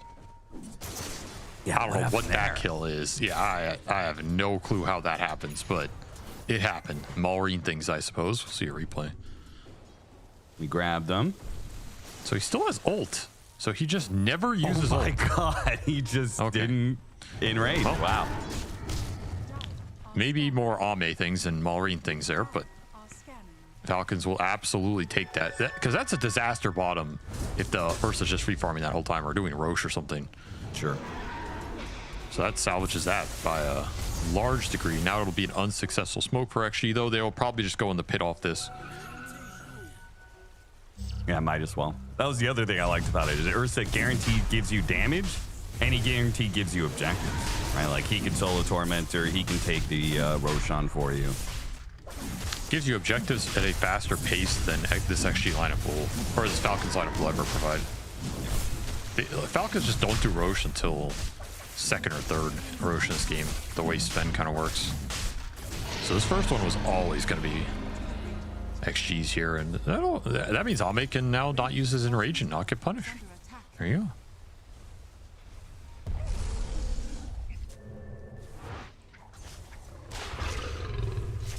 Ooh, didn't get the catch bottom, huh? Good thing for Snake King, it's nighttime. Bad thing for Snake King is there is that ward.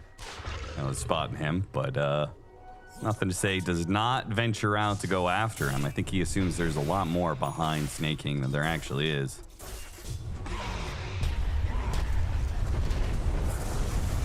Slamming XXS down, trying to burst him down, but too many heals, man. Guardian Greaves, plus a little bit of heal from the Warlock, and that's enough to dissuade Falcons from keeping it going. Fortunately, they didn't blow anything too big there.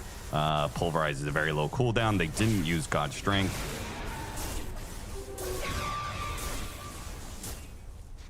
Do have Blink on the Tiny now, though. That's kind of the biggest item upgrade. Oh, use bottom. It's a Blade Mail Kunkka, though. Well, split the damage between 3 different heroes, and you can get the job done. Nice pick off there. Good call from Lamar. Chasing after crit here. Another 6 seconds. Okay, never mind. Avalanche from FY. Cuts him off. And Xtreme Gaming, while they may have lost that Kunkka in the bottom lane, they are securing this top side of the map. And should be well set up for Tormentor. Could even just play through these gates. Keep control of the Tormentor area. If anybody shows bottom, you gate, you kill them. You defend this tower at the same time. Yeah, especially how healthy this tower is. It's still at half HP. No way you want to give this up for free in this game. You want to get a killer fight out of it at least. Then you can let it go down. And this ward is still up on this camp. This has been a value ward. He left that one skeleton. Of course. If he had killed that skeleton, he'd be dead right now. Let that be a lesson for all of you in chat. Is the lesson about greed? Don't be too greedy? Nope, leave your skeletons in the closet, Austin. That's the lesson of the day. Okay, yeah, that's a good one. All right, it's Tormentor time, 10 seconds. Very close to the Kunkka Ags as well. It's going to be a sick timing for Xtreme because they don't have the BKBs yet.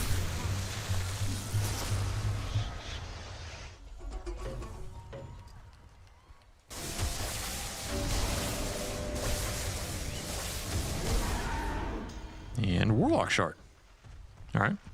Get some minor imps on the battlefield. It's certainly better than the Tiny Shard.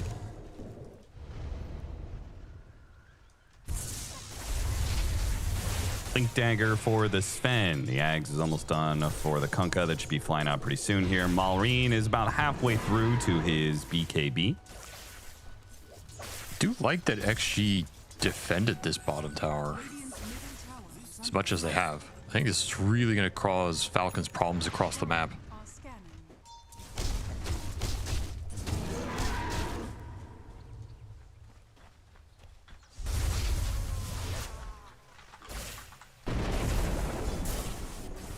It almost seems like Falcons have given up on trying to get towers. When was the last time they've even approached a tier 1 to hit it at all? Just kind of seem accepting of the fact that they're not going to get any of these objectives for a while, and they just push in waves into towers and farm up neutrals. But when they have BKBs, I think they will look for it. Maybe more aggressive smoke plays for these tier 1s or the team fight that'll lead into some of these towers, but there's no point forcing it right now. And you don't have the ability to take a fight into this Kunkka Ags and the faster BKBs coming out for Xtreme. Your timing in this game will be that classic Falcons triple BKB. Doing anything now is a little dangerous. They haven't amped damage on Malrine, so he kind of wants to look for a quick pickoff. But I do not think they want to get stuck in some 5-on-5.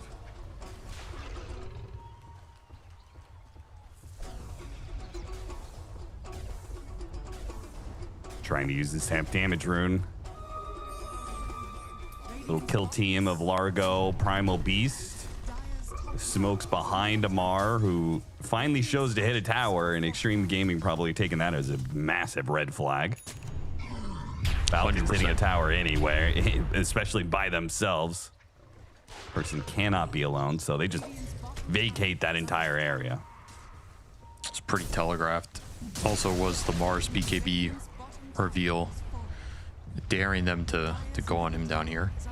Game's still very close. Very, very close. One team fight could break this open either way.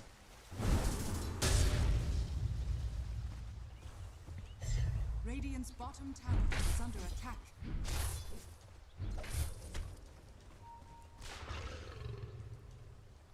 Definitely on our pace for a 60-minute nail biter here. So I thought with Xtreme, the way they were taking those early towers, I was like, maybe they're just gonna like roll over this game. They get that first Roshan, they get the Tormentor. I'm like, all right, let's move this on to really closing out Falcon side of the map. But they have not done that. They've just been kind of content for this like 60-40 map split, where they own a bit more of the map than Falcons, but they haven't really tried to shut Falcons out entirely. Just not how these two teams play, man. If you give them space and time to farm, they'll take it. They're not going to try and force anything crazy. They're going to get to their item timings. Both these teams have a very strong idea that they will win late game when they get there, almost all the time. So they're not afraid to play it slow. They do have Ame's BKB now, kind of prompting XG to look for something. Everybody's got BKB going into this fight. Yeah, and that's so dangerous. Giving Falcons an opportunity to get these BKBs. They do get the jump, though. Crit gets jumped while Amar and Malrine back away. Poor Largo, man. It's just a frog in a man's world out here, getting chomped on.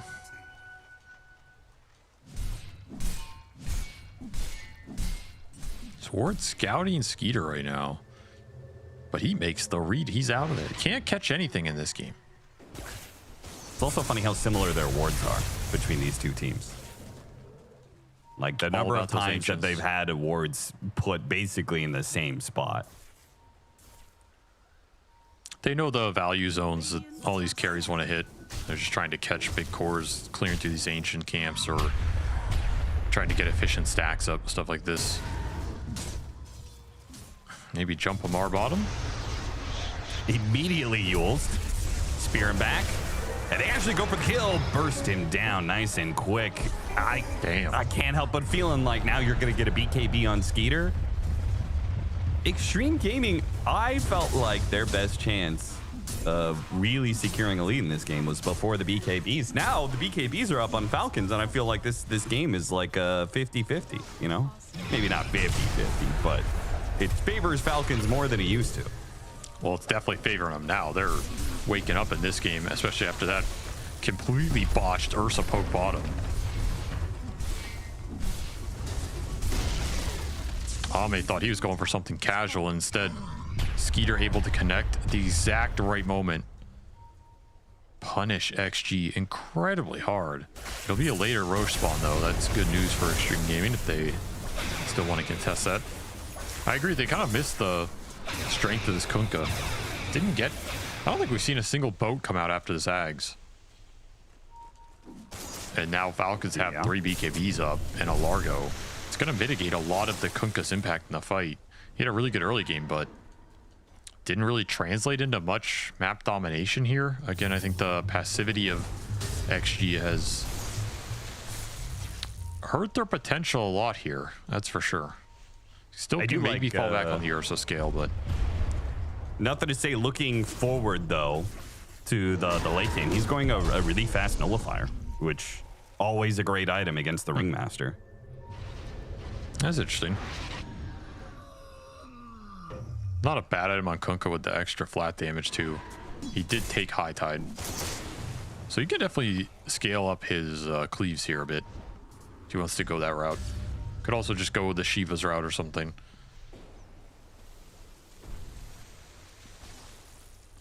Dire are scanning.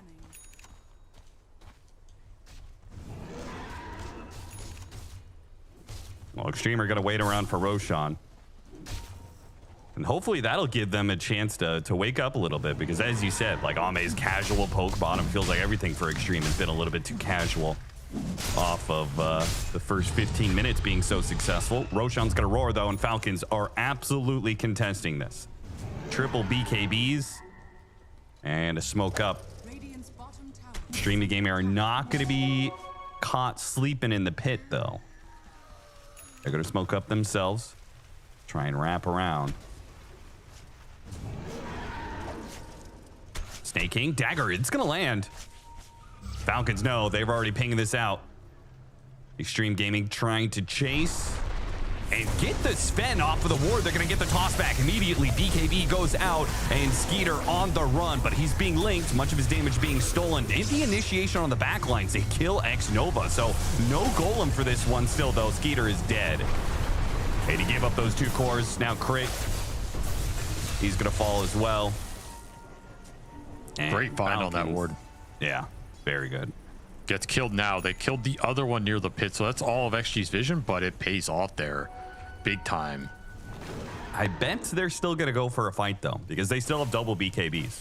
It was like a cool read from Amar and Malrine. They didn't get sucked into trying to save Skeeter.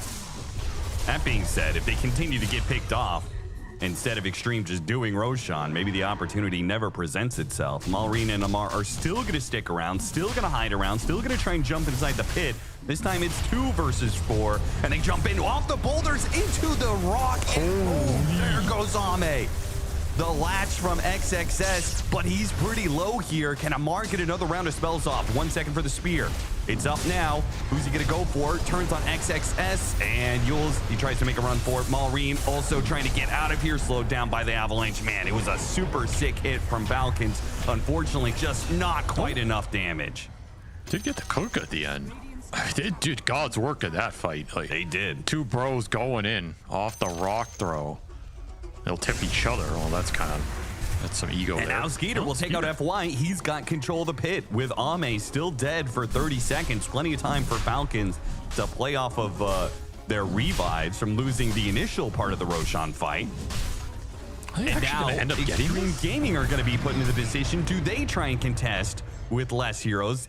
Okay, Falcons think the contest is coming. They're going to back out of the pit willingly. That was a smart back. They could definitely contest there. This will buy time for Ame to come back up, and you won't have God Strength, so you should just go instantly into the pit. Though it's going to switch sides. This is very awkward now. Yeah, this is weird.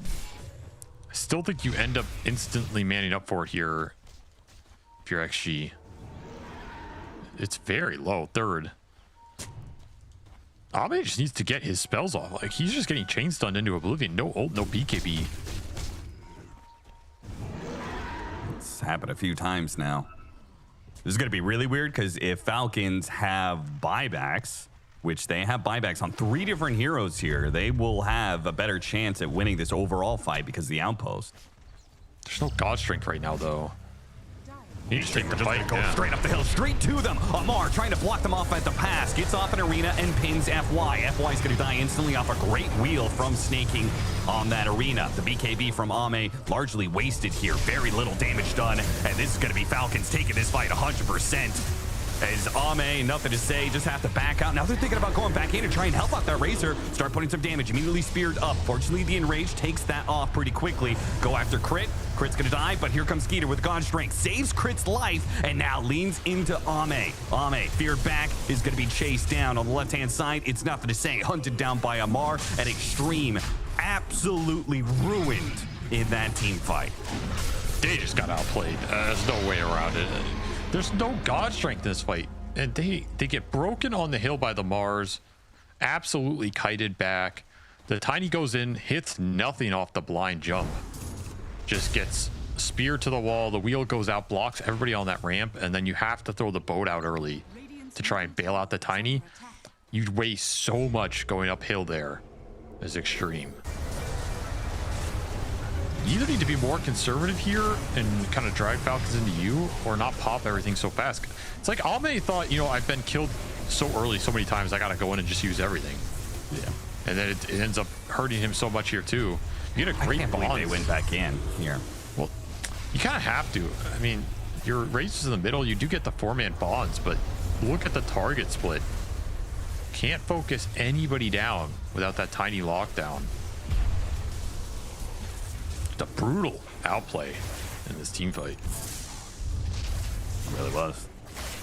Now how much of it could have been different if FY, when he blinks in, you know, hits an avalanche, stay onto Amar, right? Stops BKB completely. from going off. Like, what a world of difference, because then the arena doesn't go down, then the wheel doesn't latch. These blind jumps are... they're hit or miss, man. But you have to be decisive. You have to just instantly go. Well, Xtreme did do that. They were very decisive.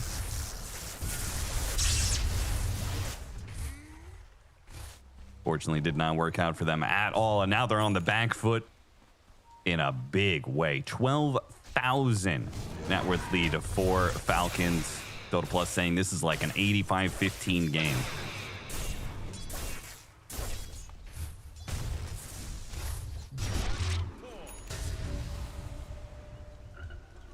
Full refresher on this Mars. That is terrifying. Actually, they've really had trouble putting damage through these Falcons BKBs. And that has been a huge issue this game. Yeah. You only really have the Ursa to do it, and Ame has struggled this entire match, I think. It's not been a great game for him.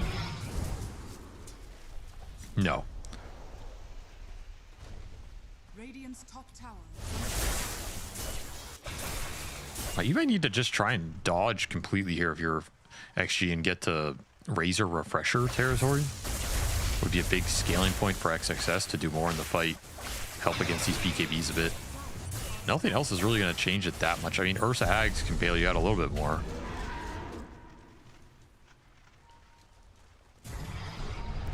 Falcon smoking across.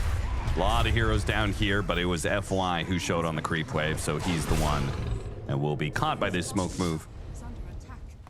He's fine taking that death. And better than gets the lane out pretty far. Better than the Warlock who's carrying the gem.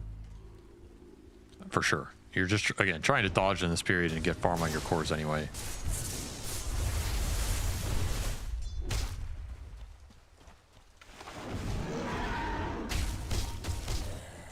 Radiant's middle tower is under attack.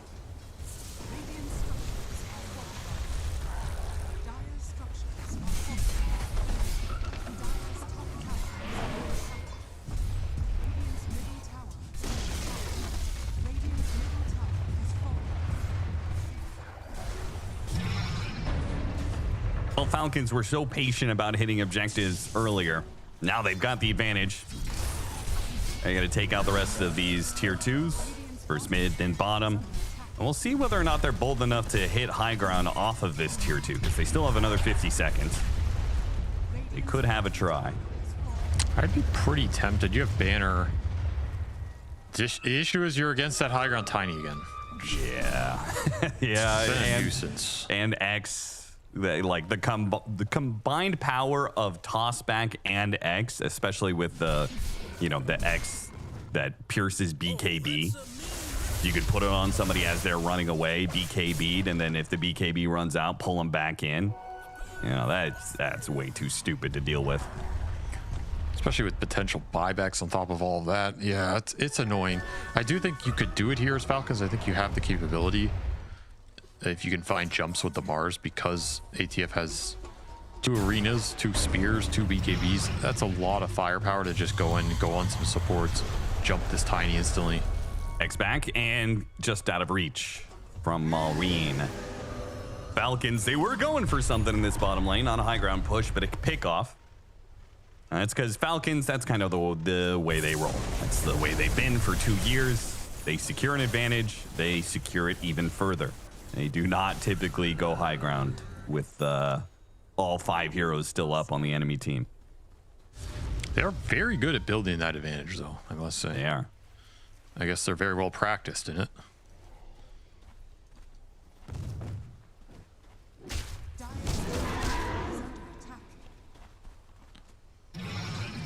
Probably looking for the refresher on Malrine would be the real breaker here. Hex on ATF would also be huge. Yeah, Hex on ATF I think is the biggest thing for me of like, why would you even try and fight? You already have a refresher. Once you get the scythe, oh my god, that refresher becomes so value, especially against these heroes. Like Ame has already had issues on being able to, you know, get off a BKB or an rage at the correct time.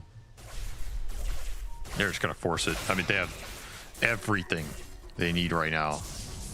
All they need is they get the jump. It's over. They get the right kind of jump, and they're immediately break through the Lincolns of the Razor and cut him down. The boat's gonna come through, try and make these heroes tankier, but they're really not tanky up against Skeeter. Except Ame, who has that enrage to work with, but now with his enrage, he gets completely stalled out by the Primal Beast. And look at Malrine go, tossing boulders, blinking forward, gets the extra catch onto FY, thanks to Amar and the spear. 4 dead, very easy for Falcons, and a high ground push to ensue. That's it, man. If they jump you, it's over. Now he's taunting them too. Classic Falcons. I guess maybe it's not a taunt. Maybe it's a praise. He's saying, you know, like, I have learned from the best Mars. Yeah, the same way he talks about 33 Doom. Yeah, exactly. It's respect. Nothing to say all the way behind the tier 4s, and that will be the final nail in the coffin for this one. Xtreme Gaming.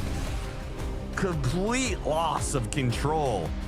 It's not like they were winning this game by a massive lead or anything, but they were absolutely in control of the tempo early on, and it just kind of slips through their fingers. I think the more concerning part is, one, they did not look crisp. Like, Ame was just struggling that whole game. It's not a well-played game by him, and 2, they just didn't do anything. Really, like, they force this Roche, they get this Kunkka Ags, and then there's no team fighting, there's no forcing an objective, there's no clear game plan as to how to control the map and build a lead. Whereas for Falcons, we see this team, they get that Roche, they get like 1 Ursa kill bottom, and then they just explode this lead. And it's just out of nowhere, and you're never getting it back. So to me, that's a big difference between these 2 squads. Very big difference indeed. Falcons took advantage when they had it and end the game, taking the first game against XG. It is one of those things, a game one, when it looks so good for you at the beginning, losing it, you have to think about how you're going to reset. That's a question for Xtreme Gaming, and a question I'll pose to my panel later on, because right now we're going to break down just how Falcons were able to get themselves back into this game after what was such a phenomenal start from Xtreme Gaming with everything that they had. Yeah, I mean, I think it's very good gumption from them and good resolve that I think we haven't seen from the rest of the tournament from them. They were able to not freak out too much. They kind of just chilled and farmed their items. And XG on the flip side, they didn't really force anything. They didn't actually make Falcons under any pressure at all. There's this moment here where Skitter dies, but beside that, they were kind of just farming and vibing, and eventually they just outskilled XG in the team fights. I think it was UT that said it. It's like, this is a team, or maybe it was UKZ, that loves to go late game. Both of them, whenever they come up against each other, enjoy that later part of the game. But what's gotten XG wins is going late game. They've dropped themselves a fast-paced tempo, and they do get that lead. They get that tempo, but they're not able to fully execute it 100%. XG's just honestly just lost in the mid game here. Like even this clip, right? They're walking up the high ground. There's beautiful position from Falcons, hugging both the top and bottom tree line of this steps. So when FY walks up, he's like, wait a second, where are they? Uh-oh, now we're just kind of put into a choke point. So for XG, they had this early game, they had these moments in Arme, finishing the game 3-6-2. After what your Kunkka was able to do for you, I'm expecting him to step up and go, thank you very much, nothing to say. I am now the carry of the game. Let's play Dota. But his entry to the game was just a random death here, the Roshem death there, and it all just came crumbling apart. Like you allowed Falcons to kind of weather the storm of the early game, farm everything that Quinn's mentioning, and then play out just an even team fight. Like who's the better skilled? And Falcons ran ahead with it. Yeah, I was a bit surprised because XG, their early game was giga good. Like they were in such a good position. And I mean, Falcons, they're known for a lot of things. Like the way they play the mid game, whether it's ahead to like then get the kills, or then when they're behind to like stall out the side lanes, be annoying, like sneak around the sides and keep jerking you around. It's like XG, I feel like they lost their purpose a little bit in terms of like what they wanted to do. Because like T was mentioning, I think with the start they had, it should have been a lot better. So I honestly don't know. I'm a little bit disappointed with what they were doing there. Sure. I think, T, you mentioned it just there, and the hero you love, Boat Bro, Kunkka. So good! Whoa! No. Whoa. Okay, hold up a second. Yucky's yum. Sorry, You're a hater. My guy, nothing to say, all right? He's had kind of like a couple tournaments, right, where he's like looking at other people shine, but he's making these moves. He's ganking top a minute or so later. He's ganking bottom. Then he's going to be chasing Skidder in the enemy jungle, going for the chase down. 1x here. Oh, he's running away because Crit wanted to give Skidder a little lick. Go again further, get another X on him, bring him back. No more lick this time. You're going to die. So I feel like nothing to say on the Kunkka. He showed what the hero can do. And if you just had a team that played more aggressive with that type of momentum, you are going to punish Falcons. But for some reason, after all of that, they went, and stop. And then they just unplugged their kind of keyboards. They clicked around with their mouse, kind of doing some stuff, hit some creeps. But the keyboard, the spells, boom, out of the window. Nothing happened after that. I mean, we're not seeing Kunkka that much, so part of my ignorance around him a bit, but is that how Kunkka can play a game? Is he a hero that loves to have tempo early, needs to close it out on a timer, or if it's like even if we do AFK a little bit, it's okay? I mean, you can AFK a little, but I think that hero went full. It's not a very good hero, right? And heroes that aren't very good, generally you need to take that lead and keep going with it. And I think that's really at its core, XG's biggest problem in this game is they clearly had no clue what they were doing in the mid game to speed up the game. And so if you're going to play a slow game, you need better scaling than that. They don't have the scaling, and they also didn't really force any tempo. You can see Razor gets his BKB here, and then it's like 5 minutes later, they've done almost nothing. They've killed one support. They've lost 1k gold lead, and the Ursa gets randomly picked off. It seems like they aren't really aware or capable of closing out the map right now with the item timings. They had Greaves, BKB, Ags on Kunkka. They were way stronger, and like, you mentioned it before, they just didn't really do anything. So if you're XG, I think it's hard to fix gameplay problems in the middle of a series. And so I think the fix is pick better late game, pick better team fight, and pick heroes that you can actually scale easily on, because they just, to be frank, are not capable of closing out a game quickly if they're going to play like this. Yeah, I also do think with the position they were in, they could have done, well, a lot better. Like we're saying, they have the gold lead. If you find a catch, I understand, like there's a Yules on Mars, it's annoying for the X mark and stuff like this, but if you catch him, then your Tiny can stun under and you can actually find some stuff and get these heroes killed. But if you just do it slow against Falcons, they're going to get what they want. And even with the like core-to-core matchup that's not good for Sven, it doesn't matter because they were just out team fighting you. Yeah, there were moments though in that earlier part, not just that they were doing well in terms of lanes and moving around, like we saw with what T was pointing out, this Kunkka being everywhere that he possibly can. They were trying to have that aggression and find spaces for themselves. They were smoking up a lot, Kazu. Yeah, I mean, I wanted to point out one of their smokes because we saw the kill already earlier that happens at the end of the clip.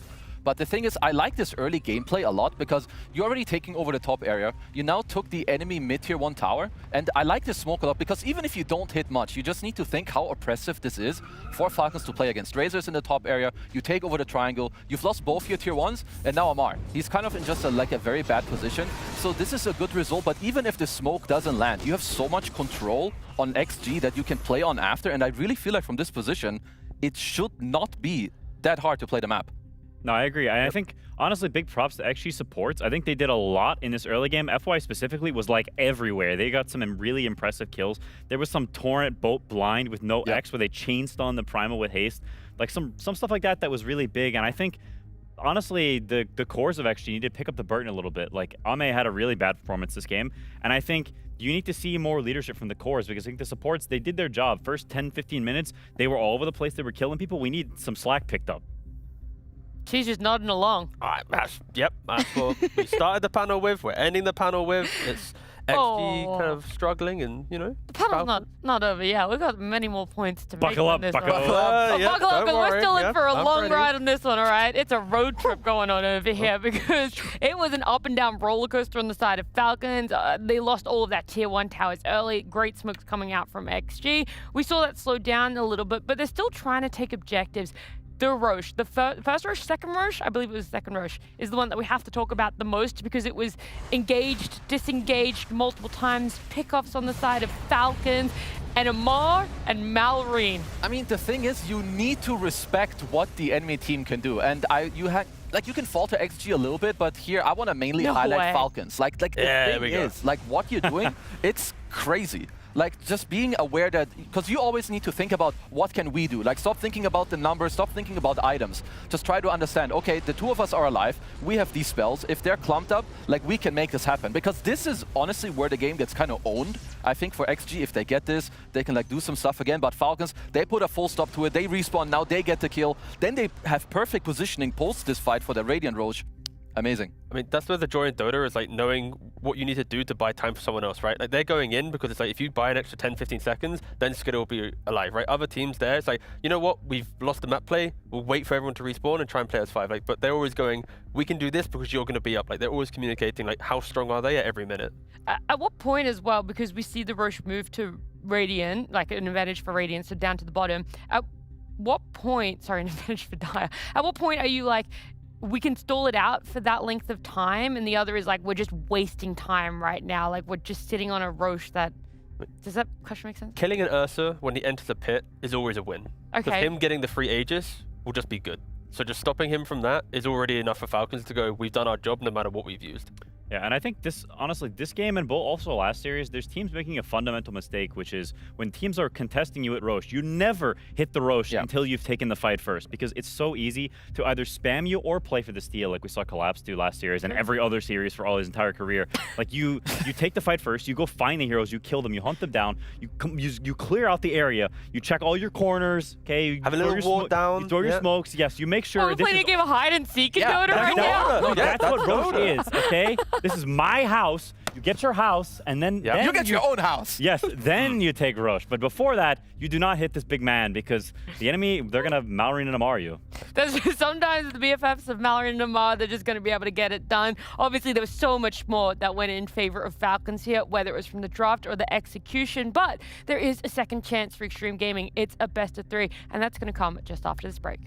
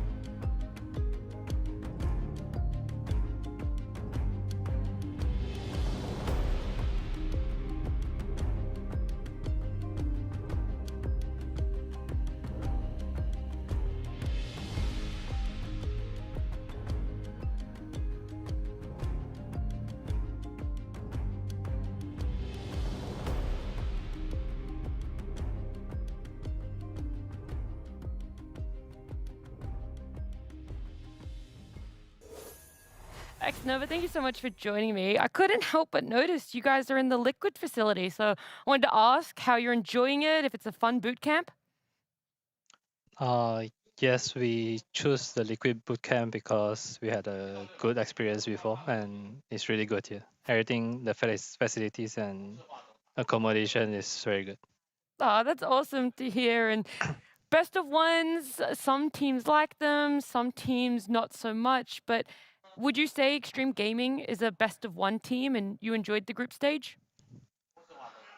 I think the best of one games are very punishing, and I think we are a slower team to adapt. So maybe we prefer longer games and longer series compared to this. Yeah, for sure. And of course, now you're playing alongside FY. How has that been as an experience for you? Just bring back the old days, and yeah, gonna create more good memories together. Well, I hope that is on the cards for them after losing game one. It is a little bit dire, though, for them. And he even said it themselves. By the way, this X-Nova interview happened before the series began.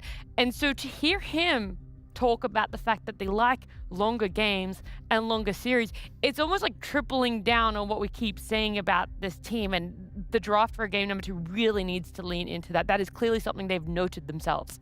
Yeah, and it's honestly a bit surprising to me that they understand it so well, yet they still, I feel first picking this Razor is not really what they want. We can see the heroes they first picked. I think the heroes that look for the best for them are this Tiny, this Slardar, the Shadow Demon, heroes that scale well, that give you the team fight, that give you this nice structure that you want. Whereas you compare that to this Timbersaw, Brewmaster, I think this Brew is a hero that's very easily exposable, and Timbersaw is a hero that does not give you the team fight. It's not the typical XXS initiator, and the Razor to me is similar, and it's a hero that it's this carry sort of solo bolo type of hero in XXS, and I don't think that's what you want. I mean, this you're just describing heroes that like can play early, have a bad time, but still recover, right? Like the other heroes that we're seeing, like the Timbersaws or the Razor, whatever, it's like you need to have a good start, you need to keep going, and then when you make one mistake, there's no insurance policy. Yeah, I think they do thrive when you're allowed to make mistakes with their type of draft, and then lean on some magical moment, like a big move from ROA or a catch from nothing to say, right? But some of the drafts that we've seen from them do feel a bit more as if they're trying to copy other teams' style, and it's like,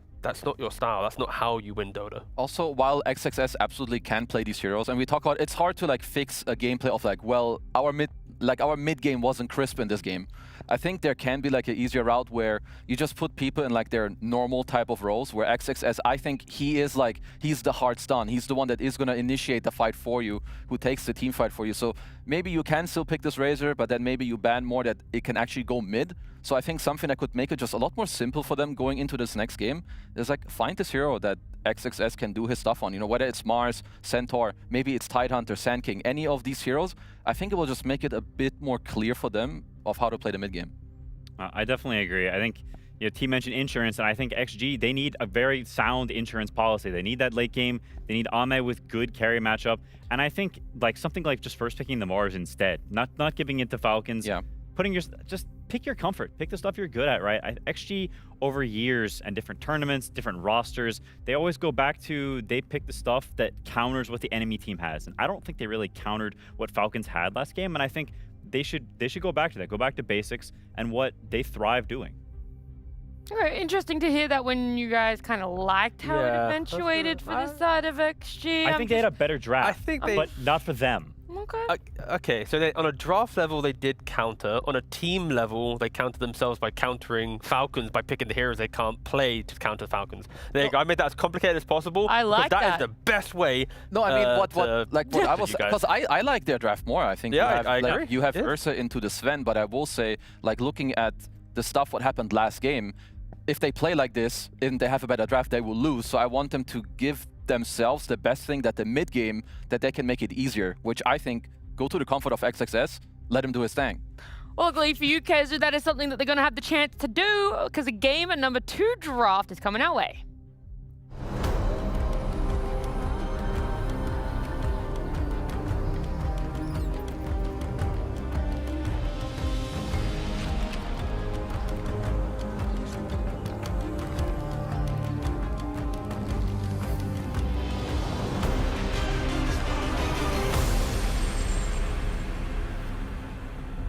whilst it is a best of 3 to make it to Malta, everything a team would want to do, it's also a best of 3 for elimination. And now with Falcons 1 game up, that is the reality Xtreme Gaming are staring down the barrel of. They're going to have to bring out something for themselves in a draft, and what has happened right now in our first phase of bans is they've taken out the Razor, the Husker, and the Timbersaw. So a lot of comfort for Falcons.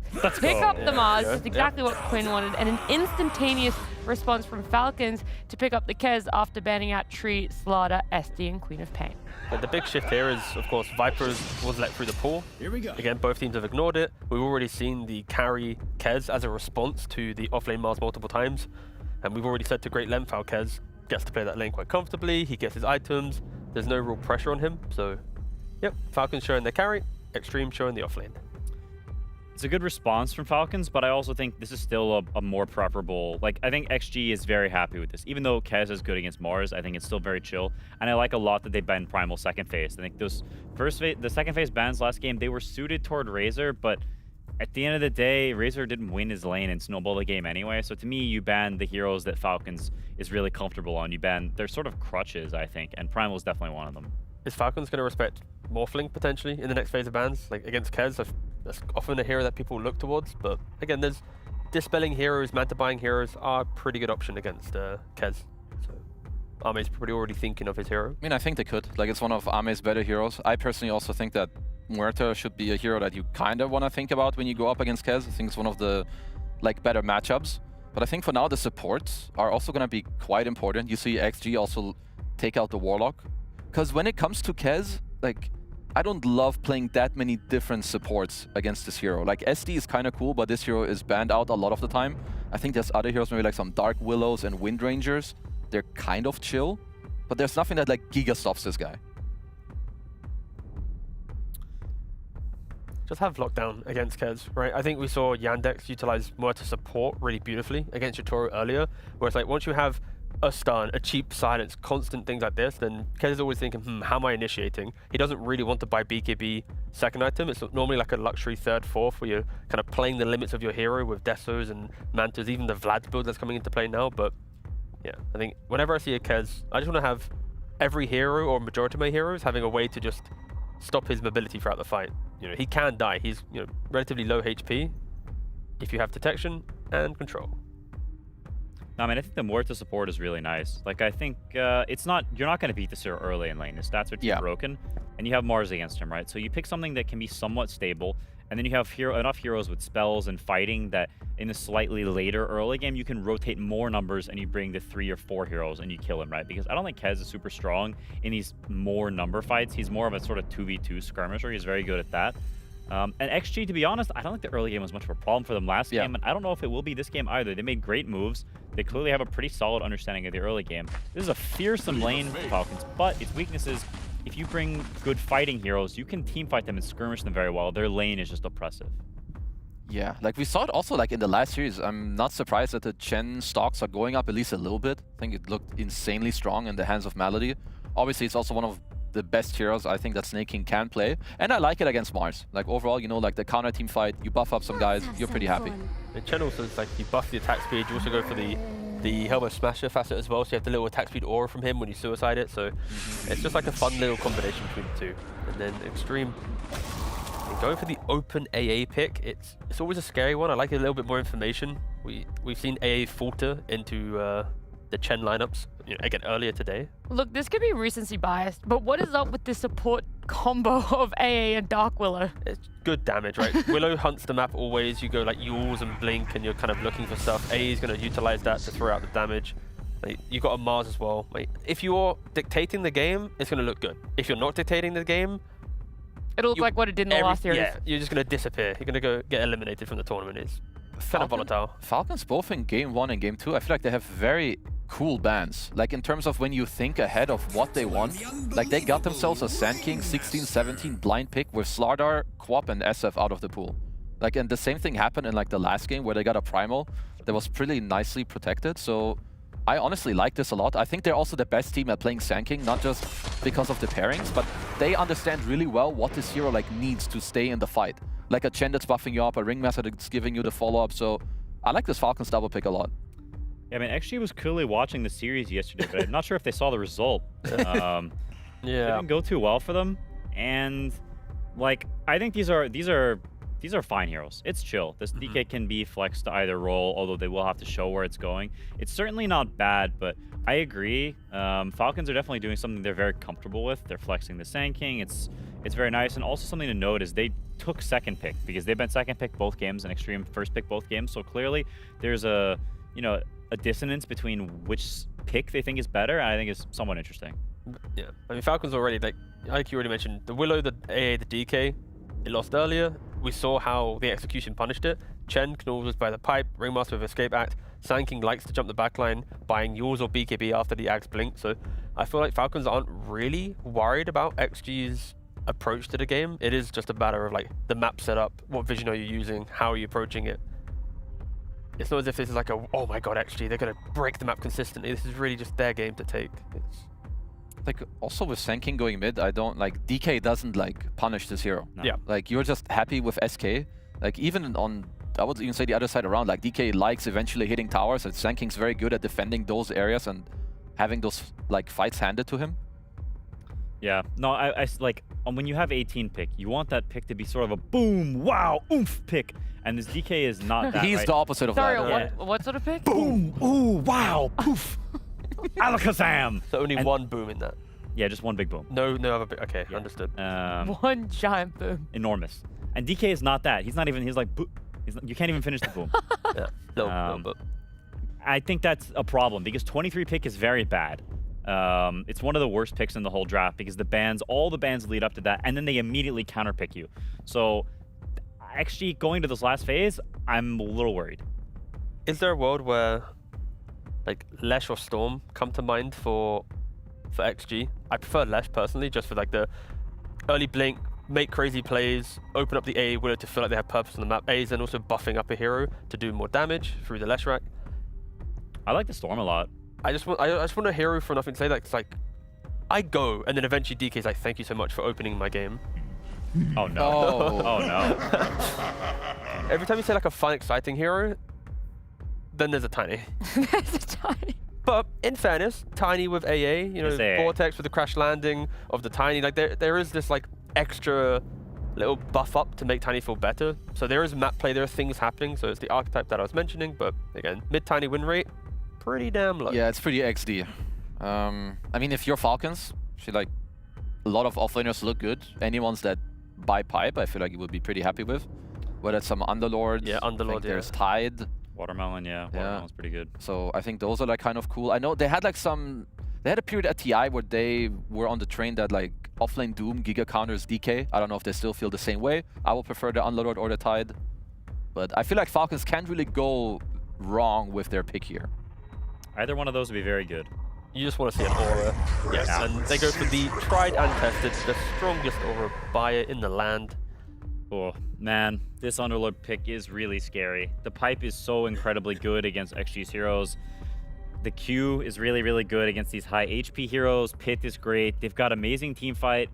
Kez scales well. I think Falcons have done really well in draft, and after watching last game's gameplay, I feel like Falcons is also in a better shape play-wise. But it has at least, I mean, from what we've asked from XG, like the problems they had in the mid game, how to simplify it going into game 2, you have to lean towards them following that same kind of line of questioning that we had, right?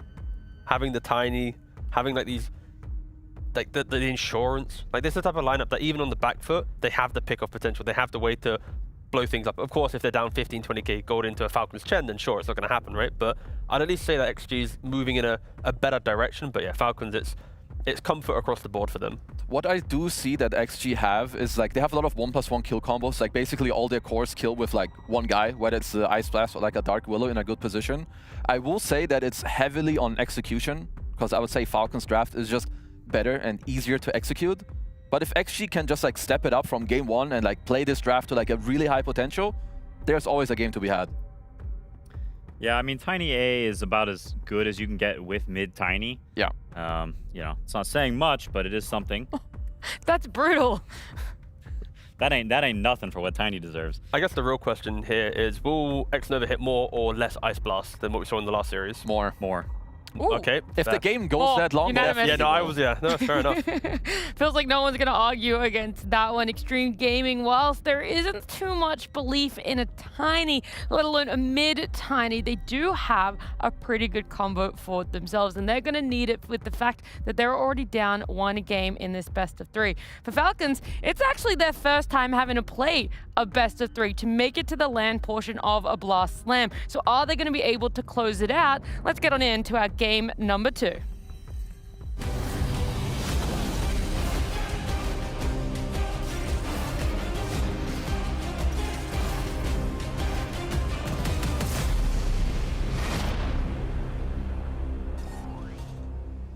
Despite these two teams coming into this playoff series as 6-5, they had a tied score. They had similar performances in the group stage. One team looked considerably better in that game 1. That was clearly Falcons. Falcons, who were a little bit behind early, still managed to take over the game in the mid game and closed it out pretty efficiently. Whereas Xtreme, despite the advantage they had, kind of let things slip. Hopefully they've woken up and feeling better going into game 2. Do they have a better draft going into game 2, Avery? Kind of like it more than their first one, just because the playmaking's a bit more straightforward. They have more stuns to play with. They have triple stun core ahead of 2 high damage backliners with a lot of AoE team fight. Kind of hard to go wrong with that. They also got the XXS Mars that ATF said he modeled his game after in such a nice way. So that seems pretty good. The flip side, I think Falcons outdrafted them a little bit just in terms of the matchups, and they got this scary Underlord pick. They have the Ringmaster box save and Chen against, again, triple stun cores that want to go in. It's going to be tough to get through all that. You need Nullifier at some point in this game.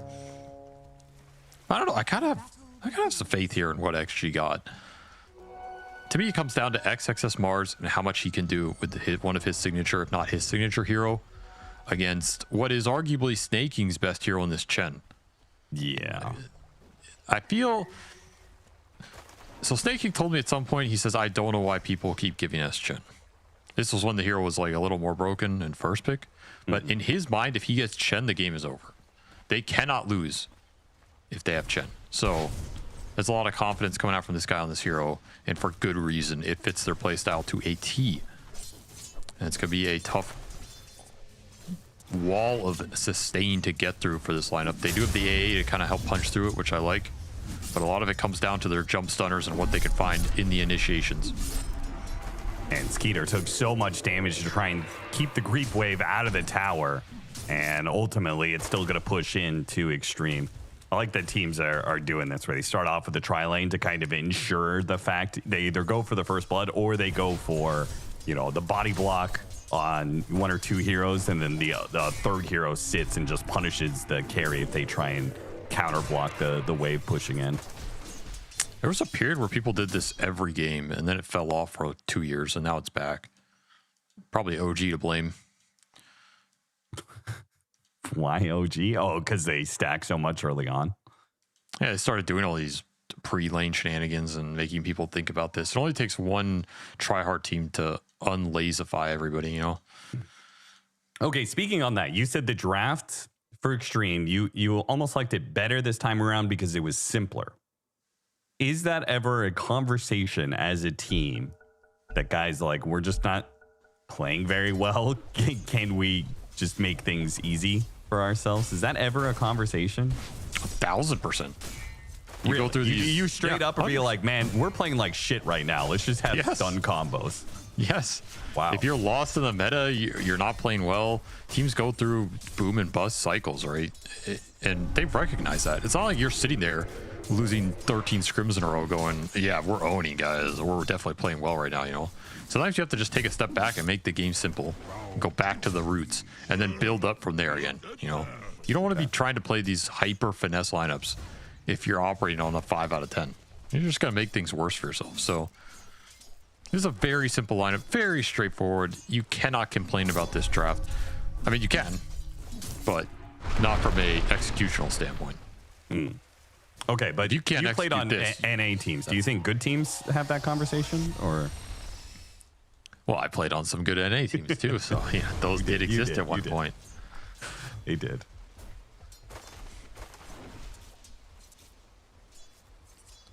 do you think the Tiny Sand King matchup goes? I have to assume it's got to be favored. The Sand King. Yeah. Oh yeah, Sand King is against anything that doesn't just destroy him in the first 3 levels, and this hero's mega happy. Once you get those points at Sandstorm, you just start pushing the wave, mega farming. You're gonna go clear stacks eventually. They always stack for the Maureen Sand King. So even if the lane is bad, he gets farmed. If the lane is good and he gets stacks, then he's just an absolute beast. Damn, Amar not backing down from that cold feed whatsoever. Got hit by the stun combo there and just said, you know what, I don't care. I'm going to swing on you until I get frozen. And Ame did have to back away. Of course, they backed away to get a Lotus, so still a good trade-off for Xtreme. I will say I've not seen this Dragon Knight hero be too successful this event. Yeah. Hopefully Ame can overperform with it. And hopefully he woke up from game 1, because I don't know, this man was taking a nap or something during that game. I mean, this hero does have more forgiveness to it than Ursa. Yeah, it's true. You can't die without pressing your ult. That is true. Maybe you can. I don't know. That would be next level grief, but he should get pretty farmed here. It's a free-ish lane for him. And very similar game to the first one. Everyone's farming. Nobody's killing each other. The most interesting thing is Skeeter and XXS in this back and forth. Skeeter is constantly trying to read when XXS is going to God's Rebuke, and then he tries to parry it.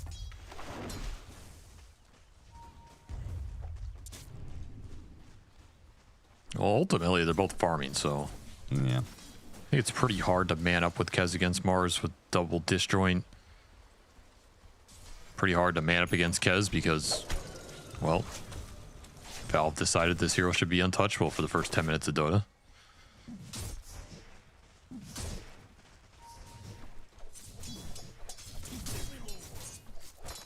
Oh, big deny. Once again, it's going to be a laning phase about denies more than kills. Oh, 100%.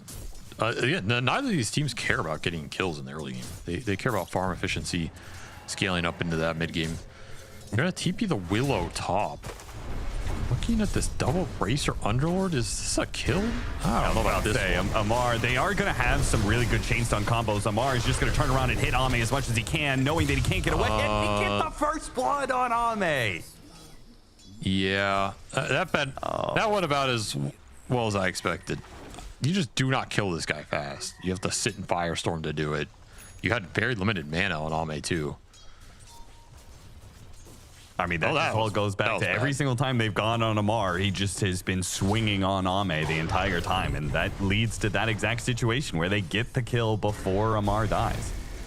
It all adds up, all that little harass on the lane. Also a question of, does Ame need to stay here as long as he does? No, like Amar's not going anywhere. He could kite back and let the supports take the kill. Oh, well. Yeah, you just got man up for it, dude. I don't know. Okay. Come back full. It's fine. You're Dragon Knight. You're going to farm ancient stacks anyway. Okay, Malrine has a regen rune. What are the chances he probably centers this stack right now? Oh, very high. It's only a double, though. If it were triple, I think you would. Maybe because it's double, you can just get through it. Crit has had to stay in lane a bit too much. Hasn't been able to use the daggers to stack up as much as you would usually see. The scan from Xtreme, they're going to go in for an invasion, but it is far too late for that. Yeah, he's got the regen anyway. He's going to hit the center as they walk into him. Burrow strike straight up on X-Nova. A toss away to get him away from the Sand King. Very nicely played by Nothing to Say. Still going to chase after Nothing to Say, though, and he needs some help. Blood Grenade, Cold Feet, hoping. Nothing to Say, trying to juke inside the pit to get away, but a Burrow strike is back up and it hits him. And that'll be it. Nothing to Say falls. And if anything, the support's trying to stick around to help Nothing to Say just means they might die as well. Another Burrow strike up in 5 seconds combined with a Sandstorm. FY is dead as well. Okay, Falcons, they have the lead this time around, that's for sure. That's an absolute disaster, and that is one of the biggest regen runes I've ever seen in 6 minutes. I mean, cleared through 2 stacks. He's just running at him, regenning up that entire sequence. There's no turnaround potential there. You can't TP in a level 5 Mars to salvage a bad gank. So that is just a completely botched contest from XG here. They are now significantly far behind in this early game. This is not the lead you want to give to the Malrine Sand King. I've seen this before. Getting some TI PTSD right here.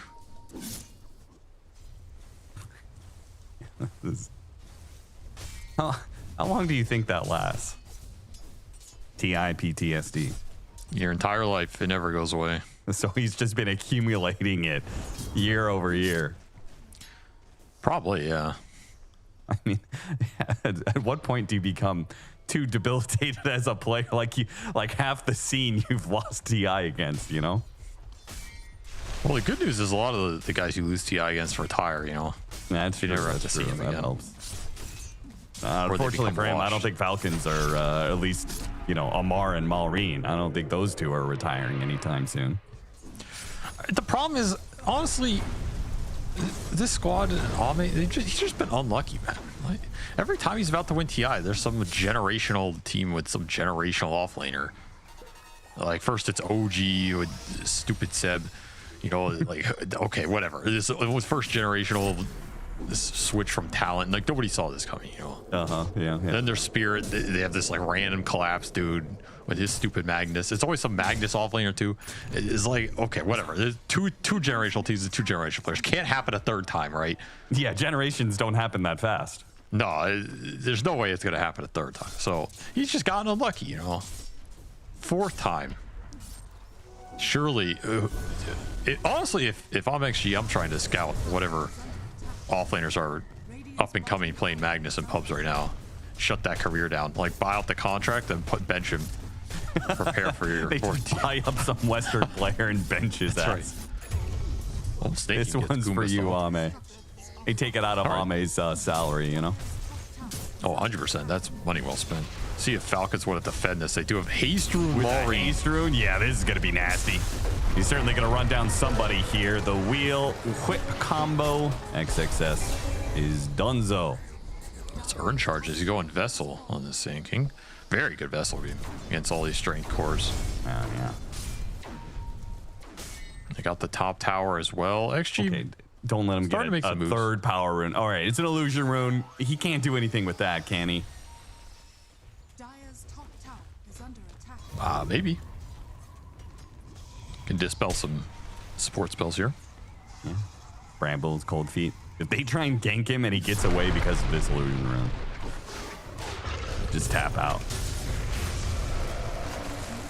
Skeeter. Oh, nice save there from Crit. But it wasn't enough. As much HP as that tonic gives, there is still too much damage from this trio. There's certainly Xtreme Gaming, as you said. It's going to be pretty straightforward. They have a lot of damage early on between this trio of Dark Willow, Tiny, and Mars, especially when the Willow gets to level 6. Just waiting for that A ult. He is one creep off of it. Malrine's going to take the tower, though. That illusion rune helped him take the tower. Didn't give the AA 6. Kind of influential. He's very close to They can't give him the 12-minute power rune. He's getting way too much out of every single power rune. And I think the next one's coming up are, what, Invisibility, Arcane Rune? No, it's amp damage next. Another amp damage? You gotta get the amp damage next. They're smoking this Tiny up. Phase boots, he can get in there, and you have A ult. So this is a guaranteed kill on anything they find. Can you connect? You gotta play the tree line well. This is a really, really tough kill to get. Especially since they have no detection. That is an impossible kill to get, okay. I mean, you're playing against Sand King and Kez. You're not carrying detection. This is a little sus, not gonna lie. A little sus here. They got him. They just one-shot him, though. No chance to get off the veil. Crit, XXS. dagger, and yeah, blood grenade. XXS is hold up. I'm losing a little bit too much HP here. Is he gonna kill him? He might try and kill him. Oh my god, if he gets him with the whip. Oh, he hit him, but it wasn't enough damage. Oh, that would have been so sick. Okay. with the help coming. Oh, they got him on the Firestorm. Amar picks it up, and now they've caught Xnova in the corner. Ah, gee, wow. Okay, this might be a 25-minute game we're looking at. What an outplay. Crit just toying with them down here. He's even going to get the tower deny. A perfect sequence from this Ringmaster. Dude, and you got a bunch of cleave damage on Underlord now. He's building up a Yule's first item. Instant smoke play. They have the vessel sinking in the smoke play. They're on the top of all. Ame being run down a bit, takes some damage. Fine. Support's coming in to help him out. But he's forcing this DK off the map. They're taking the Ancients away. And the smoke move is still coming in. Can absolutely connect here. They should kind of know about the smoke move, but maybe they don't know it's this close. Throughout the silence, but he got off the Shadow Realm first. That was not really well executed there from Falcons. Tough to get action without the sinking blink. They went last on Kez, so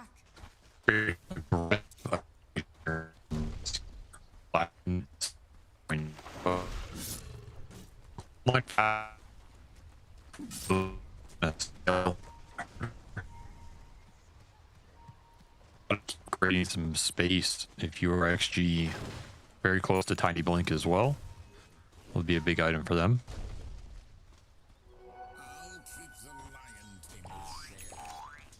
That is full pipe for Amar. It's cruising.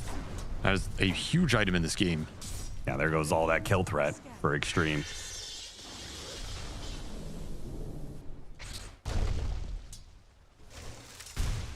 Well, Xtreme gonna have to sit back and wait for, I don't know what. Armlet on Ame, but it feels like he almost needs to get to BKB. They can still go for these fast kills because they have Ice Blast, especially as Falcons are split up around the map, which they have a tendency to do that. I mean, look at them right now. They're playing 5 different parts of the map. This is how they prefer to play.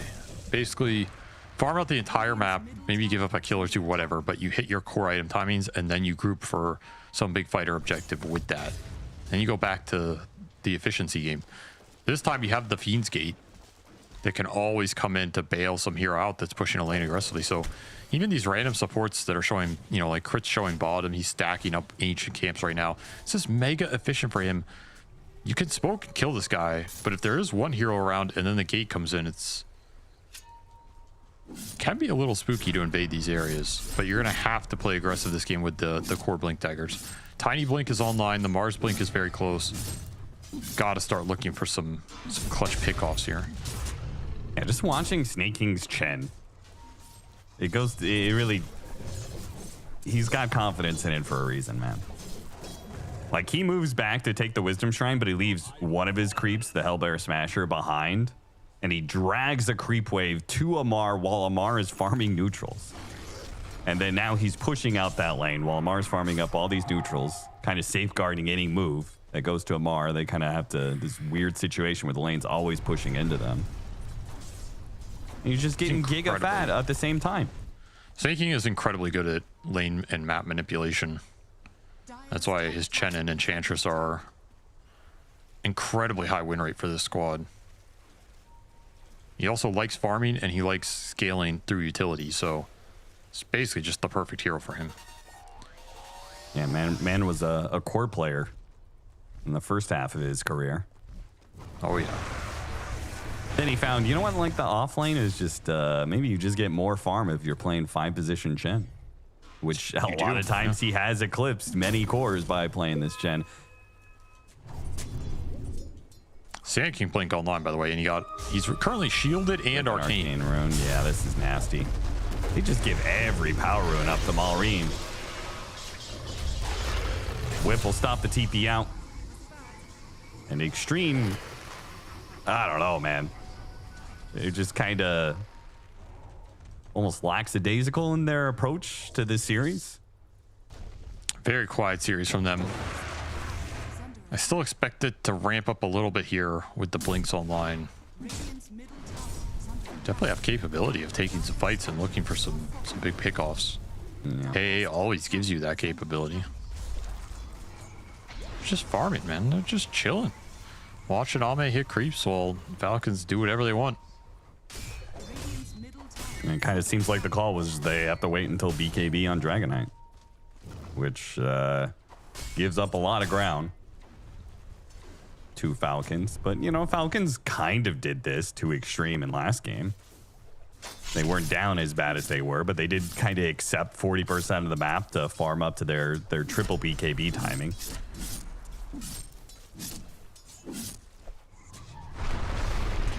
Problem is, Xtreme doesn't seem to be nearly as good as Falcons at that situation. Nothing to say is working towards a BKB.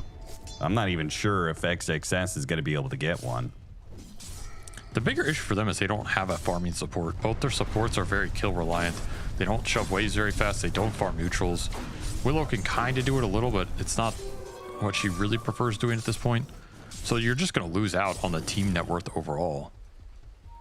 And then when you get to your core item timings and you take the 5-on-5, you're not going to have as much farm on the supports. You're not going to have as many utility items behind your cores. It makes a massive difference in these games. So that's the portion I do not like in this trade-off for XG. If they had a farming support that was taking waves and keeping up with what this Chen Ringmaster are doing, I would feel a lot better about their position and just scaling into some BKBs here and then ignore a lot of the magic damage out from Falcons. I think that is a fine approach.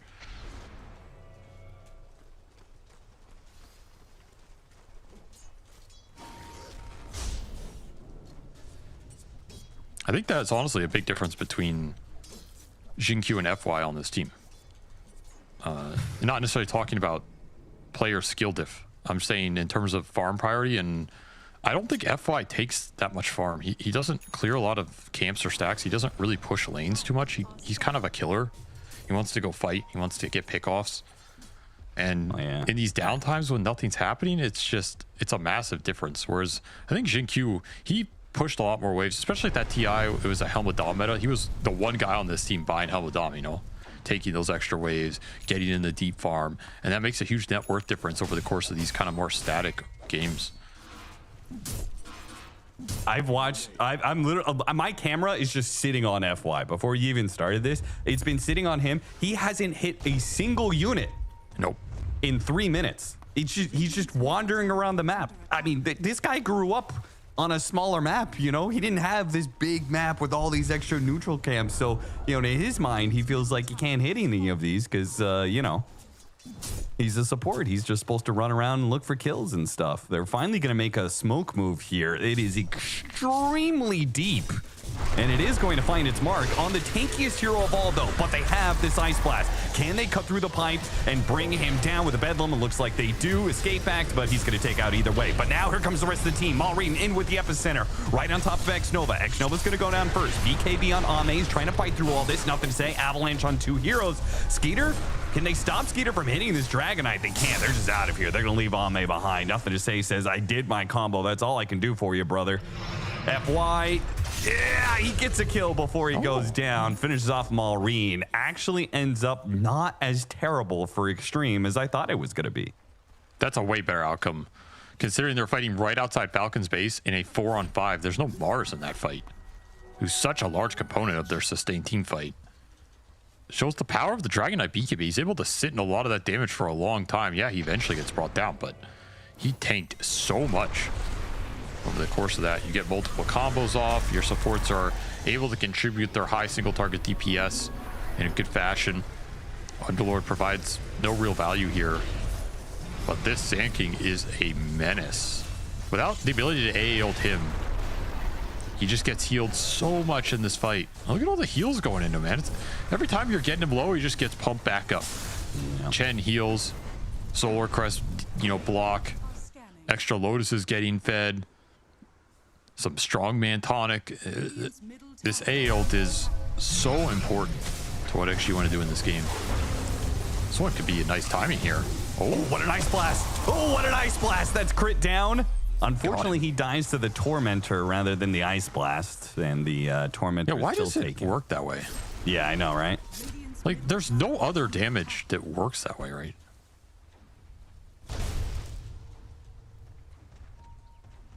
There might be a situation where denies work that way. But That's people such a- mostly it consider is- that a bug, if anything. Yeah. For some reason, this Tormentor can just override Ice Blast threshold. Who knows? Look at towards Maulering. That's a big kill if you get it. You cannot get it. You're not getting it.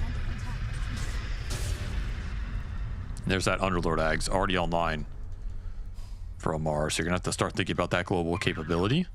However, XG, they kind of weathered the storm, and now they have triple core BKB. This is the reverse script from last game. I honestly didn't think they were going to get there, but that smoke deep in, right? They traded off 2 for 3. It wasn't that bad, but what happened afterwards was Mars and Tiny were both able to farm side lanes while Falcons were kind of struggling to get out on the map again. So they got a lot of farm off of, you know, that fight and what happened after that fight. And they both got to their BKBs so they could join Ame in this triple Golden God scenario. They're finding a lot. The 3 cores from Xtreme are definitely finding more than these Falcons cores. It's just the support difference that might push it over the edge, but you gotta be a little worried for Skeeter in this game.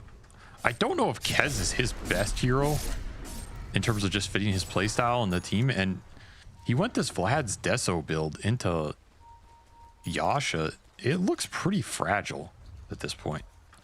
Like, I don't know if he could just enter a fight and man up and not die from all the random AoE gunk. Yeah, even when he gets BKB, it looks like he would die to any Avalanche Toss Ice Blast combo. Nothing to say. An Epicenter ripping through the shield room combined with the wheel. It gets off the BKB now. The Terrorize goes out. XXS. Oh, beautiful great hit blast. alongside the Ice Blast. Can they stop these heroes? The escape back keeps Crit alive, but the Bro Strike gets Maureen out of there. Now, Crit finally falls. They're going to go after Amar here. Amar's going to be stuck in this river. Stunned up quite a lot. Just got to be careful of Skeeter coming in from behind. He's trying to gate through the Cursed Ground. Will it go off in time? It does not. He gets through the gate. And Xtreme Gaming left without much to do here. Amar didn't go too far away, so he can still kind of rejoin the team. But Xtreme, I mean, as beautiful as that spear was, these heroes are simply too tanky. That was a great usage of the Fiend's Gate.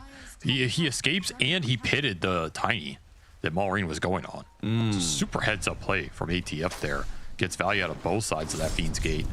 Skeeter gets to come into the fight last, which is amazing for him with this build.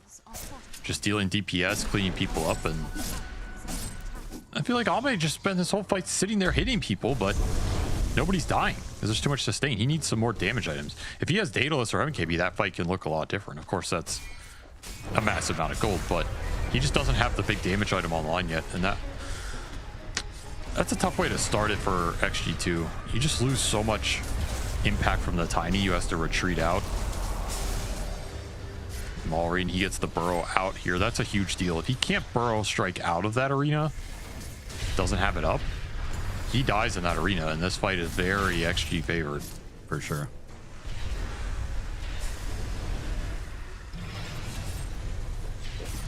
Very close in a lot of regards here.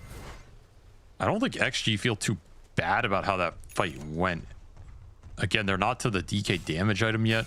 That's the kind of team fight they're looking for. They just didn't have the DPS to punch through the HP right now, but that can change. So if you're Falcons, you have to worry a little bit about giving DK as good a fight as you gave him in that situation. Yeah, I feel like in many ways, some of these fights are not going... they're going like quite badly for Xtreme, and they're still kind of weathering through. Look at this Ice Blast play, though. Tried, but failed. What a fast move from Maureen to get out of there. Oh, nice attempt.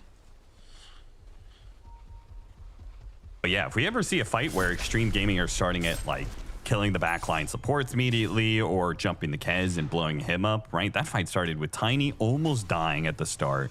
And then they're mostly hitting the 2 tankiest heroes in the Sand King and the Underlord. Gate up to top lane.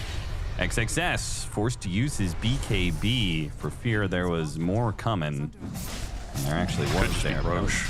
A casual poke with the BKB used. Yeah, they're just going to go straight to Roche. Very nice for Skeeter. He can get an Aegis here. And I will again point to the network difference in this game is on the support snaking, just rushing in Ags on this Chen. That could be massive. very good Chen Hag's game here. 60% magic resistance, kind of crazy with the extreme lineup. Oh, an Ice Blast that almost snatches away the Roshan kill. But both the Aegis and the Bounty will go to the Radiant side. The debuff immunity is also huge here because this is a chain stun lineup. You go in with one guy, Chen starts channeling Hags on that dude. You can't chain stun him. It's a combo breaker, essentially. Yeah. It's very nasty for what XG are proposing. So this support net worth difference, it could come into full effect here. These two saving supports. This is going to be an interesting move. Mass smoke play. 4-man smoke through the gate to get behind while XXS baits in Falcons. Oh, imagine they find Fortunately, Falcons have backed away from that push at just the right time, but if they spot Malrine, they see the Sandstorm, they should be able to catch him here. They execute this well. Lead off, Avalanche, Dragon Tail, a little bit of overlapping of stuns there. It allows Malrine a chance, but Burrow Strike still on cooldown. As it comes up, it's too late. Damage is done, and he falls. We're trying to save the AA ult there in case another fight broke out. That's good discipline, but you got to throw one of those support ults. Get the kill. Easy Sand King pick off. That's a massive kill to get in this game. It's high level, so he's dead for a little bit of time. And you didn't use any BKBs, so you can continue to hunt aggressively here. Look for some towers with this Dragon Knight. Closing in on MKB. That'll be the big ticket here for Ame.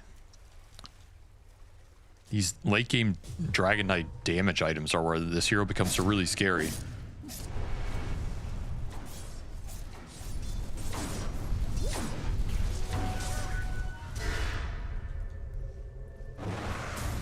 Dragon Tail stun, crit, nice pushback there with a Psychic Headband. Beautiful stuff. They terrorize, misses, and he gets away. No way, man. Dude, crit is styling on him.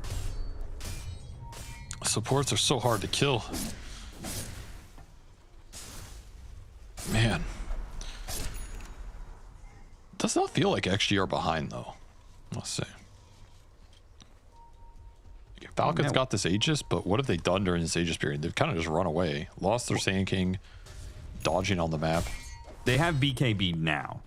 So they have BKB in 2.5 minutes of Aegis. I expect that to change. I expect Falcons to start getting pretty aggressive. In fact, Skeeter is going to solo hit this top tower, disguising the fact that Falcons are making a 3-man smoke move towards mid. Nobody shows, though. Xtreme Gaming, very passive on the map, giving up that tier 2 top, giving up any pressure on mid. They also have Chen Hags. Look out for that in the next fight. It could absolutely ruin XG's Wombo combo team fight if Snaking can get a good position. It almost feels like Xtreme, the best thing they can do now is get a toss back, right? Just to get a hero out of position that it can't be bailed out by the escape backed by the Chen Hags.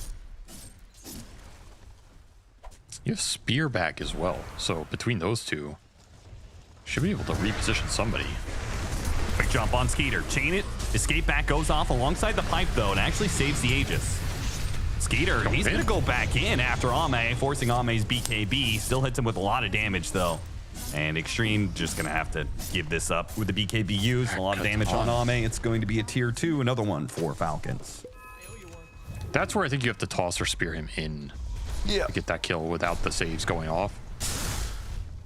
They don't want to blink in to do that though because they're worried about getting pitted, but that's what your BKBs are for. Maybe you need some force stabs in this game so you can hold on to those a little longer, because I think you do have to kind of look for these disjoint plays. You don't have Bloodsport. You took Victory Feast, which is also an interesting consideration. Like, to me, this might have been a Bloodsport game. Yeah. It really makes it difficult for Falcons to try and bail out that target you just arena spear, or it forces, you know, the vision to come out or the blink into the arena or something like this, but it always buys you at least a second. It's not instant. Sometimes that's all you need. Well, like a Ringmaster is the best hero for it to be used against, right? So he can't escape back. But a couple of things. One, escape act is low range, so sometimes the arena just blocks you out anyway, even if you can see. But also he has Spotlight, so he can get his own vision inside of the arena. Like I said, it's not guaranteed, but I think it still could have been interesting just against their lineup in general. But maybe it's too low value. BKBs are coming out for Falcons now. And another shard. This one for Skeeter. So XG saw Tormentor go down, and they're still smoking to this bottom corner. Kind of an odd time to make this play, because who is going to be there after you assume all 5 of them were at Tormentor?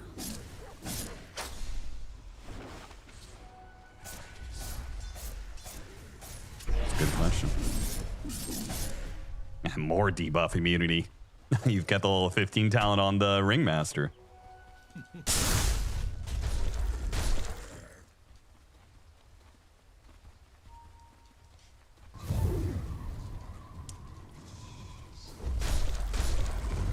Well, it's going to come down to who can scale their Tricore better. Do you think XG have better odds this game? They can kind of scale the Mars in a similar fashion to what we saw game 1, where you have the Refresher Hex. Will be the exact same buildup. That is always pretty terrifying in the ultra late. This DK can continue to scale up here. Can go for like Satanic Daedalus or something. Just be an absolute beast. I always worry about the Sand King going into these types of games, but it does seem like Malrine makes this hero work in late game situations more than a lot of other players. Yeah, I'm not worried about it. He's got so much farm that I think Sand King continues to scale up, right? Because he has so much farm that he's going to continue 10 minutes. And then 10 minutes from now, he's going to hit his level 25, which is another big spike for him with the epicenter pulses.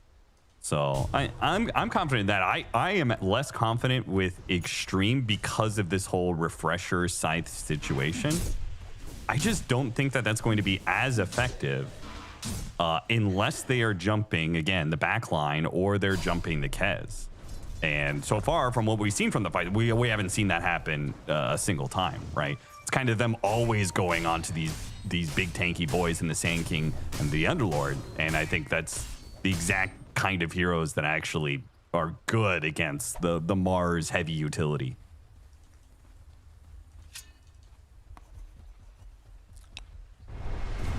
Trying to think if there's a way they can play around that. Ultimately, you just have to go in together no matter what. When the Tiny and Mars go in, you can play for the disjoint. We talked about that. If you just go in together with all 3 cores and that guy gets boxed, you're mega sad. Yeah, yeah. So that is a scenario that cannot happen if you are Xtreme Gaming here. Which, if I'm Crit and I'm thinking about that, which he is, he's just never going to show in the fight. You don't even throw spells. You let the jump happen, or you jump them and you just hide until that moment appears, because it's such a got you card. Got you? Got you. Oh, okay. Checking. 5-man smoke out before they go through the gate. Considering the Tormentor was taken, it's a smart play because, you know, decent chance that there's some sort of vision down on the other side of that gate. There isn't, though. Scan did clip the Radiant Triangle. So actually kind of know they're there, but this top wave going in, it's getting pinged by Falcons right now. Yeah, double catapult wave, no one's showing. Smoking themselves, get a haste rune. If you jump off of that, Xtreme Gaming not ready to play for the power rune spawn. That could have been that opportunity. Like, that setup is dream for, you know, spear back, toss back, any of those.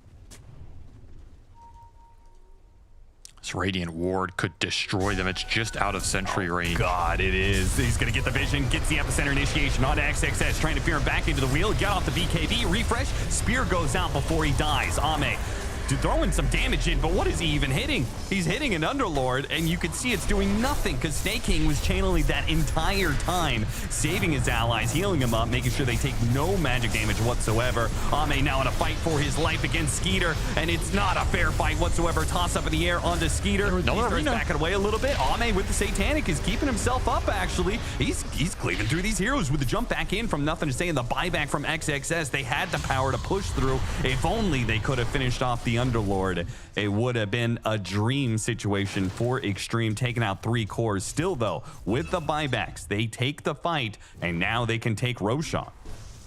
Ame versus the world. Just dealing all the deep, sitting in the middle of that fight the entire time. He's the last to potentially go down. Falcons pay a big price for it. Lose Gem as well. This is a dream scenario for Falcons. You have an amazing ward, you get the jump, you basically take AXXS out before he gets to do much of anything, as this Ags prevents the spear from latching ATF too long. He gets boxed. Fight looks pretty good for Falcons here. Yeah, they took no damage during that. The Mars buyback is too impactful here. You're going to come in after BKBs are gone and just have a free second arena. He gets the TP to outpost, so he's here pretty fast. And this arena just seals the deal. You get the extra boost from the kill on Skeeter, gives extra heal to everybody here. Yeah, that for me was the biggest thing that was missing, right? If they get an initial kill for Xtreme off that victory feast, it's such a big boost, right? It's a nice 30% max health heal and 20% attack damage. So that adds a lot to somebody like this Dragonite, who is, you know, we could see he was struggling to put down these heroes early on in the fight.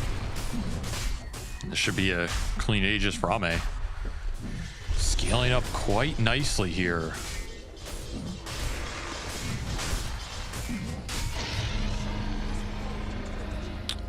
He's dealing some damage, man. And I kind of like the Aeon for XXS. I think he could have gone another damage item or scaling item, but he just doesn't want to get jumped and die first, like we saw in that previous engagement.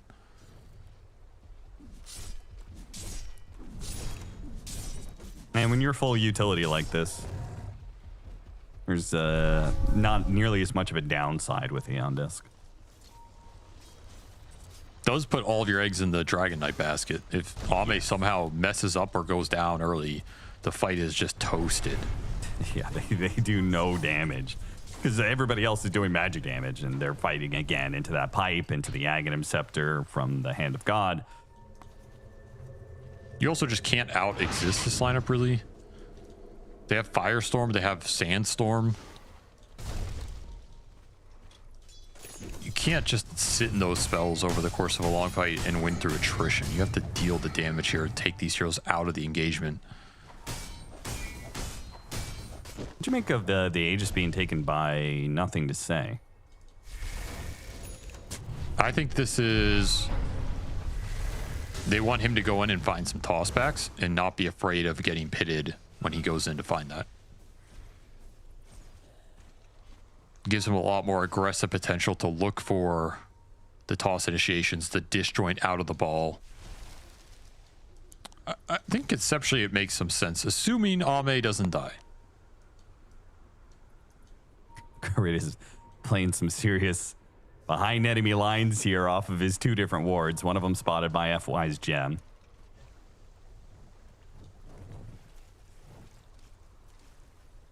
Another person who is going a Neon Disc.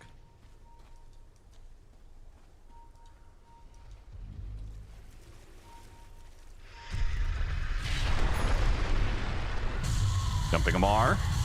Trying to get that toss back. Could not get it. Somehow he wasn't close enough. We saw him stutter step for a moment. Clearly he was trying to get a toss off there, throw him up the high ground.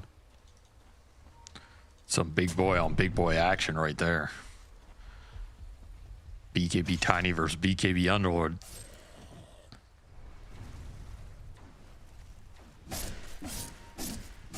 Where's the Ag's tree? Everybody having the same reaction. They're watching that last fight and they're talking about this Dragon Knight does no damage, can't kill anything, and then all of a sudden Xtreme end up winning the fight.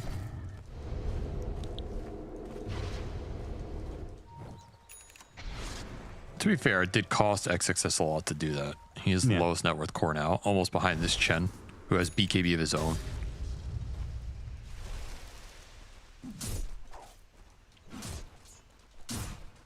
Well, Swift Blink, he's kind of capping out here. I don't...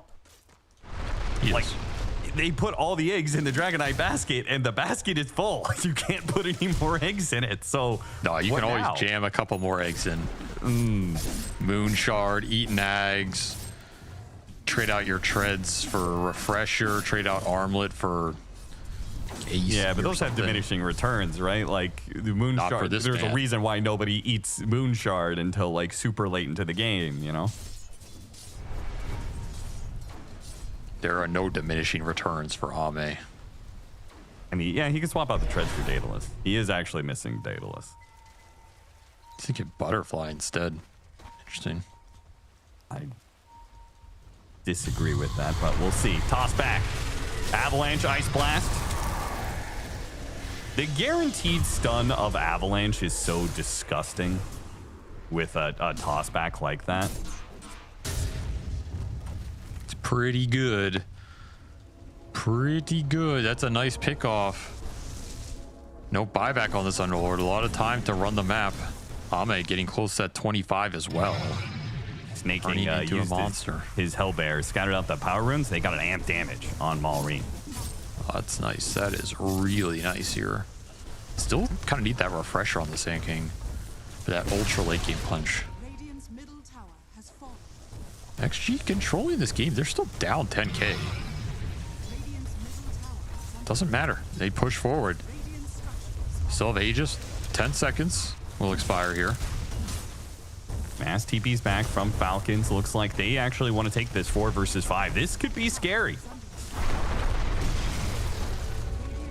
Like, if they didn't want to defend this, they could have just stayed out on the map, right? Given up a lane of barracks. Because there's no way Amar can be here, but they actually backed up. And Xtreme, in turn, will also back up as the Aegis expires. They are not willing to risk a buyback from the Underlord. I'll propose this question. Is this game XG saying our idea of how to beat you is to just steal your style of lineup? Well, after losing TI to them, then kind of have to do that, right? That's what I'm saying. It's just they've lost so much, they're like, screw it. We're just gonna play your lineup against you, see if you can beat it, you know? And we're a better teamfight execution team right now. So we're just gonna mirror you and remove draft from the equation. You know, get draft out of here. We pick 3 stun tanky boys. You're gonna pick 3 tanky boys, and we'll just meet you there, and then we'll see who wins. So far, it's kind of worked out.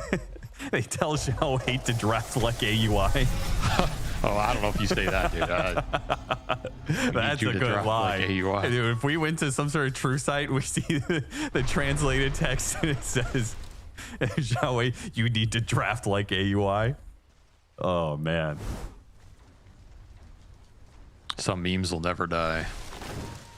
I can believe what you're putting forward to me, though, just because the way that I've heard players talk about other players' style. Falcons is definitely one of them. I definitely see them, like, they talk about, you're brain dead, triple strain, you can't kill them, you know, like, same way they talked about Tundra and, like, the Wraith Pack stuff. Like, they love to be able to talk down how the enemy team drafts and say that it's so easy to play, so stupid. You know, anybody could do it. So then they say, why not us then? Why don't we do it? It is a viable strategy to just mirror your opponents and then make them beat you on skill. Often it's difficult because they're better at playing those kind of lineups, but if you're confident in your team fighting, it can be super viable. Here we have Falcons taking the fight. They have the refresher Sand King, but that's an Aeon Disc Mars. Not who you want to jump. No. Immediately dropping Ward Sentry on low ground. Shivas to scout out some of these heroes. Spotted the Dark Willow, FY. Little out of position here, and he's immediately going to jump. He's got the Aeon Disc, though. It'll buy him a bit of time with Yule Scepter alongside that. X6S trying to hold back these heroes. Got a spear onto one, but Skeeter was left through, and he managed to bring down the Dark Willow. The Ice Blast really doesn't hit anything there. X-Nova whiffed out, but Malrine still going to TP away, despite not having the Ice Blast debuff on him. Meanwhile, nothing to say. BKB popped as he tries to push forward and catch more of these Falcons heroes. They don't get anything. Falcons resetting, and Malrine, that TP back. He's now rejoining the team. Well, so they got nothing? They got nothing. How? How do you get nothing there? That's ridiculous. I don't know. I mean, did any part of that fight look good for Xtreme? I didn't think so. Not really, no. Falcons just went in, they popped all these Aeon Discs, the epicenters are going out. And then everybody just popped BKB and they kind of walk away. Yeah. And FY dies. Level 25 for Amar. He's now got the extra 0.4 seconds of pit. Very good talent. Everybody used Refresher in that fight as well. Including the Tiny, who ended up going for one, who also has 25 for double toss. Yeah, I didn't see what Nothing to Say hit during that fight, but don't think he really hit anything. Well, then what did he use his Refresher for? Well, he popped combo plus BKB when the Epicenter went in and tried to do some damage, but there's a lot of sustain in this lineup. And then he went in later on, kind of towards the end, to try and find some of the supports. He's just having trouble getting around these pits. Again, if you take fights on these stairways, on these choke points, into double, triple pit with the gate getting thrown aggressively, then it's just a nightmare to maneuver and try and stick on targets. It protects Falcons supports so much. It's kind of impossible to find them. It also seems like Amar just casually starting fights, Shiva's walking into them sort of thing. There seems to be so much chaos that Xtreme Gaming, they cannot seem to get around the big boy, you know, starting the fights. Got him on the pit here. Nothing to say. Ooh, reflexive BKB. Too afraid of you know, Burrow Strike Epicenter to come or something, but that leaves BKB on cooldown. He's gonna have to refresh if he wants it here. Oh boy. Quick amp damage for Ame though. Big pickup. Spawns at 48 minutes. That can make a world of difference, but can Xtreme use this amp damage in this limited period of time? Falcons are kiting back.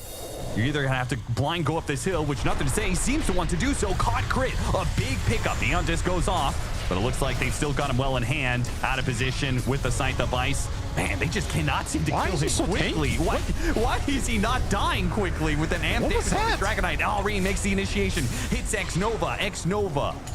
Not able to get off anything good here. Meanwhile, the pit goes back in, and Skeeter taking the fight to Ame. He doesn't care about the amp damage one bit with the rest of the BKB. He's trying to finish off Ame. Top of the air, hits the Dragonite, not the Kez, and that is the death of Ame.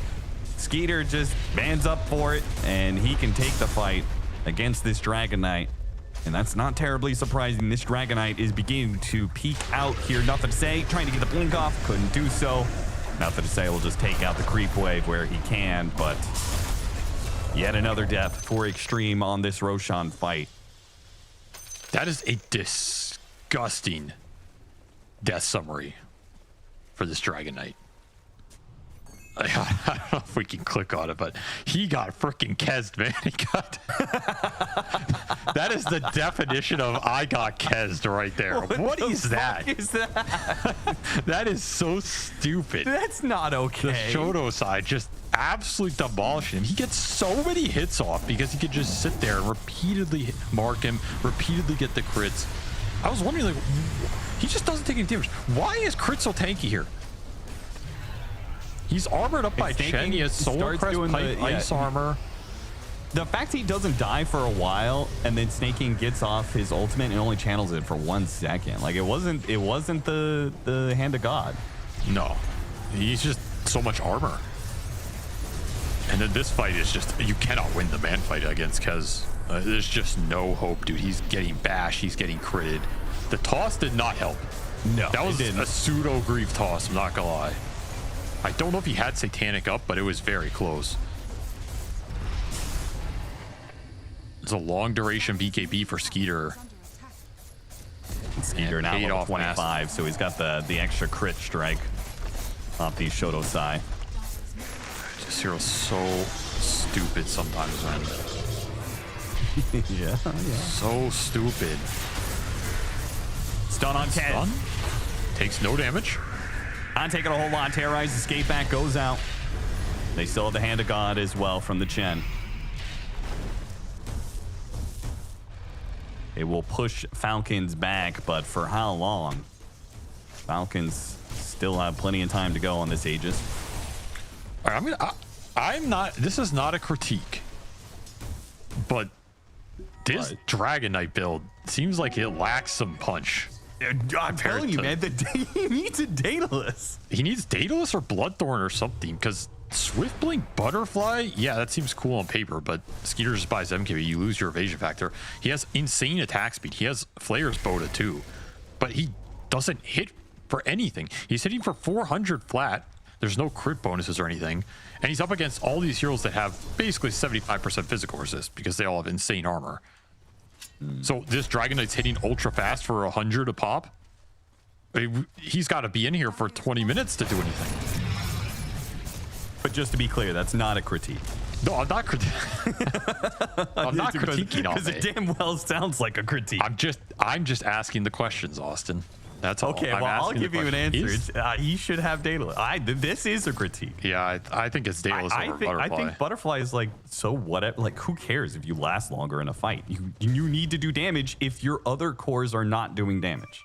I think at one point it made sense. There was a brief timing around that Roche where you get Butterfly, Kez doesn't have MKB, you can stand in the fight and just live forever. And then eventually, multiple rounds of spells coming out from your other cores will win the fight. But we are past that point. Yeah, that's an overwhelming Blink Shen. Dear Lord. I don't know what, that cannot be the right item. We'll see if it doesn't. All in on Ame. Ame. He's gone. He's just dead so fast. That Butterfly really didn't save you anything here, and that's going to be the end of the game. I mean, we've said it. All the eggs in one basket. Well, that basket just got smashed. Toss back. Beautiful jump. That's a really nice one. With the refresh, they might actually be able to take out this Aegis. Unfortunately, the Ice Blast didn't miss. It did not go on the Kez. Okay, well, then that's not good. Gotta get him in the fountain. It's your only hope. Never mind, another epicenter. We've been chain stunned. Oof. XXS, blink up. He gets spear back. Oh. Got him. I won. Now, can you do that 4 more times? XXS is like, all right, I'll get a Divine Rapier, guys. We can hold this. Unfortunately, they will not be able to hold this. And XXS realizing that despite the gold that he had, the Divine Rapier will never come. And Falcons will 2-0 Xtreme Gaming.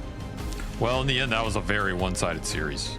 I think XG, they're kind of on pace as Falcons. It's not like they got out-efficiencyed or anything, but they just got out-fought.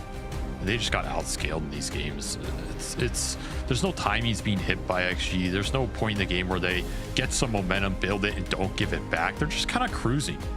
And it's not good enough against this Falcon squad who always have a good idea of what they're playing for, how to get there, and how it all comes together. Xtreme Gaming, where do you go from here, man? If you can't win with your own game and you can't beat Falcons playing their game, well, then I guess it's an early exit out of Blast Slam for them.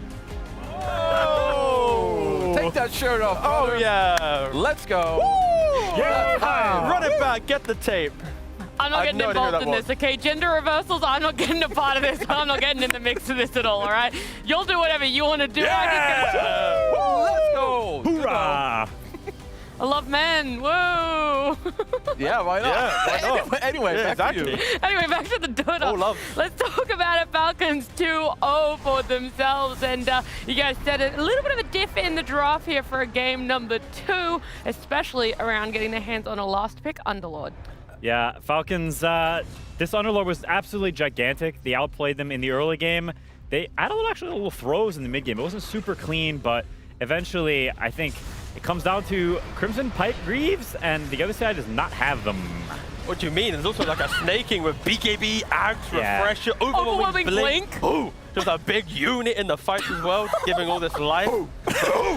But no, I mean, realistically, XG had a better draft this time around. They did have moments. They had that insurance that we were looking for. I think the problem for them was maybe towards Ame. He went very defensive, like Avery mentioned in the cast, right? Having a Butterfly and a Satanic and a Refresher. It's like he had too many elements doing the same thing. If you take one of them, swap it out, get a bit of damage, there would have been some fights that maybe Ame could have been a bit more of an X factor, but yeah, not to be the case this time around. You got to caveat it. Not a criticism, though.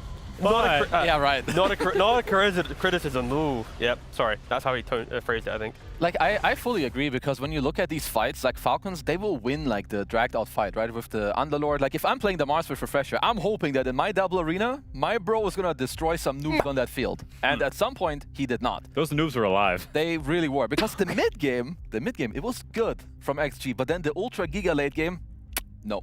I could see the impact of the AA. It felt like, you know, when we saw it in the last series, you understood why the AA was there, but we didn't really see it. This time around, you could really see the impact of the AA. So definitely a nice pickup. Obviously not able to fully transition into that win for them. Yeah, I mean, I'll be honest, I think their draft, you can argue back and forth on who's significantly better until you get up to that last phase. And then this DK, it's not quite good enough for the 18 pick. Tiny, mid, we all know it's trash. And then the last pick, Underlord, which is just like perfect for the game. It gives them the auras they need. I think they blundered a little bit there, and they also got outplayed in the early game a little bit to a point where Falcons was just off to the races. The real question out of these two games, whose Ringmaster is better? Snaking or crits? Just from these games? Yeah, only allowed to choose these two. Jingjun GOAT. I would have said crit from these two games. If we had said overall, I would have gone with the Kingman. Really? Yeah, did you not remember the other play? Yeah, I definitely remember the other play. I definitely. Tumbler toy and then the whoopee cushion, woo! Dodging all the spells. Wow. Let's go. You gotta break the tie. You gotta, yeah. I'm gonna go crit. I think like Snaking's trying to steal some of Crit's thunder. That's messed up. You really said it because he's NA, bro. He's not even denying it. Just take it away, up Matt. there. Take it away? No, Yeah. you guys take it away. For what? Back to you, T. Well, luckily we do have ourselves the conclusion of this beautiful series as Falcon and XG. Why am I talking right now anyway? This is the scoreboard part. You just told me to do my job. But yes, XG doing unfortunate stuff for them. Back to you, guys. They're doing great stuff. And I think really, when you look, the big problemo, it's Rockman. Yeah, I mean, this hero, it's gotta stop going into the mid lane. But at the same time, it's not just this. To me, it's also, I will harp on one more hero, which is Underlord, who's way too good. But I will say, it's gotta be nice having Malrine in your team. This guy in the mid lane, he can't really lose lanes. Then you stack for him. He will either free farm or make even people come to him. Then he's still, like, I don't get it. And this he guy makes is Giga the moves. GOAT. This guy is the GOAT. He's actually Unreal Giga. Yeah, I will say I do feel a little bit bad for XG. They stepped up their mid game quite a lot this time around, but even then it just wasn't enough because they let go of it later. Enough, but it was good for Falcons. A 2-0 here, and that means we are joined with one of the players. Amar, congratulations on the win. How are you feeling? You guys coming to Malta in a couple days? Thank you very much. Yes, I feel very amazing because we don't deserve this. Yeah. You don't deserve it? Why would you say such things? Because we kinda got lucky on the groups. Like if we face Yandex or Liquid, we no way. Really? But, yeah, like 100%. I know if you first Liquid is like no way, and Yandex is like 90%. We lost. Okay, all right, well, you might be going up against one of those two teams when you get to Malta, but for now we get to enjoy the win that you guys had. Before your series, I don't know if you noticed, Skeeter shaved his mustache. Did you notice that one? No. You didn't know? Yep. He ruined it. Yep. Okay, well, I was going to ask if you preferred Skeeter with or without the mustache. What does he look better with the mustache or without it? I mean, not a lot. If a lot is bad because he has no beard. Okay. So just the small amount of mustache you think suits him? Yeah, or nothing. Yeah. Okay. Both work. All right. Yeah. Okay. So I agree. The no mustache. Sorry, T. Yeah. That's right. Anyway, Amar, Bossman, on Telegram, you said that you were going to go 0-11 in groups. You lied. You did not go 0-11 in groups. You are now at the playoffs.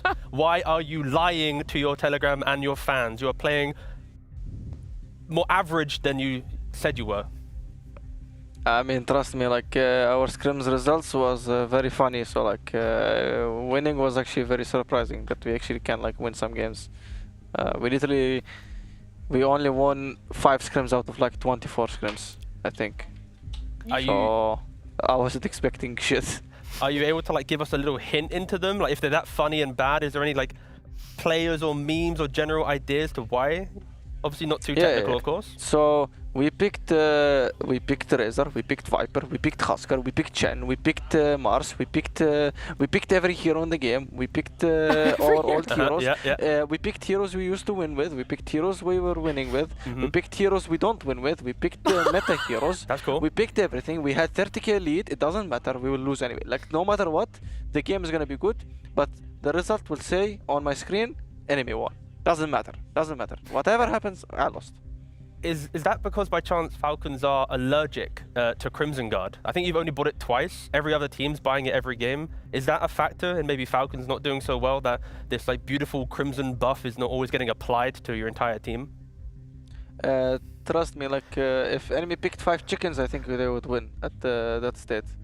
But Crimson Guard, it's strong item. Strong item. Very strong. Okay. You don't want to admit it. I do have one last question before I let you go, Amar. When is the content creation, Amar, coming out? Like, when are you going to start streaming, making some content for social media? Like, you're such a funny guy. I don't know. Like, like Twitter is dead in Dota. Like, it's Okay, like, yeah, that's true. I don't know what to, like, it's just pure dead. Instagram, it's like only in lands, really. You get to post for a week and then it's done. Telegram is... That's what you should post? I'm not that good on Telegram. Streamer... yeah, where's the streamer arc? Yeah, that one is hard because like I cannot do both professional and streaming. If I stream, I'll be bad pro. If I be good streamer, I will... Yeah, like cannot. It's like orb effect, you know, like in Dota 1. All right, well, I guess we'll just have to wait a little bit longer, but congratulations again, Amar, and we'll see you in a couple days. Thank you very much. See you too. See ya. Well, a lot of fun, I would say, coming out from that team there in their pre-game interviews, post-game as well. And Amar being very honest, jokes aside, about how they were struggling before they ended up playing here in Blast-Lime 6. This guy is just a goat. He's so funny, good. dude. I can't take it. He's He's actually just so funny. Giving you like everything. We did this, we did that, we did this. We are up 40k gold. Enemy won. I love this If they have guy. 5 chickens. Like, I love this guy. Yeah, he also didn't really want to admit how good Crimson Guard was. I like that. He's like, yeah, Crimson Guard's an okay item, I guess. think from that, you can tell that they've had conversations about this Yes. item. This is a point of contention that they are You still really? unsettled about. There it is. That was my read. I was of on the case. I was investigating, getting a little bit. Because he doesn't want to buy it, I'm pretty sure. Like, he wants to like get around it, but you can tell, like, if even we're like, you know, T's going to this interview, like, you know, like poking him. Hey, bro, I know. Yeah, leave me alone. Yeah. And, you know, I was in the listening. case. Yeah. He probably has nightmares about his team, like either pinging the item or like telling him, buy it, and he's like PTSD in the interview. They as just print they're out some bringing it up. Crimson across the boot camp. This opens the fridge. There's a Crimson just Getting jump scared by it. And I'm going to give you guys a little bit of a scare right now. If you are an XG or a Spirit fan, because unfortunately their runs in Blast-Lime 6 are over. They played earlier today on the side of Spirit and unfortunately lost against Yandex 0-2, but that's big praise to Yandex now securing that ticket here at Malta, along with Falcons, along with OG and Na'Vi, who got that top 2 spots in the group standings, which leaves just 4 teams remaining to play it out for 2 spots. It's hype series. Yeah. These are honestly, I think, very exciting series, and there's a lot of pressure on the line. The group stage boils all the way up to this, and I said it earlier, but I'm especially excited to see if Game Legion can keep up the momentum, or they go. No, I feel like they can definitely do better than what people expect, myself included. I think also the BO3s today have been like pretty good. I think a lot of teams have been stepping up their gameplay, so I expect pretty much the same tomorrow. Yeah, I mean, tomorrow's the actual day of like upsets potential. Like here, it's like everyone's kind of close in the group stage. The general Dota is somewhat close. But yeah, tomorrow, like if Heroic after their group stage, of course beating Reconics to then beat Tundra, the team that was first place, had 3 chances to lock in the first place in the group stage, lost every single best of 1, those 3 including, to then disappear from that contention. It's like, that's a big upset. And then Game Legion, Liquid, I don't think they have a good matchup historically against them. So Heroic, Game Legion, all eyes on them. Like, bring the upsets to tomorrow. get yourself to Malta and kind of create a story for yourselves. Yeah, it is interesting that you guys are saying tomorrow are the potential upsets when technically 2 of these teams are in our bottom 4 groups and the other 2 just narrowly missing out on securing a direct top 4 result due to the tiebreaker rules, right? The Dr. Neustadtl and all that sort of stuff. At any time, we could have potentially seen either Tundra or Liquid be one of those teams that makes it straight into the top 4. Yeah, I mean, I think it's the closest group stage and, first half of Blast we've had yet. I think the past ones, some of them was like, you look at the bottom 4 teams, they're playing against the big dogs, like, yeah. I think there is more contention there, and these will be exciting series. Yeah, I feel like a lot of the teams that have played a lot lately, and you can tell the teams that are hungry, I really think that they have like a quite good shot when, if I look at Tundra, obviously they're incredible and amazing, but they're not in the same form that we're used to seeing them in. Feels like a little bit shaky from everyone here at Blast Slam. Of course, only the players. My panel's been amazing. It's been a lot of fun for our day number 5, and we'll see you guys tomorrow for day 6.